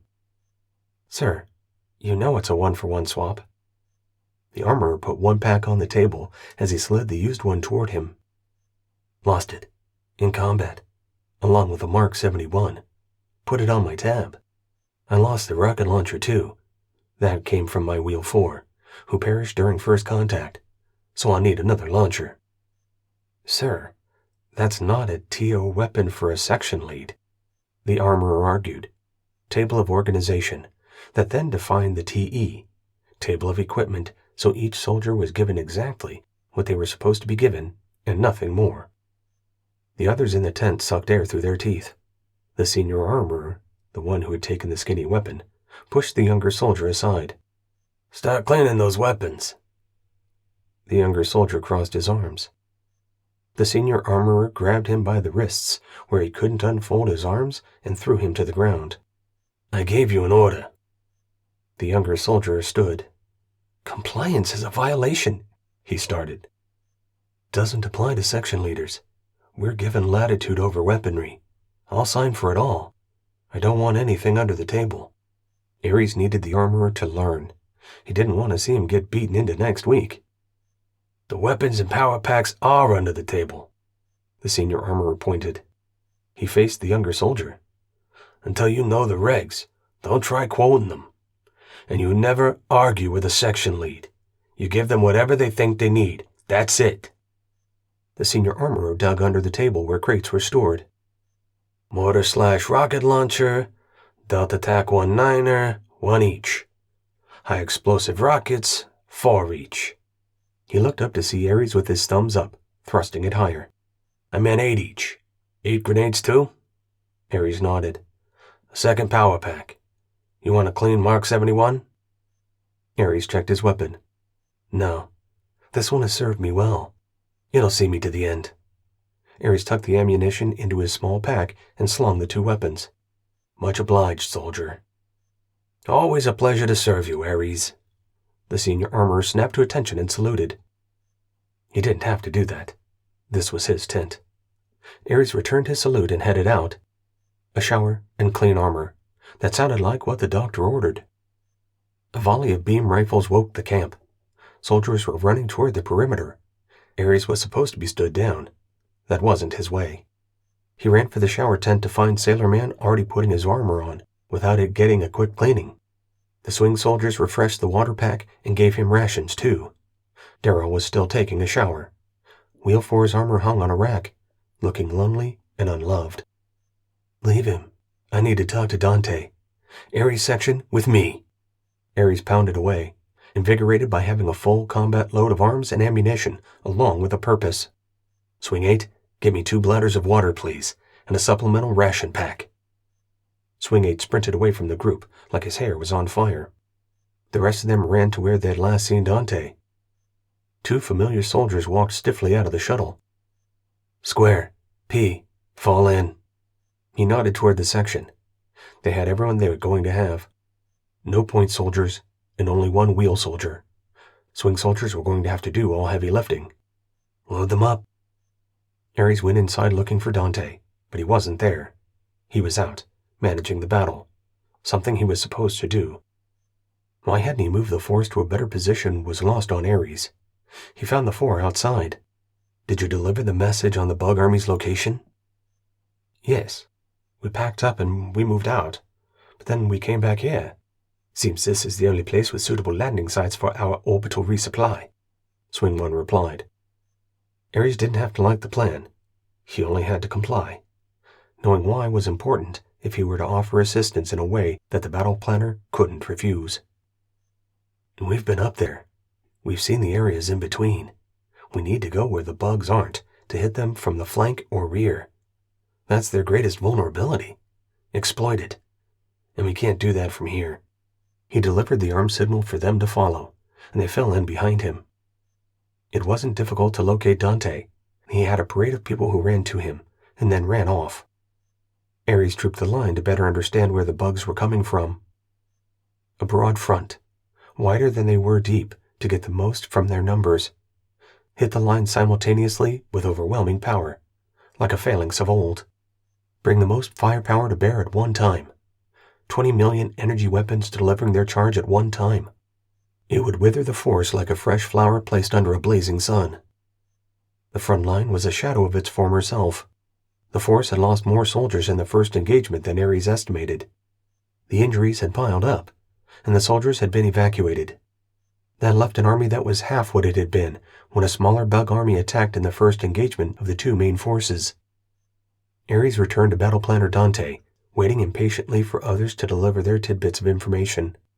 He waved each quickly away until he saw Ares. "Glad you ignored my order. Seems like they've changed their tactics. We won't be able to weather their charge. Let's see if your recommendation and my plan have something in common. Seed this ground. Evacuate everything and head downhill. Then split the force left and right to loop back and create a killing ground covered by artillery, and 2 forces converging on the bug army from the flanks. I'll take my section uphill, into Bug Central, right up the middle, and climb that outcropping.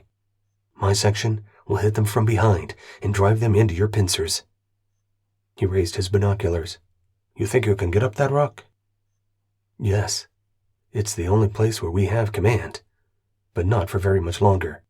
The bugs will swarm around it soon. If we go, we have to go now. Take your section, and good hunting." Chapter 20. Foot Race. Fire and keep firing. Compliance. Ares was already loping toward the front line before Dante delivered the order to the section leaders to evacuate and split the force. No one was going to remain behind, since nothing could stem or even slow the bug army on its way down the hill. They needed to stay in front of the race downhill. Ares vaulted over the front lines as the soldiers abandoned their positions to feign a full retreat. "Originator, hear my prayer. Grant us victory, for your honor, in your name," Ares muttered as he ran. No time to do it right. The Originator would have to compromise and show Ares grace. Section leaders had the hardest job to keep it all together through the run downhill and then turn to higher ground on both the left and right.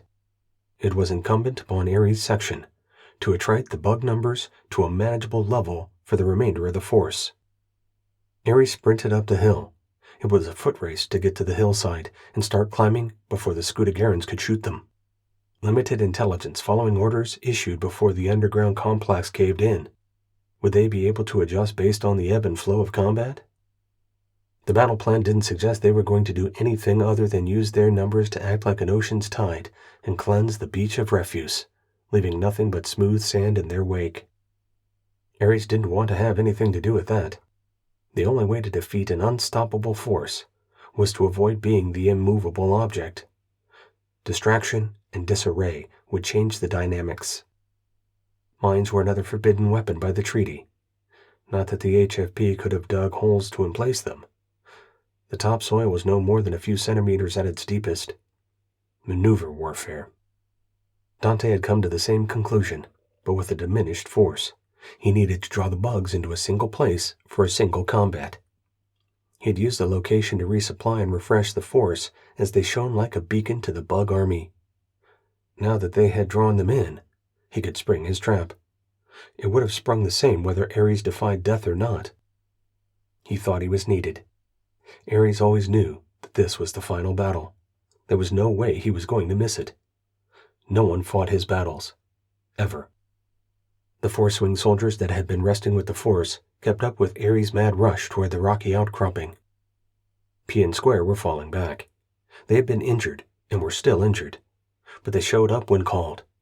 That was worthy of respect. But they wouldn't be around long if they couldn't reach the outcropping. Respect was there, even if they died earning it. But they shouldn't die for no reason besides misplaced honor. "Keep up," Ares called over his shoulder. He was first to the rocks. He took a moment to look for the best way up. The first ledge was a good 3 meters high with no footholds. He vaulted upward, caught the edge, and pulled himself up. Wheel 1 hit the wall and kicked off. Ares caught his hand and pulled him up. One took the duty to pull the others up, while Ares looked for the next path. One foothold and a handhold after another, he climbed to the next level. Swing 2, 6, and then 7 mirrored Swing 1's maneuver, and each was hauled up to start the next phase of the climb. Square hit the wall and tried to kick off, but he wasn't straight on, and his foot slipped along the rocks. He tumbled to the ground, where P stumbled over him, foiling his attempt at getting to the shelf. "Go!" Square ordered while lying on his back. Delay wasn't going to help the others get into position. "I'll give you a boost." P pulled him to his feet. Square moved under the shelf and made a cradle with his hands. P stepped into them. Square rose and lifted his arms. P hooked his elbows over the ledge and dragged his torso higher, stepping on Square's shoulders, where he received an extra push from below. P pulled himself up. He spun around to offer his hand. Square jogged a few steps down the hill and then took another run. He didn't hit the rock fast enough and couldn't jump high enough. Square ran farther down the hill and then turned to run at the rocks. The first bugs swarmed around the outcropping. With a burst of adrenaline from the fear of getting swamped, he bolted forward, hit the rock, and jumped almost too high. P reached out to grab his hand, but missed, and caught him by the elbow, where he didn't have as good a grip. P flailed with his second hand to wrap both around Square's one arm, where he couldn't use his hand to grip anything. He held the ledge with his left hand and hung there, unable to pull himself up farther. P was unable to change his grip or lever himself to get Square onto the shelf. The two remained like that. P couldn't let go, because the bugs filled in the space below on their headlong rush down the hill. The bugs didn't look up or attempt to climb the rock, even though they could, as the soldiers had learned. But that would require independent thought they didn't have. They were drones sent by an order from a dying leader. Ares' section had left little in the caves untouched, and the bugs had to be following their last command, nothing more. It was time to do or die. If the bugs won, then what? Without the skinnies to call their ships with the news, would that count as a victory? The bugs were never going to leave Espinar 4. Tens of millions of them? That was never the plan. The plan was to have the survivors be few, but that there would be some at the cost of all the humans. Little different from a Pyrrhic victory, while still being a complete and overwhelming victory. Just not for the Scudigarans. The skinnies were the real adversary. They couldn't face the HFP. They weren't built for the rigors of real combat, but they could build something that was. The care and feeding of a modern army came with a long logistics train, unless you manufactured living drones on site, with a few massive tanks of biomass. The skinnies possessed technology that humans didn't have. The intel types needed to crack the language barrier between the two races for a hearty discussion. If the skinnies could become an ally, how many fewer wars would humanity have to fight? Ares climbed until there was space beneath him for the others to stand and wait for the bug army to pass. With a frontage kilometers wide but thin, all their firepower massed side by side, it wouldn't take long for them to pass.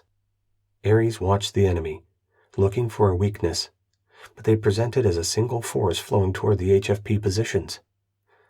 He kept glancing down at P and Square, hanging precariously off the lowest shelf while the enemy army ran past. In a minute, it was over. The army continued downhill. "Go, go, go!" Ares ordered. P mercifully dropped Square, and then crawled over the shelf and hung until he could drop the last meter to the ground. The uninjured soldiers jumped from the shelf, landing hard, but were ready to press the attack. Ares also jumped from the shelf. He hit the ground running. Without saying a word, the others came after him. He gestured for them to spread out to his flanks. He pulled his Mark 71 to the front and set it to full automatic.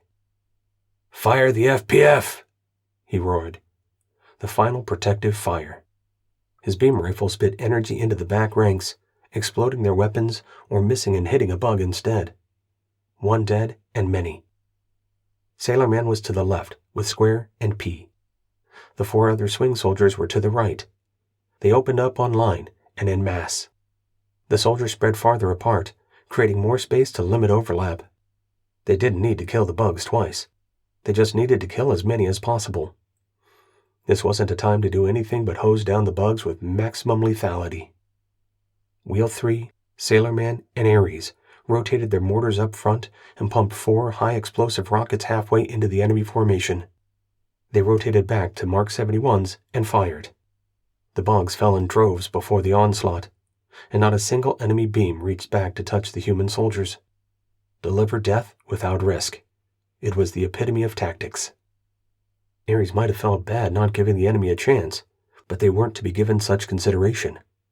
They were little more than things that rolled out of a factory. What was their intelligence?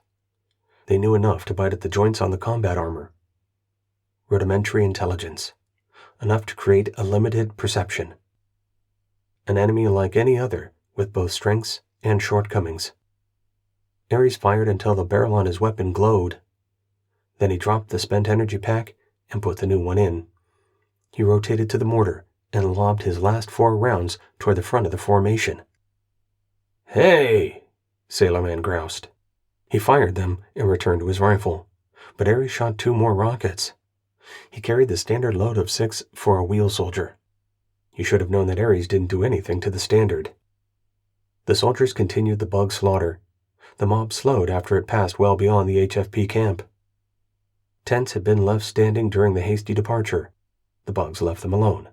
The enemy didn't continue into the kill zone. Ares stopped, but continued to fire. The bugs had started to fall for the ruse, but that was at an end. Ares had to consider that they may have inherent intelligence, or there was a smart bug with them issuing orders. All the bugs looked identical. He couldn't tell one from another, and there weren't any skinnies with them. He risked a look over his shoulder to make sure, but saw nothing. Sailorman followed his lead, wondering what Ares was looking for up the hill. They continued to fire until the bug army started to turn. "Uh-oh," Sailorman said far too loudly. "Run!" Ares ordered.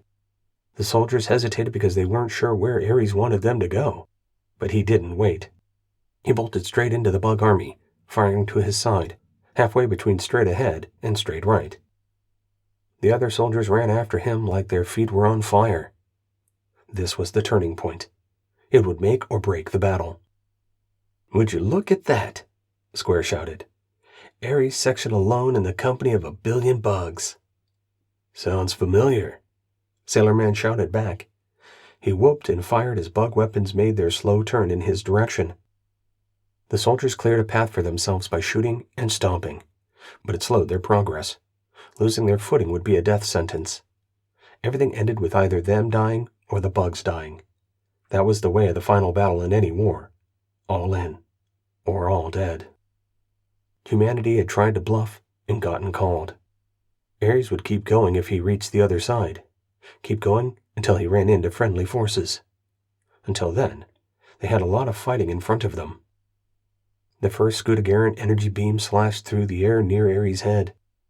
The bugs were turning and taking aim. Then all hell was unleashed. Chapter 21. Determination. Survive to live.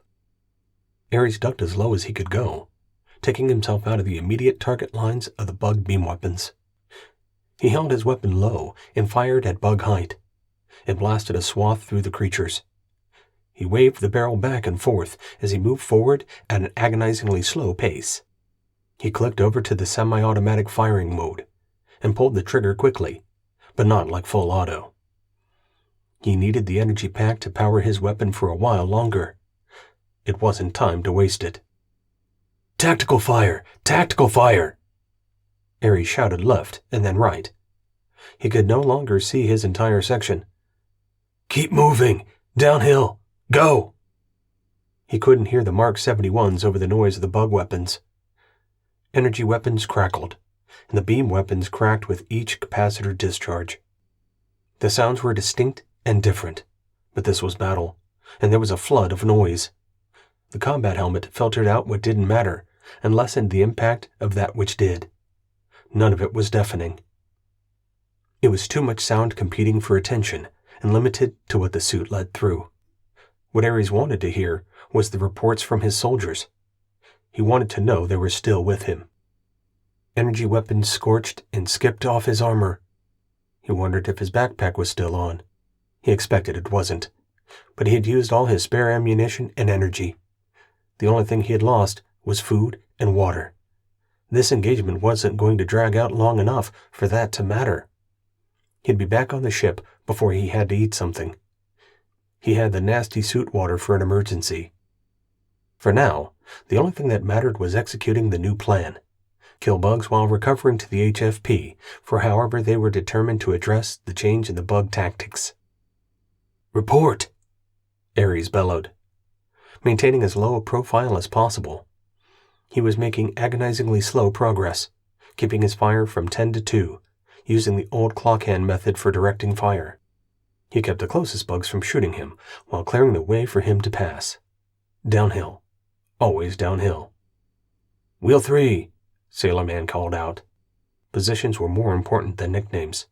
There was no doubt with the position. "Swing 1. "Swing 2. "Swing 4, a strained voice called. After a delay, "Swing 7. "Swing 8. They were missing swing 6. "Swing 8. Do you see 6? Ares asked, never taking his eyes off the targets ahead. They had to be getting closer to the far end, what used to be the front of the formation. He fired and pounded ahead. He finally stood, because the firing had stopped. He was at the front, now the rear of the bug formation. The gap where 6 should have been was 100 meters back. Ares set his Mark 71 to full auto and set out to collect his soldier. The rifle bucked in his hand and started to misfire. It seized and buzzed as the circuits fried. Ares grabbed it in his armored fists by the glowing barrel and swung it like a club, wading through the sea of bugs. Swing 7 moved toward the gap, clearing space where Ares was headed. There!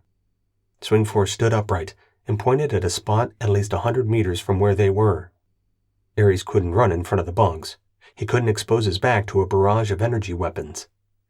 Slow and steady, he continued unabated, swinging his Mark 71 like a scythe.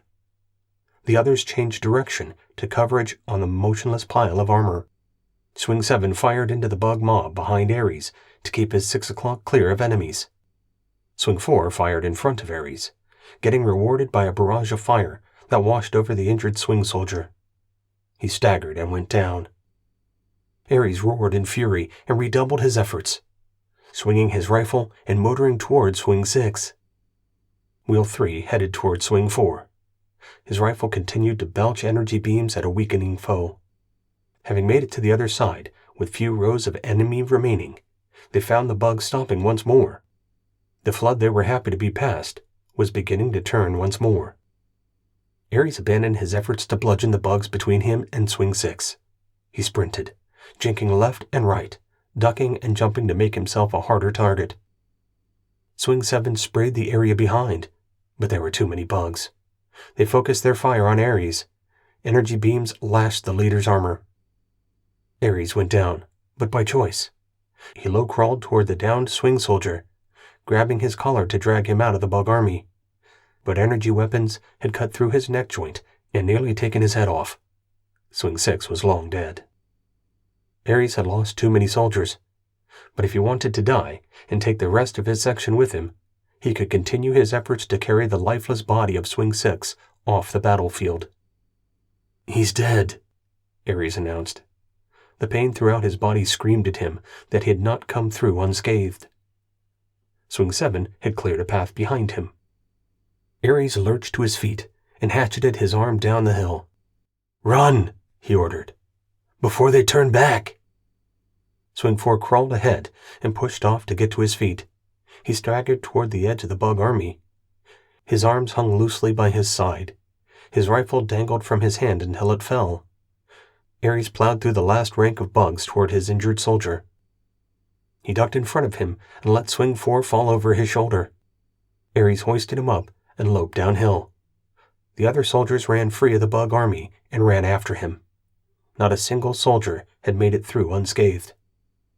The bug army was turning, slowly but assuredly. "Hurry," Ares called over his shoulder. The others didn't increase speed. Swings 1, 2, 7, and 8. Wheel 3. Ares carried Swing 4.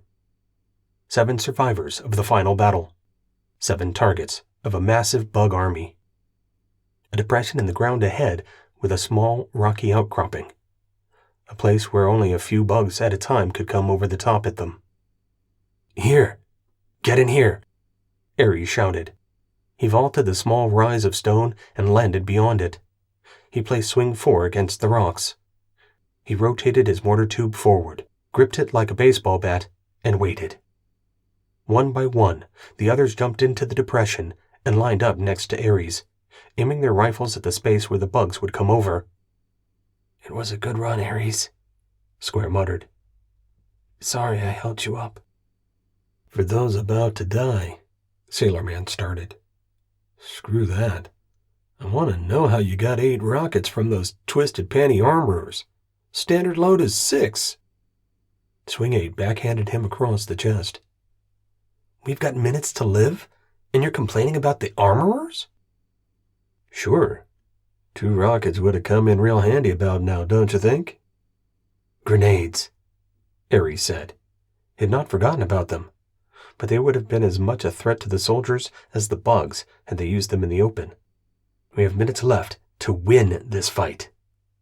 So how about we live in the originator's glory? Grenades!" The soldiers pulled the ordnance around to the front of their armor, loosed a grenade, and prepared to activate it. "Standard spread. Positive approach. 0 degrees. Prepare to throw." Ares delivered the fire order. He popped up to see how close the bugs had gotten and pulled his head down before they could shoot at him. "Fire in the hole!" Ares threw his grenade first, and the others angled theirs off of his to deliver a pattern. "Rearm," he stated. The soldiers prepared a second grenade. "Fire!" They threw together. "Get down!" They covered themselves and aimed their weapons above Square's head. It wasn't the safest place for the injured soldier to be. Square closed his eyes. A scream from overhead and an explosion from beyond the rocky barrier that was all that separated Ares' section from the remaining bug army. The sky above filled with air-shredding shrieks. The ground shook with the thunder and violence of their explosions. It continued until it resonated only in its absence. Soldiers poured over the small hillsides and fired into the remnants of the bug army, shattering it on the rock of Espinar 4. Ares let his mortar rest across his lap, the only weapon available to him, to use as a club. Because he was going to fight until he could no longer. He leaned back, and with the violence of a battle turned in their favor raging in front of his position, he fell asleep. "Is he dead?" a voice asked. Someone shook Ares and pulled him up. He opened his eyes and stared at the soldier through his raised faceplate. Only one person could override a lead suit, and that was a battle planner. Dante leaned over the rocky edge of the depression where Ares and his soldiers had hidden for their last stand. "Battle planner?" Ares saluted as part of his greeting. "Were you asleep?" Dante asked with a hint of both surprise and respect. I was tired, Ares replied matter-of-factly. It was the battle for control of Espionage 4. It was the last battle, and it appears we've won. Dante looked for a response from Ares, but he didn't give one. Then I have nothing else to report regarding my observations regarding the disposition of the bug army. Since it's over, I'd like to get my soldiers medical care and then recover to the ship for rest. We need to turn in our gear for repair and cleaning. If you could point me in the right direction, I'd appreciate it. You're bleeding, Ares. Dante pointed to Ares' hip plate. Why don't you get yourself seen, too? Take your armor off and pile it outside this hole. Medical staff are on their way. Dante straightened and looked over the battlefield. Mark 71s barked a long way behind him. He didn't flinch. Are you going to make me say it? Say what, sir? Ares had unsecured his helmet and taken it off. Short but matted hair stuck to his scalp. Stubble covered his face. Dried blood trails stained his neck. Without your actions, we may not have won this battle. Running through the bug army was the most insane thing I've ever seen. I wouldn't have believed it had I not seen it with my own eyes. I'd say you need to see the ship shrink, but your kind of crazy is best if we don't interfere with it. Take care, Ares Section. You're off the clock, and you'll be off-planet on the first shuttle to orbit. Dante saluted and walked away without waiting for Ares to return the gesture. Sailor Man, are you with us? Where else would I be? The soldier replied, but he made no move to get up. Ares reached down to help the soldier remove his armor, after making sure the medics were close, in case something went awry as often happened. Removing armor could make the injuries worse by releasing compression or tearing flesh caught in shredded equipment. Sailor Man's helmet was first off. Have I mentioned how ugly you are? Sailor Man quipped, looking at Ares through eyes that had a difficult time focusing. You should keep your helmet on. Ares released the other armor elements one by one. The injuries worsened with every new area exposed. We'll take over, a voice said from outside the hole. He motioned for the soldiers to leave the depression. The swing soldiers stepped out. Ares was last to move. He didn't need to tell them to take care of his soldier. That's what they were there for. He only stated the obvious. Sailor Man is important to my section. He's a good soldier. Of course, the medic replied without looking away from his patient. A second medic climbed in to help remove the combat armor. Ares finally climbed out. The battlefield was a blackened wasteland peppered by craters. A vast army had spent its last there. Every single one of the enemy's soldiers had been blasted. Whether the biological drones violated the restrictions on robot soldiers was for the politicians and diplomats to decide.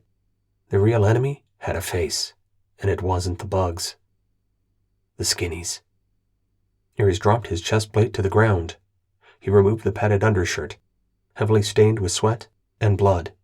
He tossed it on the ground and flexed his muscles in a vain attempt to loosen the tension. He was dehydrated, and his muscles shook with spasms. Here, Swing 6 handed his canteen to the section lead. Ares took it, knowing that they would have access to all the water they needed. He wasn't depriving a member of his squad. Holy originator! A medic gasped as Ares' leg armor fell to the ground. A chunk was gone from his knee, and the blood that had pooled in his boot oozed out. I thought that thing bit me, Ares said without bravado. The medic looked at it before spraying it with an antibiotic and artificial skin component. Not as bad as it looks. I lost some skin, but it scraped off the bone and missed the tendon. You're fine, well, on that one. The wounds on your waist, neck, back, and arm warrant attention. We're calling for a stretcher. No, Ares stated. No one carries me off a battlefield. I walk or die fighting. You're Ares, right? The medic asked. I should have known. Billy Bob, take this bunch to medevac, most ricky tick, fast as you can. The others were a mess. None of them were free of bloodstains. Ares looked them over and nodded. You're real soldiers. I'm proud to fight alongside you. Come on before you knuckle-draggers get all schmoopy, the medic said. He led the way downhill, and he kept looking back to see the soldiers were following. They all limped, even Ares, until they stopped. What about him? Ares nodded toward the depression. They'll get him down. A shadow passed over the man as the shuttle swooped overhead. We'll carry him, Ares offered. Absolutely not. The medic faced them and stabbed a finger at the red cross on white armband. In matters of battlefield injuries, I have the final say. Fine. You can take one handle, Ares said. The group headed back up the hill and waited for the stretcher. Once it arrived, the medics eased Sailorman onto it. The medic stood his ground and wouldn't let Ares help carry. The less injured swing soldiers took their handles quickly to keep the lead from jumping in. Don't drop him, Ares quipped. He led the way down the hill toward where the shuttle landed. Every muscle in his body ached. The pain that he had fought against renewed its assault on his nervous system. He tried not to limp, but his knee was injured more than the loss of a little skin. It made him wonder if the bug bite had carried a toxin or something simple that was harmful to human life. It would give the Doxon ship a reason to explore every pore on his body. He wasn't looking forward to that. He appreciated the combat medics, but did his best to avoid them. The medic with them bumped the group to the front of the short line. The combat had yielded few injuries, and most of those were minor. The least injured of Ares' section was worse than anyone else in line. They readily moved aside to let the men carrying the stretcher through. Ares glanced at them, humbled by their looks of awe. His heavily scarred and injured body suggested he never left a battlefield without an injury as a testament to his engagements. Hushed whispers marked him. The name Ares passed through the support team like wildfire among prairie grasses. Chapter 22. Recovery. Are we done? Ares woke up with an IV stuck in his arm, his leg in a cast, and the tightness in his waist and neck where stitches pulled his skin. He tried to sit up, but found himself held down by a loose chest strap. Get this thing off me, he growled in a raspy, dry voice. There you are. Welcome back, a doctor said. Ares was instantly confused. The docs stayed on the ship.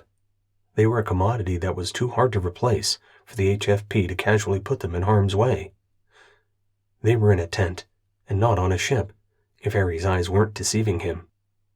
You're wondering how I got here, the doc started. I stowed away.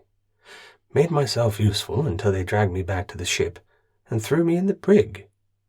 Alas, such is life. But while I was here, you needed attention, so I threw a few bandages on you to make you look more banged up than you really are. I knew it. Unhook me, Doc. I'll return to my squad. I've said a bunch of things, and all of them were lies except one. Can you guess which one that was? Ares tried to relax and failed miserably. Can you at least sit me up? The doc nodded to someone Ares couldn't see. His bed cranked up until he was sitting but slightly reclined. He was stiff, stiffer than he felt he should have been. Lies versus truth, Ares. You're not taking me out of the service. It was a statement that broached no opportunity for a refusal. The doctor laughed. Normal people would look at any chance to head home and avoid the madness of war, but soldiers! I swear, you people are just different. No, Ares, you'll be fine and back in fighting shape before you have to get back into the fight. Nothing major, and it's all fixed, both inside and out. You lost a lot of blood. I'm surprised you remained conscious. Too busy to go to sleep. My section was under fire. Another matter-of-fact statement. In the service of Janus 7. Soldiers fought humanity's wars against the aliens. They fought for honor. They fought for each other. Passing out from loss of blood isn't the same as taking a nap. But you didn't. It's easier on us when patients walk into the clinic than if we have to carry them. Ares undid the strap across his chest. The doctor and nearby orderlies didn't stop him. That was for your own safety. We expected when you came to, you'd try to get up and leave. The corner of Aries' lip twitched upward. You weren't wrong. You're getting your last bag of blood. Once that's in you, we'll give you a bag of normal saline to top you off. Then you can leave. No workouts until we remove the stitches. Maybe a week. That'll be done on board Antilles. Congratulations. You and your section have an all-expense-paid return trip to orbit. Are we done down here? Bugs are cleaned up? Let me ask the battle planner if he's able to see you. The doc motioned to an orderly, and they hurried from the tent. The doc smiled and moved to the next patient, who was intubated and unconscious. Sailor Man, Aries called. You get better. We need you. Hoorah, Aries, a voice called from behind him. Aries leaned as far as he could to see Sailor Man behind him and not beside him. Good. I thought you were going to get all weepy and huggy on us. We're here, at least those who made it through. Point 1 and Wheel 2 are on the ship. Swings 1, 2, 4, and 8 are annoying people over there. Aries couldn't see where he pointed. Here, sir, 5 voices shouted in unison. Quiet, the doc called, raising his hands in the vain hope of regaining control. Looks like you're gonna have to kick us out, Doc. Unruly sorts damaging your calm. I promised to drink lots of water. Unhook me, and we'll call it a deal, Aries said. I heal. I impart my medical knowledge upon the sick and injured. I don't do deals. You'll get your saline, and you'll like it. Hey, Sailor Man called. He sounds like one of us. The swing soldiers chanted, One of us, one of us. The doc raised his hands once more, with his eyes closed while he struggled to find peace. The swing soldiers' chant drifted off. Orderly, remove the IV and check them out, but escort them to the shuttle pad to await pickup. Otherwise they'll run off. He rounded on Aries. I swear, for a soldier whose actions have been recognized at the highest levels, you are nothing more than a toddler. Aries waved to the doctor. Sounds like we can go. Get your gear and meet me outside in 5. Straight to the ship. No detours. The doc stared at Aries. Aries stared back. Sure, Doc. Thanks for patching us up. I should have known better than to try and keep you here. The doc shook his head and returned his attention to the unconscious soldier. Nothing personal, Doc. Aries held out his arm for the orderly to remove the needle. Put pressure on that, she ordered. She prepared a bandage to go over the gauze. Aries removed his finger, and she taped the gauze into place. He threw his legs over the side of the bed to find he was butt naked. There were no boots or clothes in the vicinity. Orderly, Aries ventured. Everything you need is in the next tent. We washed you in betadine solution. No shower for 3 days. I'm good for 4, maybe even 5 days, Sailor Man said. He started whistling and walked out, followed by the swing soldiers. Did you give them pain relievers? Aries wondered. Oh yeah, a lot. Keep your eye on them. She winked at him. He moved. He was stiff and in pain. And me? Local anesthetic only in your case. The battle planner was rather insistent on not giving you drugs. We did pump you full of antibiotics, though. No one knows where that bug mouth has been, or what grows in there. Aries knew. The vision of the bug generator rushed to the forefront of his thoughts. Thank you, ma'am. He headed outside to find the others hadn't waited. They were in the next tent, where barracks clothing was being thrown at them by a soldier behind a stack of small unit shipping boxes. This is too small, Swing 8 complained. It's fine, shrimp, the soldier barked from behind the counter. 8 lunged forward, but Sailor Man caught him before he went too far. Step back. There was a slight pause where 8 clenched his teeth so hard his head began to vibrate. Are you taking care of my section? They get the same thing everyone else gets. You ruin your clothes and expect me to pamper you? Ain't happening. The soldier stopped rummaging around in the clothing stocks and leaned back with his arms crossed. Most of Aries' section was still naked. "You're clearly having a bad day," Ares said softly. "How about you take a short break, and we'll get clothes that fit. Then we'll clean this up for you. Does that sound like a good deal?" The soldier didn't move. "It is a good deal," Ares stated. He humped himself around the makeshift counter. The soldier was a wisp of a man compared to Ares, but the section lead was heavily bandaged. The other soldiers were too, and were hurting despite their joviality. "Got a smoke?" the soldier asked. Ares held up his arms and chuckled. "If I had one hidden on my person, you definitely wouldn't want to have anything to do with it." "Fair enough," the soldier said, then cracked a smile. "Sorry, guys. It is a garbage day." He walked out from behind the counter, took in the soldiers for a moment, and left the tent. 4 and 8. Make yourselves useful. Get us the right size gear, and then organize the remainder, smallest to largest, folded with the tags out so he can quickly see what size he's grabbing. "After the way he talked to us, you want us to help him?" Sailorman asked. The tent, like all expeditionary tents, smelled of creosote and paint thinner. It could be erected in less than a minute with pneumatic supports and braces. It was little more than a bouncy house, while being much less fun. "You heard the man. He's having a bad day. We're on hold for the next shuttle, so we have time. Let's make his life a little bit easier.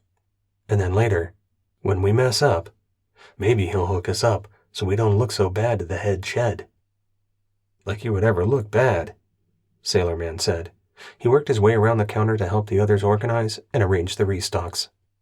Swing 8 passed clothing to Ares. It was the biggest size they had in stock, but not the largest size made. Ares put the trousers and blouse on, despite it being tight on his bandages. He looked over the footwear. Little more than slippers. "Anyone know where our armor is?" "On the battlefield last I saw it," Sailorman replied over his shoulder. "Right where Dante told us to put it." "I'll find it. When you've got this place in order, get to the shuttle pad and await pickup." "No way," Sailorman started to argue. At Ares' look, he shriveled. "Compliance." Ares nodded and was gone. "Battle planner," Ares said with a nod. "Why are you out of medical? I told them to come get me when you were awake." "Here, sir." The medic waved from the line of people that Ares had passed to get to Dante. He waved the medic forward. "Tell them you reported as ordered. I'm sure your attention is needed over there." "Sir." The medic jogged away. "Good job on this one, Ares. How do you feel about the promotion?" "To what?" "Battle planner. BP Ares has a ring to it." Dante rubbed his chin. "Wouldn't you rather have me out there carrying a Mark 71? Ares pointed toward the mountains. "I know I would." "You have a point. Promotion withdrawn. You'll get an increase in pay regardless. And I'm putting you in for 2 stars after this one. I can't believe the messes you get yourself into, and more importantly, get yourself out of. Your actions saved a lot of lives on Espinar 4, probably including mine, and every other officer in this man's peace force." Ares didn't nod or otherwise acknowledge the compliments. "Can you tell me where I can find my armor?" "You'll get it back when you're on Antilles. This one's over. Accept the win and get some rest." "What about the skinnies?" The air seemed less crisp than it had before. It was almost stale. The smell of too much death spoiled the planet's purity. "They're already on the ship. I think you should check in on them when you get there. Seems they're reluctant to respond. You're the only one who has made any connection with them." "You need me to do Intel's job for them?" "Seems so," Dante replied with a cold edge. Ares could push no further. "Compliance." He sounded defeated, but the battle was over. Humanity lived on, and getting the skinnies to talk would be an Intel coup. It was another challenge, a different and better one. He needed to rest his body, and he knew it. He saluted and looked the long way back to the shuttle pad. He walked slowly, keeping his thoughts to himself about the battle, the victory, and those they'd leave behind. A point, 2 wheel, and 4 swing soldiers killed. The other point, and both wheel soldiers severely injured. 2 swing soldiers severely injured. The rest injured, including Ares. None of his were life-threatening, but adding them all together, it made for a close shave. Close in others' minds. Ares had never felt like he was at risk of dying from his injuries. He only had to kill time until he could work out again, prepare for the next deployment. He wanted to talk to the armorers about the sabot rounds. Could they add a couple to the wheel soldiers' loadout? He thought it was a good question. The fleet deployment had a munition ship with them to manufacture ammunition and inorganic supplies when they found suitable raw materials in asteroid belts or on moons they passed during their transit to the battle planet. They could never carry as much finished products as they needed. That would require more of a supply train than they already had. Dozens of cargo pushers in addition to the troop hauler. Ares was happy being a soldier, if that was the right word. The word gratified better described his place in the universe. What would he be if he weren't a soldier? He couldn't fathom. A glimmer in the clear sky signaled the inbound shuttle. Ares increased his pace by lengthening his stride, moving faster without working harder. After 5 paces, he slowed. Neither his knee nor his hip could support the effort. He'd get to the landing pad when he got there. They'd take a while to load up, he figured. In any case, he'd go when he was able.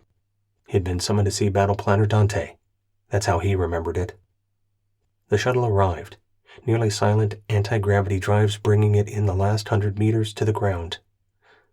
It was still 500 meters away. That was a long ways. His head started to swim from lack of fluids. He didn't have any of the water he promised to chug. Swing 8 appeared out of nowhere. "Sir," he said to get Ares' attention, "I was sent to check up on you. Are you going to make it?" "If I don't, then you don't, and you'll be in more trouble than me," Ares suggested. "I'm not leaving without you, but we don't want to hold it for too long. Fredo might get accused of piracy." Ares draped an arm over 8's shoulders. They walked faster with smaller steps. Missing movement was a major charge. It didn't matter where Ares had gone. The flyboys had their schedules to maintain. Don't upset the dinner tray. Hot chow. The thought of it made Ares smile. The 2 soldiers hobbled down the hill and onto the shuttle pad. The engines buzzed as they ran at the lowest output. A load chief waved for Ares and Swing 6 to hurry. They maintained the same pace. They were already at max hurry. Ares should have stayed in bed until the saline had been administered. His ego didn't want anyone to think he allowed himself to be pampered. "Water?" he asked when he made eye contact with the crew chief. "Inside." He jerked a thumb over his shoulder dismissively. He didn't care who any of the passengers were. He only cared about turning the bird around at the speed of heat to stay on schedule. This was one of many trips between Antilles and Espinar 4. Ares gestured for 8 to go first. Then he boarded with his head held high and walking without a hitch or a limp. He helped himself to a water pack stored behind the seat. The crew chief glared at him. "Doctor's orders." "Those are for the crew," he said. "We don't carry any for the passengers. This flight is only 20 minutes. You can do without until you get to the ship." Ares popped the cap and drained the bottle. "I'm going to take another one, and then I'll replace them double after we get to the ship. I'll be waiting for you in 40 to 45 minutes on your next turn.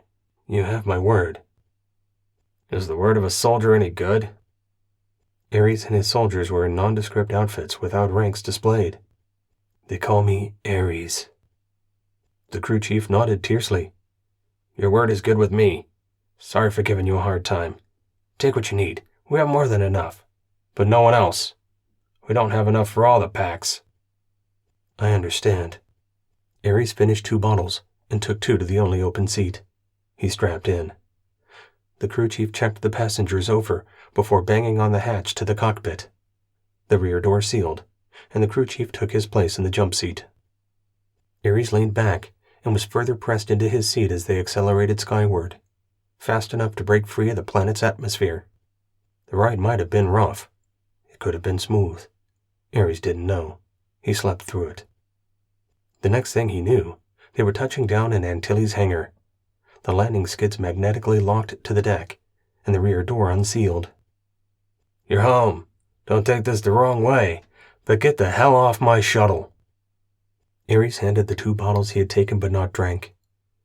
"Keep 'em. Compliments of Paxton crew. You don't need to refill us. But if they're having anything good on the mess deck, there are 3 of us would chow down on it. Like hogs to the trough." "I'll see what I can do," Ares replied. It wasn't a promise, but in Ares' mind it was. He would try to get them 3 hot meals, unless it was those boiled mini cabbages. No one liked those, but they were high in iron and provided other useful nutrients. The HFP was fueled by real food. Hard men and women would risk their lives for a good meal. When existing on protein packs, morale dropped so badly that hot chow would be delivered to the objective, no matter how many mess specialists had to die to get it there. There was no army without the soldiers.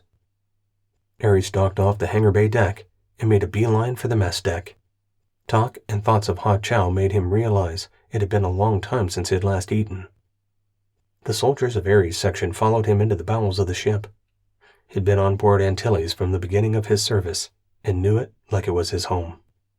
His quarters were on deck 4, his soldiers were on 5, and the mess was deck 8. Gravity was heavier the lower one went in the ship. The smell of food broke through the antiseptic smell of the ship's air and reached them long before they arrived. There was no line into the corridor. Most of the force had not yet returned from planetside. Ares would allow no interruptions over the next half hour. Feeding the body was every bit as important as feeding the soul. Chapter 23. Skinnies. Know yourself, but know the enemy too. I don't want to see your ugly faces for the next 24 hours. Sleep until you're hungry.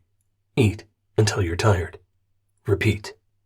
Ares emphasized each point by smacking his knife hand into his palm.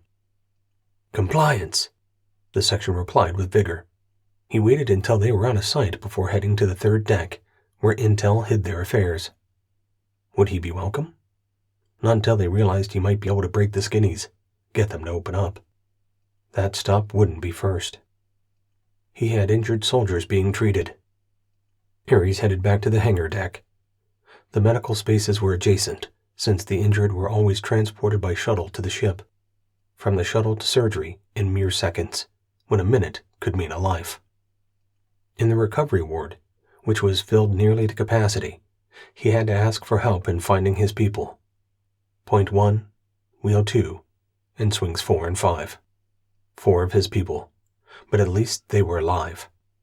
An orderly guided him to the registration area, where the patients were indexed. Over here, over there, farther that way, then all the way back this way. Haphazardly placed, but once medevaced, they no longer stayed together as a unit. Soldiers were grouped by severity and type of injury. Point 1 had lost an arm. He was the worst of the bunch, in an induced coma. Ares kneeled next to the bunk. Originator, hear my prayer. I ask you to share your health with this fine soldier, so that he may revel in your glory on a future battlefield. Until then, help him find peace. A warrior's prayer wasn't about humbling oneself before a god, but about honor and duty. Ares needed his faith to stay alive, both planetside and within his own mind. The originator, a constructed deity. Ares didn't care about that. Faith wasn't about specifics. The concept was all that mattered. Ares found the other soldiers sedated and sleeping. It was easiest to drug them into a stupor and let their bodies heal themselves by forcing them to take the time. The worst damage had been surgically repaired. After that, it was up to each soldier to heal. Ares left the medical space with a thanks to the orderly for helping him find his people. When he strolled toward the intel spaces on Deck 3, he realized he'd never been there before. Intel wasn't his thing. If he couldn't shoot it, then he wouldn't be bothered by it. Plus, the intel types had been wrong too often to give him confidence in their work. as recently as not identifying the honeycomb of tunnels beneath the surface of Espinar 4. He rang a buzzer outside the heavy door that warded off unwanted visitors. A junior intelligence type turned on the view screen beside the doorframe. "What?" "They call me Ares. My section captured the skinnies. I might be able to help in their interrogation. At least that's what Battle Planner Dante thought." "Ares, I saw your name on some report. The skinnies aren't in here. They're on Deck 11 in an empty cargo hold where they are being examined, encouraged to talk so our computers can decipher their language. I'm pretty sure we don't need you down there." Ares stared at the man, expecting him to change his mind. But what he thought didn't matter. Pointy end of the spear was a man like Ares, not a report reader. Ares turned and walked away. He was wasting time. He took the lift down since walking was wearing him out. He drank his bottles of water and refilled them on the mess deck. He drank the two and sent the bottles into the recycle chute. Deck 11, the second lowest on the ship. The small difference in gravity was barely perceptible between individual decks, but when traveling from Deck 2 to 11, the change was more severe. Ares stepped off the lift, took 2 steps, and stopped to lean against the bulkhead. His rack was calling to him, but he had one last thing to do. He was in the corridor alone. The area was off limits to soldiers because if they managed to enter a supply area, they might help themselves. The rules of acquisition were universal and transcended the millennia. He took deep breaths to steel himself. The skinnies had injured everyone on his team. 5 dead were a testament to the army they fielded. Ares didn't like losing the soldiers in his section, but it happened too often. Anchoring the line was dangerous. Going forward to conduct a reconnaissance was dangerous. Be the bait to draw the enemy into a trap. Every mission given to Ares' section was dangerous, but none were worse than those he gave himself. Like heading underground to intercept a flanking army, or heading underground to escape one only to run into another. "Sir, you're not allowed on this deck." A soldier appeared in the corridor. "They call me Ares." It was a simple statement, but it carried weight far beyond any rank. "My section captured the skinnies. I thought they might recognize me." "You can pass." The soldier replied without direction regarding where Ares would go or who he would report to. He'd figure it out. He'd march ahead, his imposing figure intended to chase away others who would stop him. But no one was there. The hatch to the cargo space was secured from the other side, so Ares pounded on it. It opened. Ares didn't recognize the officer standing there, but he recognized Ares. "We were hoping you would join us. Come in." Ares stepped through. The officer led him into the cargo bay, where double pads and blankets had been arranged as beds for the skinnies. The group stood around while armed soldiers lined the outside of the space. It was tactically unsound. They'd end up shooting each other in a firefight, but it looked impressive. "I would remove half the soldiers. It's a Hittite firing squad. They'll shoot each other before they hit the skinnies. They're not a very big target." Ares spoke offhandedly. They could take his advice or not. It made no difference to him, as long as he wasn't there if they started shooting. Someone waved him close to the skinnies. "Are you armed?" he asked. Ares shook his head. The man waved him the rest of the way until he was standing next to the aliens. "We're trying to get them to talk, but they're not. We need more. They know you, if I'm not mistaken. Can you get them to speak?" "I can try." He had kept his eyes on the skinnies, and they focused on him. As the newcomer, it only made sense that they would look at him. But this was different. Even though they were aliens, it was a look of recognition, of familiarity. "Ares." The skinnies surrounded him, chattering excitedly. They touched him with their long fingers. He didn't flinch. He didn't react. He didn't even nod. He cocked his head back and forth like they had done with him. One of them pointed to Ares' biceps. The others tapped the speaker in seeming agreement. They continued to talk to Ares, all at once. The intel types were overjoyed at the turnaround in their fortunes. They congregated behind a clear barrier to work with computer systems that were processing away in a calculated effort to decipher the skinnies' language. I hope you were treated well, he said in his best diplomatic tone. That wasn't his forte. He'd never had to woo an opponent through influential words. That was best left to those who wielded words as weapons. They didn't respond. The skinnies knew as much about English as the humans did their language. Two races at an impasse. I just came to check on you. Do you have water? He asked. He was thirsty again, despite already drinking his body weight. Doctor's orders. One of the intel types brought Ares a bladder. He drank half of it at one time. The skinny stopped talking and watched. Get them talking again, the intel types complained. Do you drink water? Ares asked. He gestured for one of them to hold out its hand. It did, and Ares dribbled a few drops into it.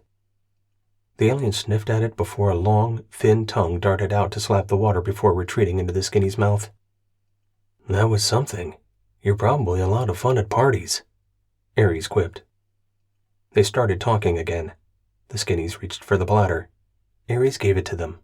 The intel types gasped and ran to the group. Ares held them back by holding his arms out from his sides. The lead skinny, as Ares thought of him, poured water into the hands of the group, one at a time, until they lapped the few drops. Ares took the bladder back and drained it. He reached it behind him, and someone took it. The skinnies laughed. It was the strangest sound. Did they know they were prisoners on a human ship? This was the closest they would ever get to skinny space. HFP ships never transited unknown space on their way to a battle planet, except on the final approach. That is definitely a laugh. You are the funniest guy in their lives. I want you to come here each day so we can continue to get engaged from them. Tell them it's time for them to sleep. Ares looked at the man like he'd grown a spare head. How am I supposed to do that? I don't know, but be convincing. The intel officer went around the cordon of soldiers and pulled half of them from one wall so none of them faced another. The outer bulkheads were clear. If the soldiers started shooting, the only risk was from venting the atmosphere if they punched holes in the ship's skin. It wasn't optimal. The only way to avoid killing everyone was to not shoot. But Ares had already given enough advice for the day. He put his hands together and held them against his head like a pillow, and then pointed at the makeshift beds on the deck. He directed each skinny toward a different one, but they stood, silently watching the human madman walk around the cargo compartment, making strange gestures. Ares never thought of himself as being funny, but if a video of him trying to communicate with the skinnies ever saw the light of day, it would have ruined his credibility as a hardcore, no-nonsense soldier. He gave up and headed for the exit. That's it? The intel officer wondered. I don't speak skinny. That's for you guys. Have a good evening. I'm off to follow the doctor's orders. Rest? The officer ventured. Exactly. I'll be in my bunk. Don't call me for at least 12 hours. I won't want to get up. 12 hours. You got it. And despite what you think, maybe you do speak skinny. Ares looked over his shoulder to see the skinnies bedding down, one per bed, as the setup suggested, and as Ares had directed. Interesting. Ares left the space. The officer closed and secured the hatch behind him. Ares headed for the lifts and his quarters on Deck 4.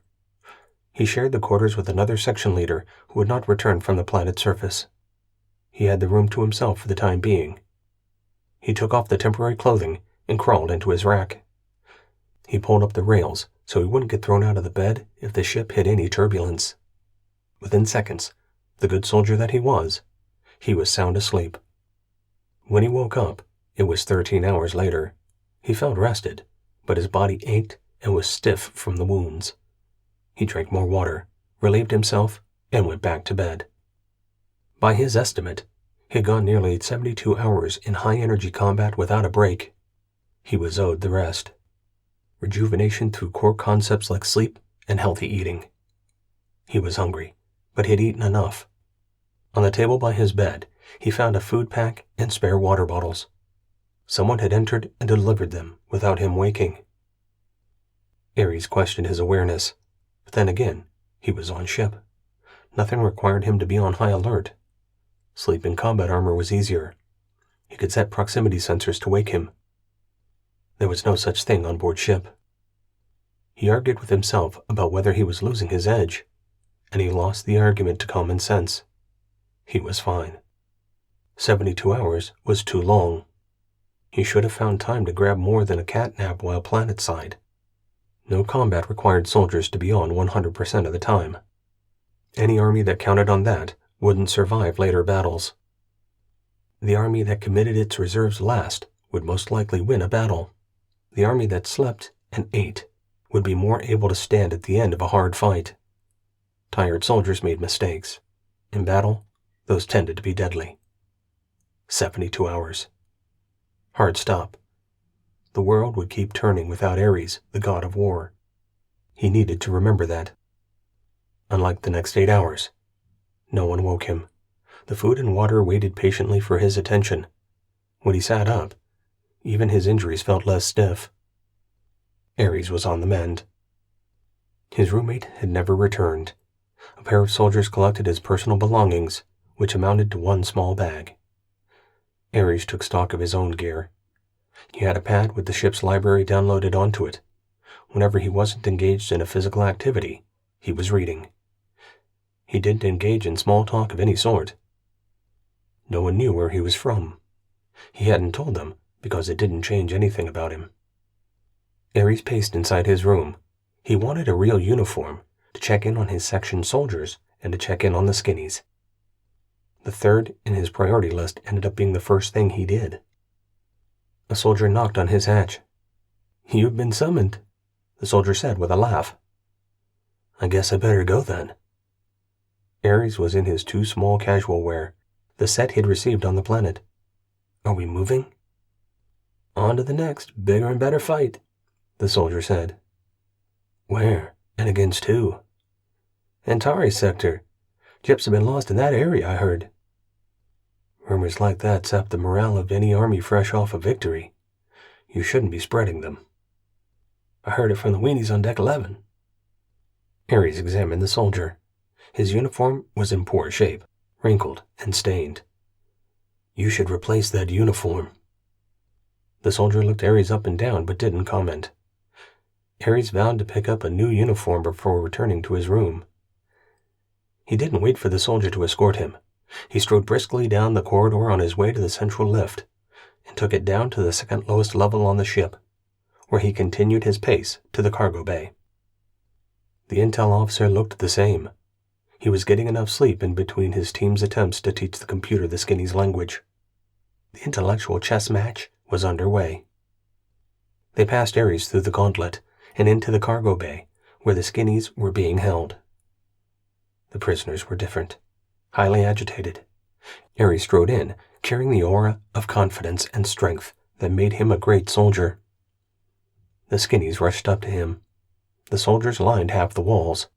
They raised their Mark 71s and prepared to fire. Ares raised a hand to gain control. He didn't believe the skinnies were a threat. Definitely not in hand-to-hand combat. He stood his ground, and they stopped when they were close enough to touch him. They reached out with their spindly fingers and touched the bare skin of his arms. The contact sent a shiver through Ares. They'd touched him before, but nothing like that. This was different. Something had changed. They didn't articulate a single syllable, but they were trying to communicate with Ares in the way that was most comfortable for them. Telepathy or neurotransmission through touch. Ares held his hands up, fingers splayed almost as if he had erected two antennas. The head skinny, the one who seemed to lead the parade, placed his hands on Ares. Flashes of light sparked through his brain, like being near fireworks with your eyes closed. Nothing that Ares could see, only that something was there. The sensation stood Ares' hair on end, even though it wasn't completely unpleasant. "What are you doing to me?" he asked aloud. That broke the contact, and the flashes stopped. "I'm sorry, but I can't understand what you're trying to tell me." The intel types played a skinny voice. It strung together words and concepts. The skinnies listened to the end of the intel group's attempt at communicating. They returned to touching Ares without responding to the computerized voice. More flashes, more intensely. Nothing beyond that. If that passed for language, Ares assumed he would never understand it. He raised his hands in surrender. I'm sorry, guys. I just can't understand you. We'll keep trying. Don't do anything to irk this crowd behind the curtain. I'm sending an acquisition note to the fleet commander to reassign you to our section so you can work in here with the prisoners. You'll report to me for duty each day. My section needs training. We lost many. The replacements need to be brought up to speed. Are we not moving to a war in the Antares sector? We are on our way to Antares sector. How did you know that? No matter. Don't you have someone who can train your team for you? Why would I have someone else train my section? Ares wondered. It made no sense to him. Good teams weren't handed to section leads. They were developed by the leads themselves. That's what made them great. You're going to have to find a way to do both then. You're needed here. This is a force multiplier if we can talk to the skinnies. We think they're responsible for many of our antagonists, like the bugs. They brought the bugs. They manufactured the bugs, Ares corrected, using big machines. They printed the bugs at a rate of 100 per minute. They used minerals and a biomass. The officer scoffed. Where'd you hear that? I saw it, and then I buried it under the mountain to stop them from producing an endless supply of reinforcements. How many tens of millions did we kill? The intel officer nodded. Sorry. You were there, and we weren't. We couldn't download any images from your suit, so there was no secondary confirmation of what you saw. Your report was sparse. If you could flesh it out, we'd appreciate it. Ares disengaged from the skinnies on one side and the intel officer on the other, and left the cargo bay. He needed a decent uniform, plus someone who would deny his transfer into the intel section. That wasn't the job for him. He'd give them a little more of his time, and then cut ties. He needed to find Battle Planner Dante and save himself from being condemned to a soldier's purgatory. Complain once about bad intelligence, and you may find yourself there. Ares didn't take back what he had said. The shortcomings of not identifying the tunnel structure had cost too many lives. Would it have changed the plan? Maybe. Maybe not. But the soldiers would never know, because they weren't afforded the opportunity to plan for underground movements to flank the force. Nor did they plan for an unlimited number of enemy soldiers. There was no way the HFP could have won such a battle. The treaty said no robots. The diplomats needed to wring someone's neck for the skinnies' violation by using artificial soldiers. Ares took the lift to Deck 3. He needed to get out of intel duty. Chapter 24. Antares Sector. From the frying pan into the fire. Dante roared with laughter at Ares' dilemma. Had the walls not been made of sturdy metal, they would have shook with his humor. The state of euphoria immediately after a battle existed for all who survived, followed by a period of survivor's guilt, as they reconciled the sections and prepared for the next war. New soldiers would arrive to fill in empty spaces, or sections would be combined to create a single section from two depleted ones. The business of war was hardest on those who survived, even though no one could ask those who didn't survive what their preference would be. Ares the intel weenie? He laughed anew despite Ares' lack of humor.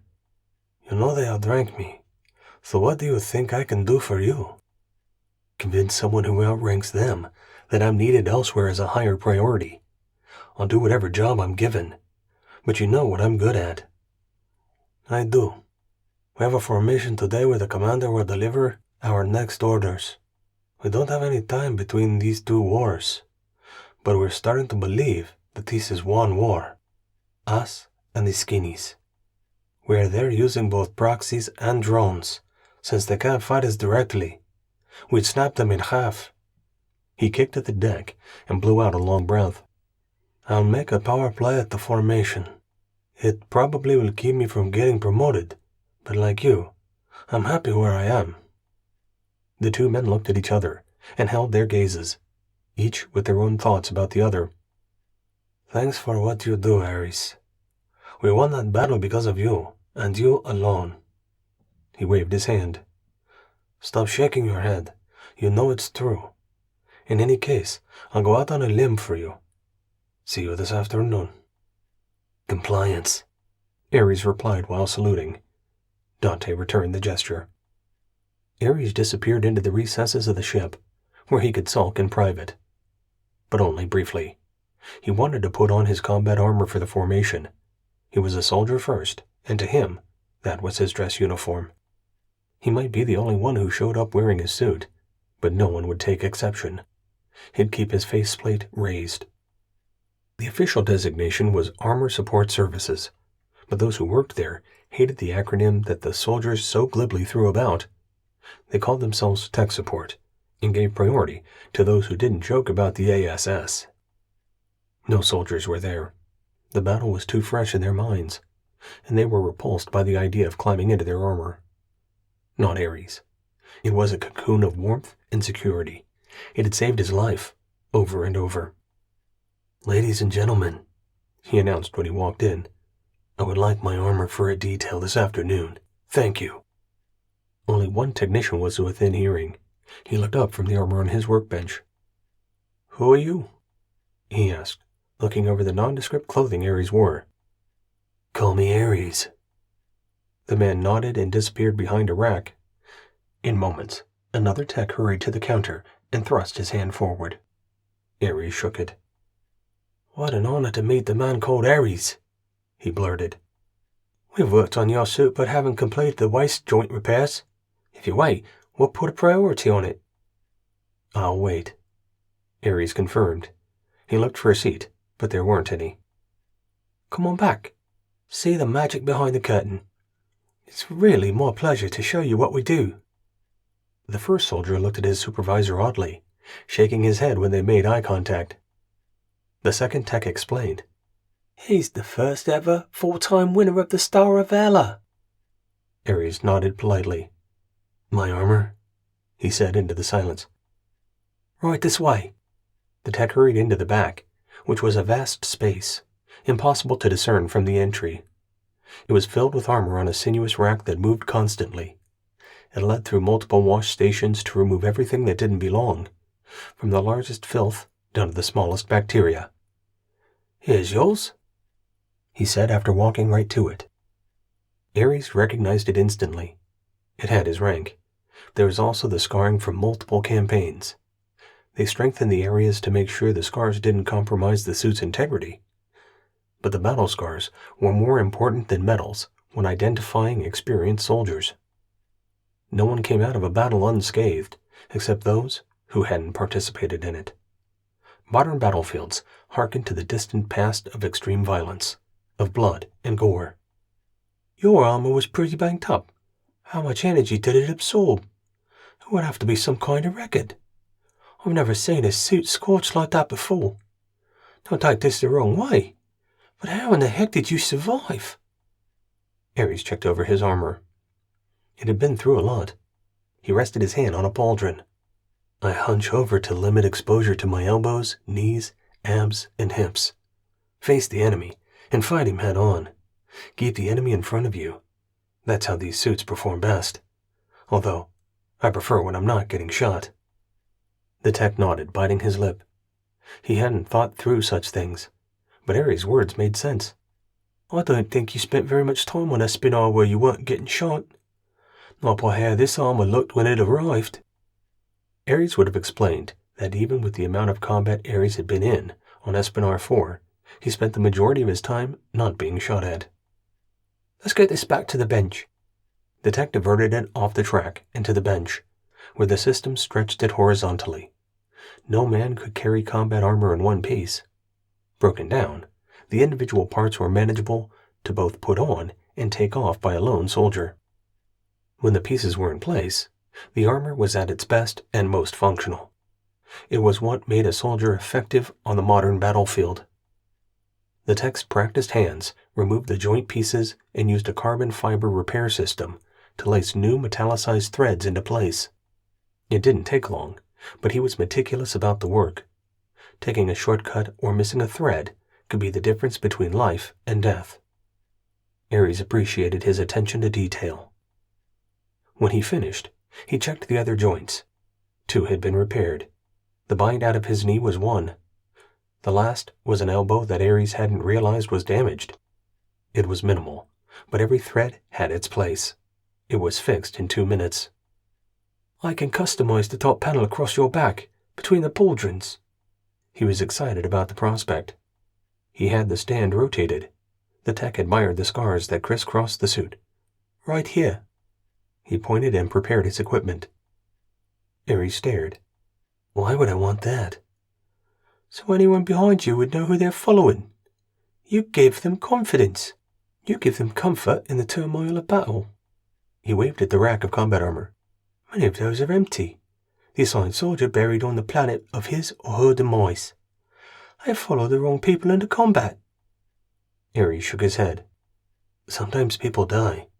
Combat is chaos. They all followed orders, like the men in my section who didn't return. But they died so ugly, their armor never made it out. The tech hesitated.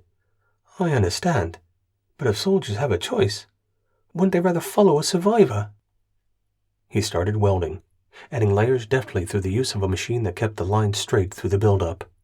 At the end, the letters were nearly 15 centimeters high. The smell of metal arcing onto metal filled the air. The sparks poured onto the workbench. I'm not sure that's what I want, Ares admitted, wincing at the work. It's not about you. You don't have to look at it, the tech replied. It's about every man you lead into battle. The 4 letters stood out, evenly spaced, huge. No one could miss them. ARES. The tech chuckled. I probably just bought myself a lot of extra work. They'll be telling me to add section leader names to all their suits. I'll happily do it, knowing that you were first. He offered his hand once more. I'm going to have to get back to work. It was an honor finally meeting you. And do me a favor. Don't let them send the suit back to us if it's empty. Ares' lips curled into a smile. I'll do my best, but if I get killed, I won't have any control over what happens to my suit. Don't get killed, the tech replied matter-of-factly. He waved over his shoulder and went back to work. Ares put his armor on and reported to the cargo bay. He raised his face shield before entering. The intel types looked at him. The officer shook his head. You don't have to wear that down here. I wear it because this is what I am. Ares approached the skinnies. They bowed their heads and backed away. They stayed bowed while he stood there. They haven't done that before. How many did you kill while wearing your suit? None that they saw. The other members of my section offed a few, but stopped firing when they realized they needed the skinnies' help to escape the underground. He nodded at the explanation. Ares told the skinnies, You can stand up. I'm almost finished here, since I'll have to go to the planet when we reach the Antari sector. What are we going to find there? The computer played the translation, or the best it could approximate. The skinnies rubbed their hands together and bobbed from side to side. We're getting closer to a working translation system. Ares shrugged off one arm plate and a glove to expose his bare skin. He held his arm out for the skinnies to take. The flashes started immediately, but they weren't as harsh as before. Deep in the middle of the light was something else. An image. A skinny standing in an unknown land. That was the flash, and then it was gone. He concentrated on sending an image of himself in the bug generation chamber. He didn't know why he selected that one, but he wanted them to know that he knew they were culpable in the deaths of so many soldiers. Unnecessarily in Ares' mind, especially if the 2 races could sit down together and talk. The skinnies didn't react. They attempted to project other things into Ares' mind, but nothing was more than a bright flash, a spark in a sea of black. He restored his glove and gauntlet, waving to the skinnies and heading for the door, where he was intercepted by the intelligence officer. I need you to keep working with the prisoners. There's an all-hands formation on the hangar deck. I have to go. He scratched his head. Is that today? It's right now. I have to go. Ares sidestepped the officer, who fell in behind the soldier. Together, they headed down one level to the bottom of the ship. Antilles had launched its shuttles to clear the hangar deck. The entire force stood in formation in its cavernous space. Sections were arranged in groups of 10 to make a decade, and 10 decades to make a century. The force was down to 5 centuries. It had started at 10 for this operation, and was at 12 for Mistelgon. They were losing soldiers faster than they could replace them. 2 centuries of empty suits. That was 3,400 soldiers lost on Mistelgon, but half the remaining force had been lost on Espinar. The fact that the force had killed tens of millions of Scudigarans didn't matter. A human soldier wasn't equal to a mass-produced drone. Even skinnies weren't the equals of a human soldier. That's why they used proxies to fight their wars. This wasn't the first time they'd done it, but it was the first time they'd been caught. The HFP was being whittled down. Replacement soldiers had a tendency to die more quickly. Experience was an expensive lesson that not all survived. Ares fell in at the rear of the formation since he was alone. Not a single member of his section had been cleared for duty. He shouldn't have been there, but there was no one to tell him he couldn't. The opposite was true. Dante had ordered him to be there. Ares was the only one in combat armor. He stood out, even though he was behind everyone. He had his faceplate down because it made him more comfortable. It was how the Force soldiers knew him. Few recognized him outside his armor. And now, with his name across his backplate, everyone would recognize him. He wanted to scrape the work off, but the tech had been so excited about it. It was good work, keen with the iridescence of a fresh weld. The Force commander marched to the front and faced the formation. "Human force for peace." His voice boomed through speakers secured in the overhead. "You have won another battle. You have secured peace on this planet and in this region of space. Many of you stood out among your fellow soldiers through acts of courage well above and beyond the call of duty. But one soldier has done it over and over. This isn't luck. This is a once-in-a-generation gift. I'm honored to award the Star of Valor to the section leader we call Ares, the god of war. Ares, front and center, march!" Ares was unprepared for the award. Dante told him he was putting him in for it, but they usually weren't awarded within a day of departing the planet where the combat took place. He marched forward, turned sharply 90 degrees, and continued until he was abeam the commander. He came to an abrupt halt, then faced left. He saluted sharply. The commander returned it, gesturing for Ares to raise his faceplate. "For saving thousands of lives, for risking yours over and over during 3 days of constant battle. Injured with injured soldiers under your command, you captured 18 of the enemy, returned them to friendly lines, and ran straight back into battle, leading the action that culminated in victory. This is your 5th award, which is unprecedented. This adds a 4th platinum star on your original medal. They are all well-deserved. Wear them with pride, by order of Janus 7. The medal hanging from a short ribbon attached to a magnetic device that stuck to Ares' chest plate. "Do you have any words for us?" the Force commander asked. Ares shook his head, but the commander rolled his finger for Ares to say something. Ares gritted his teeth but conceded. "Compliance.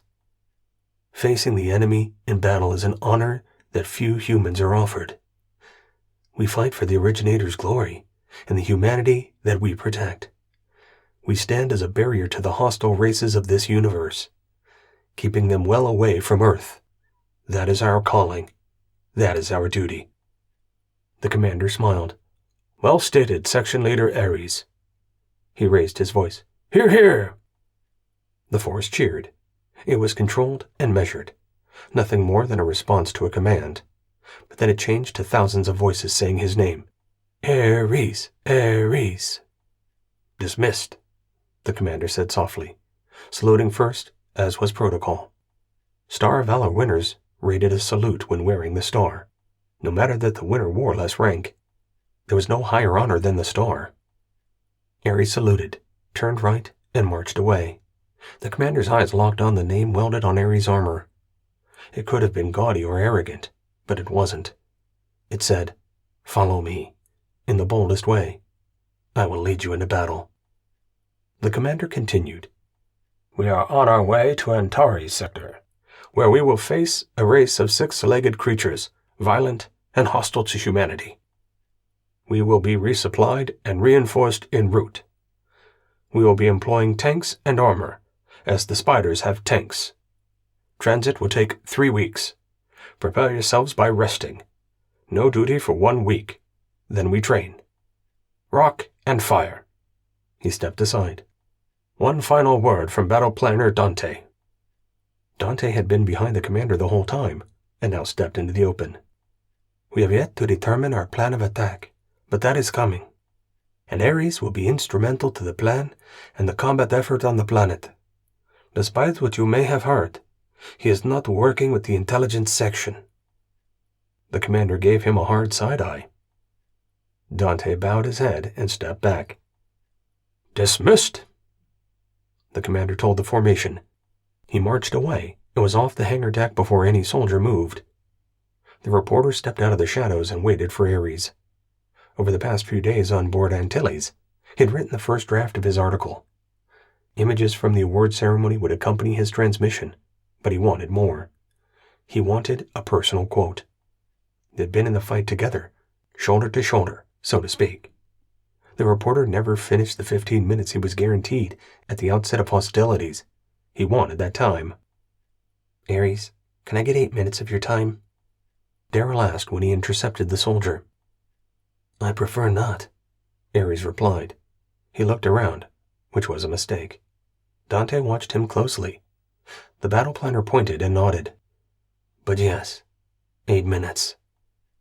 What does the Star of Valor mean to you?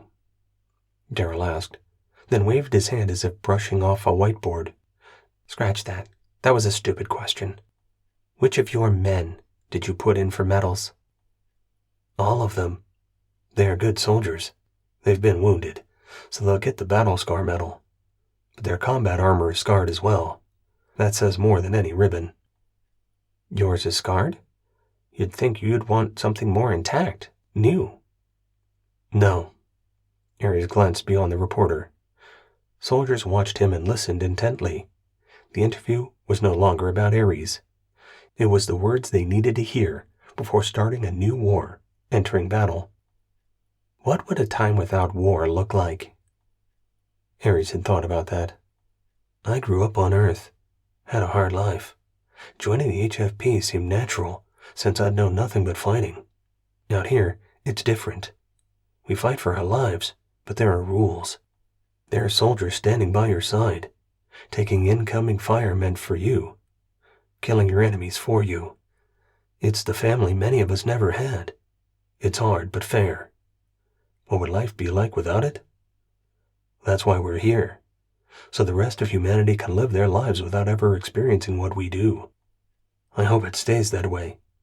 War is for people like us, not them. He waved in the direction of Earth, many light years away. You will fight until you can fight no longer? Is that how you see retirement? I don't see retirement. I see an endless parade of alien races attempting to expand their empires. I see humanity doing the same. It is inevitable that we'll fight until we can communicate. Maybe our effort with the skinnies will get us over one of those hurdles. It would be nice to have more time between wars to train the replacements. This video is for the people of Earth to assist in our recruitment campaigns. What do you have to say to someone on the fence about joining the HFP? Ares snorted. Why would you be on the fence? If you have to wonder if you're ready to be a soldier or not, you're not. Can you be one of us? We own the battlefield. Humanity has never lost to an alien enemy, and we're not about to start. Find your courage and join. You'll get your chance to prove your mettle. Bask in the honor of combat. The honor of combat. I've seen you fight. It's something unreal. I've not seen any of the other soldiers fight like you. Where'd you learn?